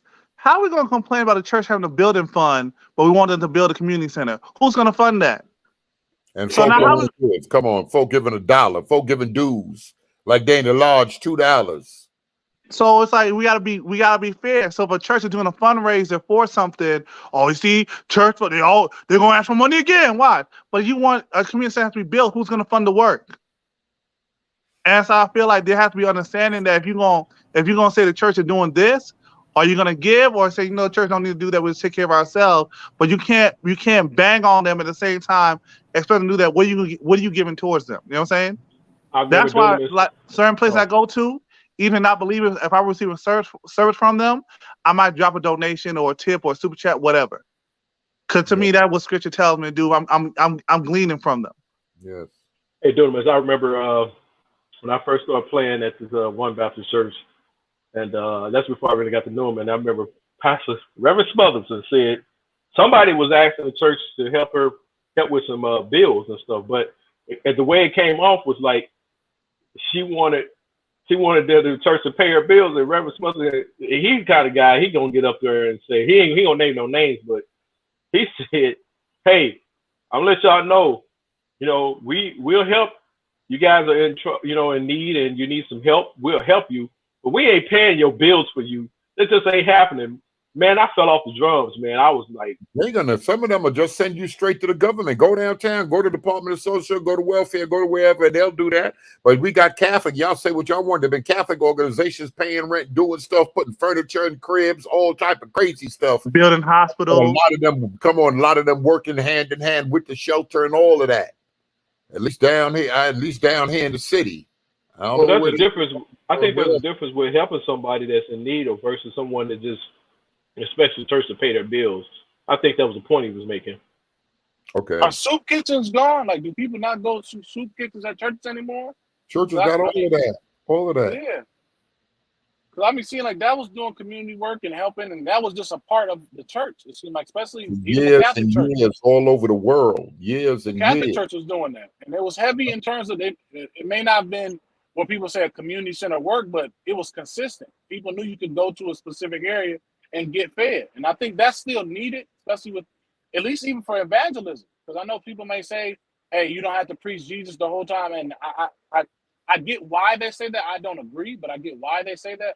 But I do believe community outreach has to be a part of the church, not the primary focus. It should not be the primary focus that we should be out here getting folks to the polls all day and not giving them Bible.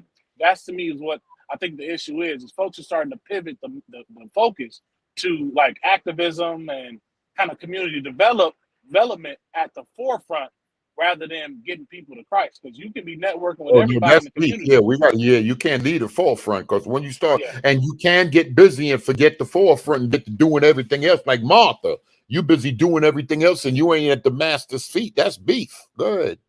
That's exactly what I'm saying. It's like that's kind of where I know I had to check myself on it because I was heavy in activism and trying to work and do a lot of things in the community. But it was to the point where I'm missing Bible class to go to local election meetings. And I'm like, okay, where is my heart? My heart is to help the community, but am I losing a lot of my connection to God because I'm not even spending time with His Word because I'm researching about new candidates coming up all the time and new debates coming up and just trying to be so on the forefront to understand all the research, but I'm losing my spiritual connection because I'm focused so much on this politics and activism in the community. So I think that also could be a reflection in the church is that we still should have it apart, but it should not be our primary focus to where we go into all the debates and community meetings. Yet, where has been the revivals? Where has been any type of summits? Where the youth meetings at? Where is all that inside the church? So that's how you just got to figure out a two-pronged attack. And some churches are doing it successfully. It just can't just be at the forefront of your whole entire ministry. Yeah, what's it to gain the whole world, but then lose your soul? Uh-huh. And then, Leo, to your point earlier, I feel like a lot of folks don't have that spirit of John the Baptist. You know what John the Baptist said when Christ was coming up? He said, "I must decrease so He can increase." A lot of pastors ain't trying to say that. A lot of leaders, all sides, you know what I'm saying? Not just in the Christian community, but all around. They're not trying to decrease so Christ can increase. A lot of folks want to have their brand tied to Christ, and they can be that forefront. You know what I'm saying? And two, a lot of work not being done for a lot of the men to unite the sons to the fathers. I feel like in church, a lot of times the men are neglected, and it's a sideshow. You know what I'm saying? So I feel like right. Yeah. I agree with you. And I see a brother in the chat saying that I'm double talking because the community needs help now. But what I would say to the brother is, we know the community needs help, and we're going to do that. But I'm saying, to what extent? Unless we're networking together with churches all across our cities, unless we're doing that, it's always going to be just solo efforts. Until that larger initiative starts happening, we're not going to see true change in the community to the extent you're talking about. We can see it in pockets, which has always been there, but we haven't seen a collective unison across the cities to do specific incentives like, hey, we're going to do a weekly or a daily specific places you can go eat and have that organized every single day. It's possible, I'm sure it's probably out there, but we don't see that consistently. But also, too, we move into the last days, brother, so the world is continually going to get worse. So saying that the community needs help now, yes, it does. But what are we trying to save? We're trying to save the people from what is to come. I'm not trying to save this city, because the city's going to be condemned regardless of when Jesus comes back if they're not saved anyway. This world is going to pass away. So I'm talking about the people. I'm not worried about, okay, I got to save Detroit. No, I'm saving the people in Detroit. And regardless of what the city, like I said, local elections and things like that is definitely need to be active into and focus on in terms of specific parts of like our membership and education. But when I say it should not be the primary focus, is that we're doing it always on Bible class, that we skipping Bible class to go to specific meetings. To me, that's the issue. Unless we're going to have an organized, hey, let's do this once a month to come here and help the community do some voting rights acts and understand the specific bills coming up. We should be doing that. I don't have an issue with that, doing that through the week. But it should not be replacing what we're already doing. Because I see churches doing that. Instead of Bible class, we're going to talk about all the new elections happening in the city coming up for the new election cycle coming up. I understand that, but that shouldn't be the consistent thing always. And that's why I think that once people start putting that in forefront, like people know Jamal Bryant, Pastor Jamal Bryant at New Birth. People know him a lot more for his activism work and his commentary on the community more than what we hear his messages on Sunday. Yes, I don't hear nobody talking about. I hear nobody talking about Jamal Bryant's messages outside of when he says some wild stuff. I don't hear nobody talking about it. But they do say a lot of stuff, his community development, his connection to that mall down in Atlanta, like the new Black Wall Street Mall down there. They talk about those connections, but what about what he's doing for the body? Because I just think that to me is where the focus is. The focus is on his external works rather than what he's doing actually for the membership in the body. And I just think that's kind of where I feel we're losing focus, is that solely just because he's helping out the world in the community, which is definitely needed, what is he doing for Christ in terms of the message? Are people getting saved? And he does bring that up sometimes, but I feel a lot of people talk about his external works in the community rather than what he's doing for the body. And I just think it needs to be a balance. Shouldn't be always, he a community leader first, rather than the pastor. And then Leo too, with that, I think a lot.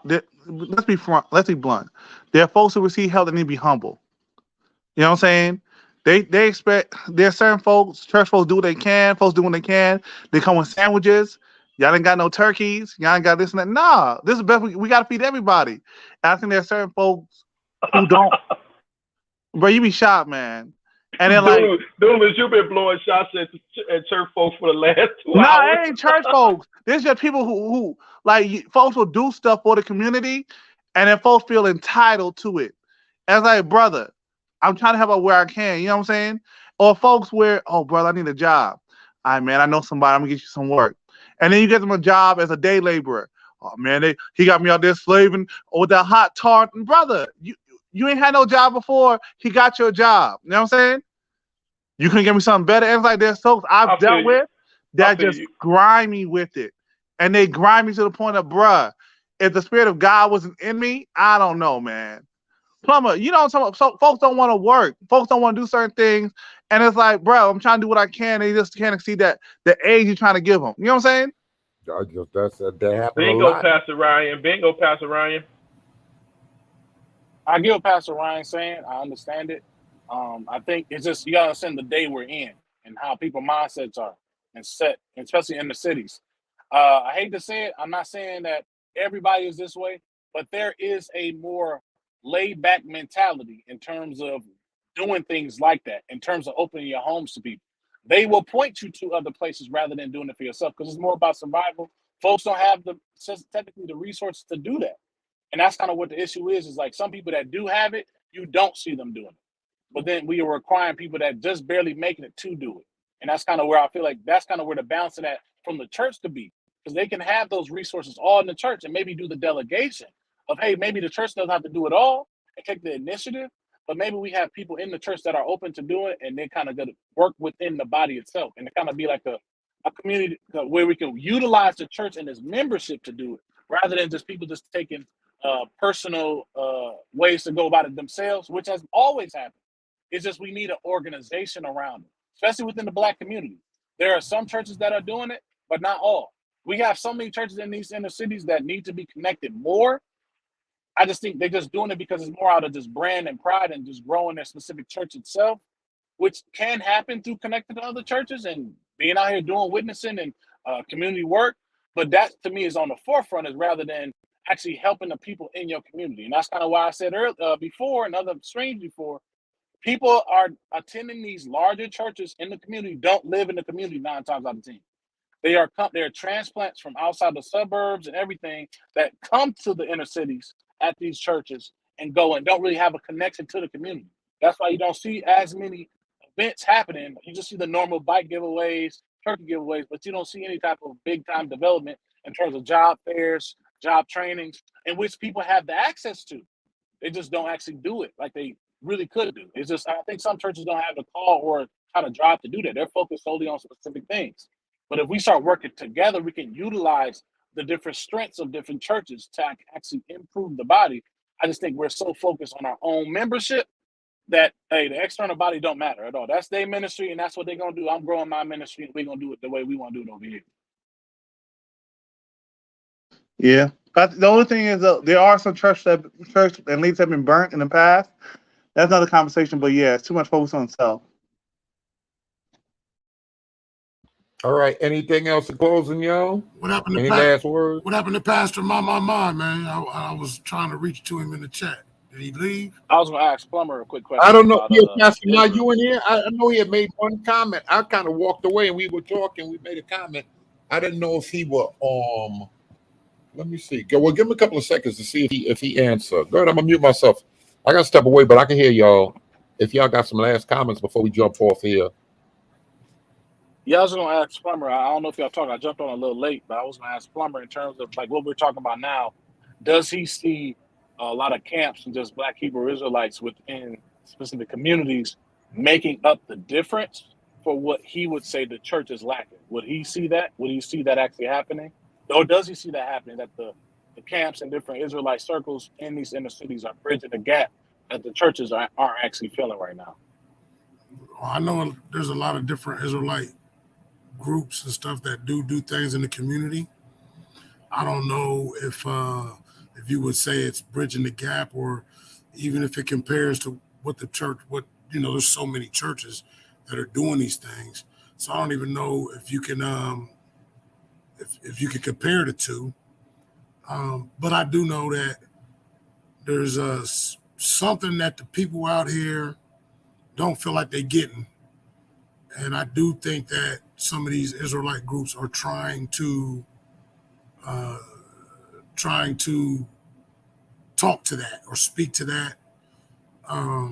Whether it's food or money, I don't know. But, obviously something's going on. And I think the Israelites are trying to deal with that.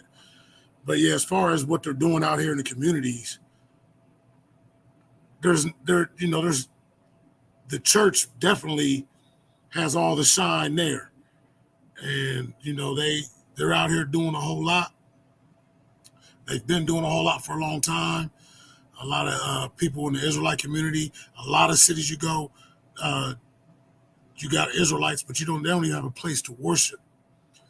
They got camps, and a lot of people don't even want to deal with camps. So there's a lot of people like me out here, and a lot of cities, there's no place for them to go and worship together outside of, or just specifically for them. So they're growing. There's more assemblies being opened up. These things are happening, but they're few and far between. This is the Israelite thing is not new, but this, what they're calling the awakening, is only a few years old. So, they got a lot to catching up to do. So that's my answer to that. All right, I understand. That makes sense. And I was just curious your thoughts on it, because I know a lot of people do feel the church I commend the church for what they do. I just think that they should do some things more biblically. That's my only problem with that thing is if they're doing, just do it the way the book says do. Don't be out building your own house. When you say people building their own ministries, that's what they're doing. They're building their own. We're not supposed to be building our own. We're supposed to be building Yah's kingdom, Yah's house, not our own. That's the difference I see there. But that's in the Israelite community too. Hey, to that point, I think somewhere earlier about opening your homes, I think one thing we also have to be aware of that we are the church, and Scripture tells us, man to take care of his family is worse than the infidel. So there's some things we can see in our own families that are close to home, people that we can, the people we can reach out to that are in our families, we can help out for their needs. So, look to your family first. If you really want to get involved in helping folks, so you're not helping a stranger out first, how about your family? How about those that are close, start in Jerusalem and spread out, going further? But I think that's a need, that's a lack that's missing, that we don't take care of our own family and whatnot. I agree with that. Go ahead. Hey, Dudamus, Pastor, do you my feel said that a lot of Hebrews or necessarily camps are doing some things similar to like I was talking to Plummer about? Do you believe they're doing a lot of things in the community that the church, specifically black churches, aren't really kind of doing and kind of bridging that gap and speaking to specific needs in the community? Oh, you asking me? Yeah, that's true. Yeah. I don't know. I know some camps are younger. Like there's a bunch of younger guys, younger congregants. So there might not be as many needs to like widows or the elderly and things of that nature. You know what I'm saying? And Gotcha. I don't know. There might be some that might do certain things that's starting to pick up more as they become more established. But I think some are just so new and fresh. Their work might not necessarily be out in the community, but it might just be more internally amongst the members or those who come around. But I can't say for certain. You know what I'm saying? I see what you mean. I see what you mean. That's why I asked. Just because I was curious to what your thoughts were on how the Hebrew Israelites are kind of working with the community and see how well they are.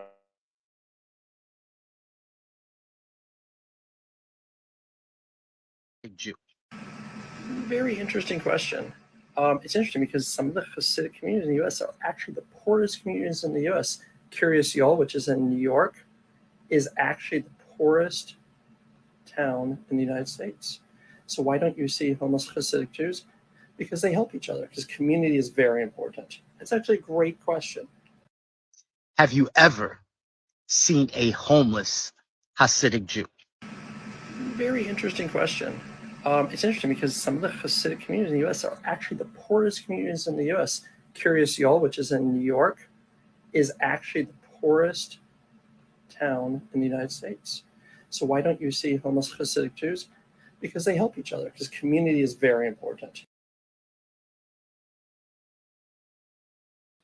Some people get mad when we compare ourselves and our community to some different communities, Korean, they're just different communities in general. What do y'all think about that? Folk trying or just too many people in need? What do y'all think about that? Everybody doing their part. There's a selfishness in and outside of the church.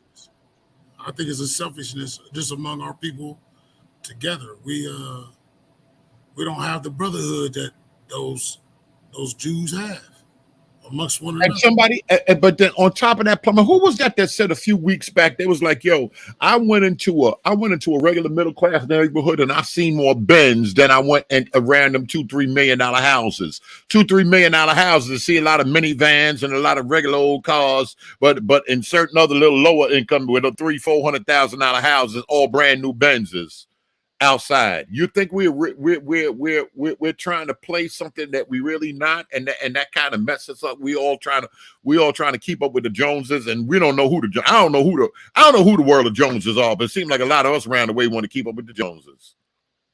You think that could be a little bit of it too? I'm talking in the church too, because we got ministers, we got some we got a few people like like dressing up. Now, dressing up is one thing, but we got some people that'll go overboard on clothes and shoes and bags and just out with appearance.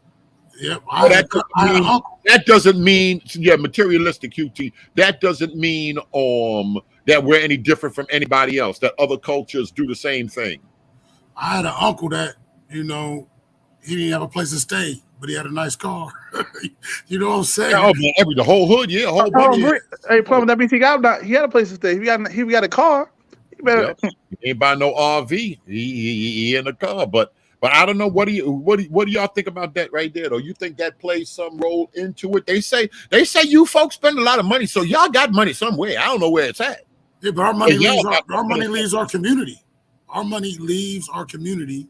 Even the preacher, and when you get a pass the plate around, he go live out in the suburbs somewhere. He ain't living inside the city with his I'm not saying not all of them. I'm saying, but quite a few of them don't even live with us. In every aspect, in every way, the money that we make in our communities always find a way out of our community. As soon as we go to the corner store, as soon as we go to the gas station, as soon as we go to the store, yeah. And I think that's really the issue, that we really don't have that community, that mind state to really see it as our community. You feel what I'm saying? That's why we don't mind. I work with this dude, and we go into a house at a company I worked at years ago. We go in the house to do some plumbing. Like I said, we go down to a basement of a black family's house, and this is a brother.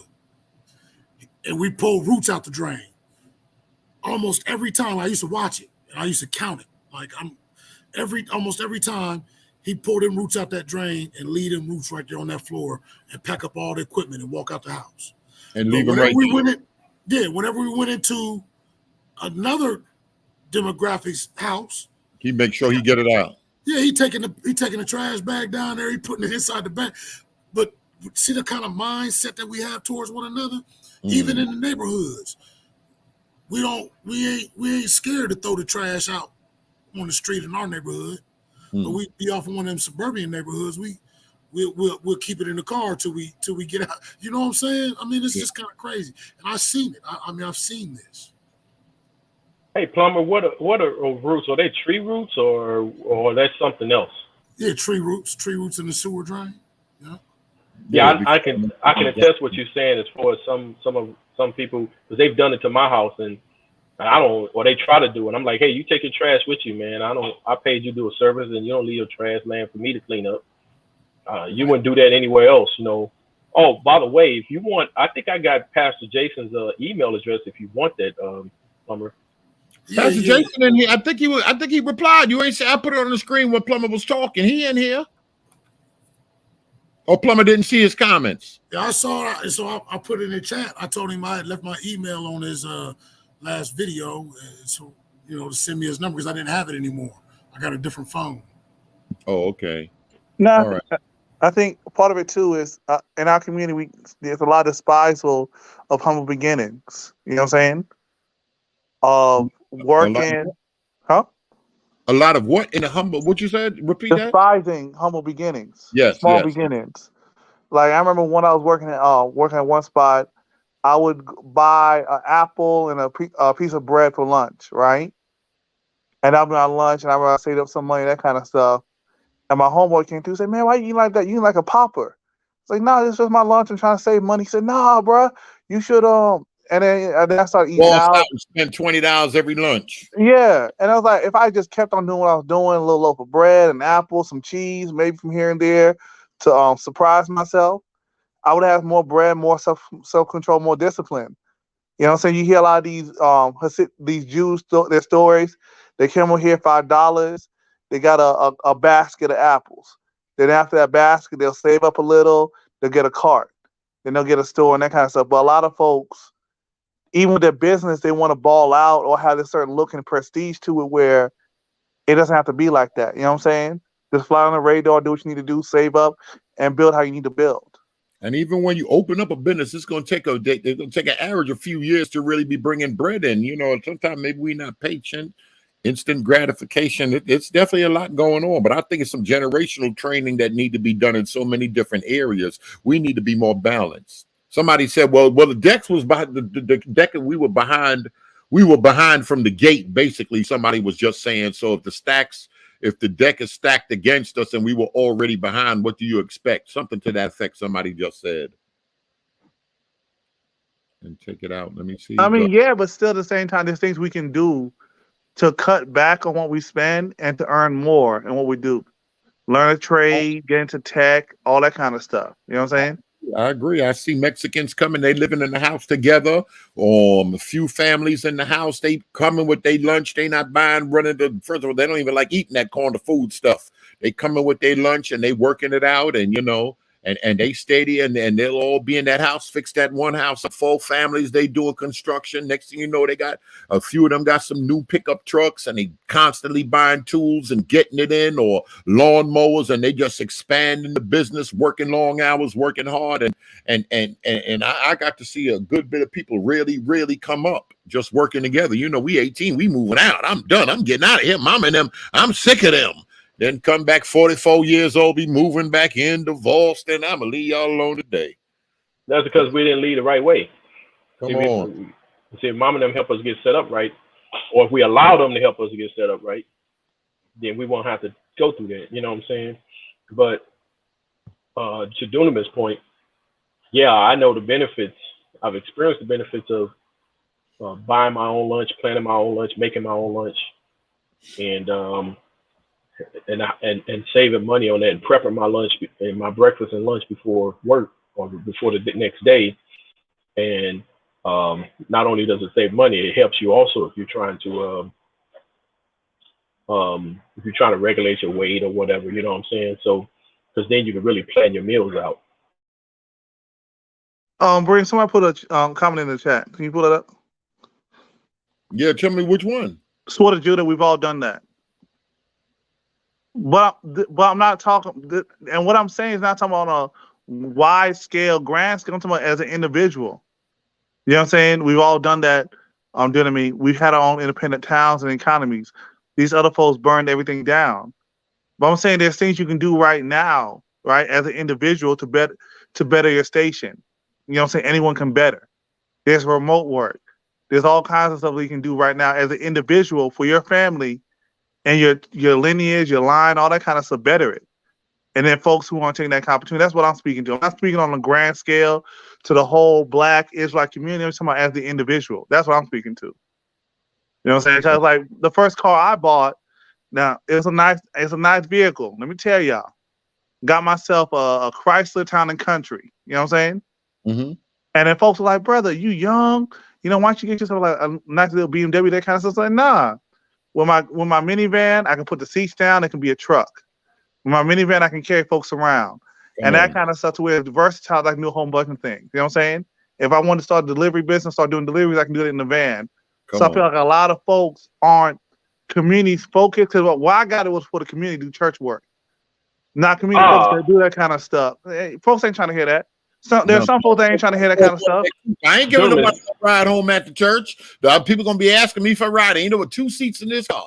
And exactly, that's why I got the van. So, bro, where you trying to go to? I got space in the van. Come on, always thinking. Dunamis, you went out and got that family wagon, man. You didn't get you a hoopty, Dunamis? Nah, I ain't no hoopty. Yeah, my coworkers picked on me. Everybody picked on me. But when they need a ride to go down for lunch, whose vehicle they jumped in. So it's like I'm just different. But it's like, bro, like sacrifice something now so you can have something in the future. And I made mistakes. I'm not gonna say I'm perfect. I made mistakes here and there in finances, that kind of stuff. But I'm saying there's sacrifices that can be made now to better an individual station in life. Amen. So that way they're not totally restricted by what's going on in Babylon, in America, in the system, all that kind of stuff. You know what I'm saying? And to sit back and just want to complain. Come on. All right. Anything else? I'm ready to get out of here, y'all. This was definitely real. Alton even had to agree with that right there. It was definitely real. All right, Dunamis, any last words? Close us out, brother. Pray us out. Hold on. Yeah, one last word. Yes, sir. Just got to consider them curses. That's all I'm going to say. Just consider it. Just consider that it might have something to do with why we can't get together like other groups get together and take care of their business. Just consider So I got to get out of here because Alton, he trying to say them other folk we got it worse because we not keeping the law, statutes, and commandments, and other people they can do it without dietary laws, without keeping the Shabbat, without. Well, go ahead. I'm gonna mute myself. But Plumber, a man in your station in life, how did you get to where you are right now? Because from what I've heard from you, there were some setbacks in the past, but right now your life seems stable. You have a place, you have your own things going on. How did things work out for you to get where you are right now?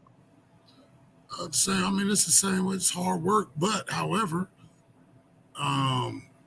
it's been a little hard. It's been really hard for me in many respects, and I'm not gonna say I'm not gonna try to put that on like a curse in the Bible. And I'm not talking about individuals.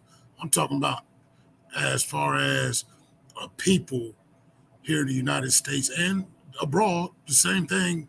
It's in other countries too. I'm just gonna say the fact that we can't come together and make things happen the way these other folks is making things happen for their communities. Like, the video, the guy said, when have you ever seen a Hasidic Jew homeless? You know what I'm saying? I'm just going to say maybe it might have to be something that we might have to consider. Because regardless of any way it goes, whether you're Israelite or not Israelite, if you're choosing to serve the Most High Yah, the God of Israel, right? He got some rules for you too. So, that's just something to be considered. I'm not saying that if we start keeping commandments, yeah, I am saying that. If we start keeping commandments, we might start seeing things a little different. But because most of those commandments have to do and would fix the situations that we find in our communities. That's the truth. Most of them commandments, most of them have to do with that. Well, doesn't that first, again, start with the individual and get themselves together, some kind of stability? That there are folks out here who have the means. Because what I'm preaching is not for everyone. There are different situations. Some folks are in a situation is deeper than what I can see. You know what I'm saying? But there's some folks in here who can cut back, earn more, save at least $1,000. You know what I'm saying? Take 10% of the income to give out to those who are needy. You know what I'm saying? Yeah. So I feel like there are those who can do that from the individual state to get their house in order, and then from there they can have those they can see around them, even beyond the curse. And like you said, if they're keeping to the law will showcase how to do those things and what to do in the community. Yeah, I agree with you. The person gotta do their part, but all that's there too. All that's in what you're saying is it's all in the Torah too already. The problem is, especially nowadays, everybody wants something for free. Daggone it, salvation free, grace free. We can go get some free food. We might even be able to get some free housing if we ain't got no job. Everything's just free nowadays. And everybody got that attitude. Even when it comes to the Most High, everybody got their hand out like you owe us something. But the Torah teaches different. The Torah teaches different. All right. Anybody else? All right. Go ahead, Dunamis. You got the floor, brother. No, well, Father God, thank you for the Shabbat, this time of rest. This time for us coming together to see what's going on in the world, Father. Give us wisdom in the body so that we don't neglect those who are around us who are in need. Give us wisdom and discernment to address the needs as need be, whether it be mental health, whether it be plagued by spirits, whether it be financial needs, whether it just be needs of love and community, Father. Just encourage us in this walk that we're not alone, and show us what you want us to do as individuals and as we come together as being one. Just let your love flow through us all, that our hearts be softened to really reach out to those that are in need to the best of our abilities and what you've given us. Let us not be stingy and let us not live in isolation. Let us know more of you and what you require. Let us know more of your word and to discern the scriptures and by your spirit and truthfulness and to what is being said there. In Jesus' name we pray. And then Yeshua HaMashiach. Amen. Amen. Amen. All right, y'all. Enjoy the rest of y'all Sabbath. This was very important. We definitely needed it. I appreciate y'all coming and commenting and sharing. All right, God bless.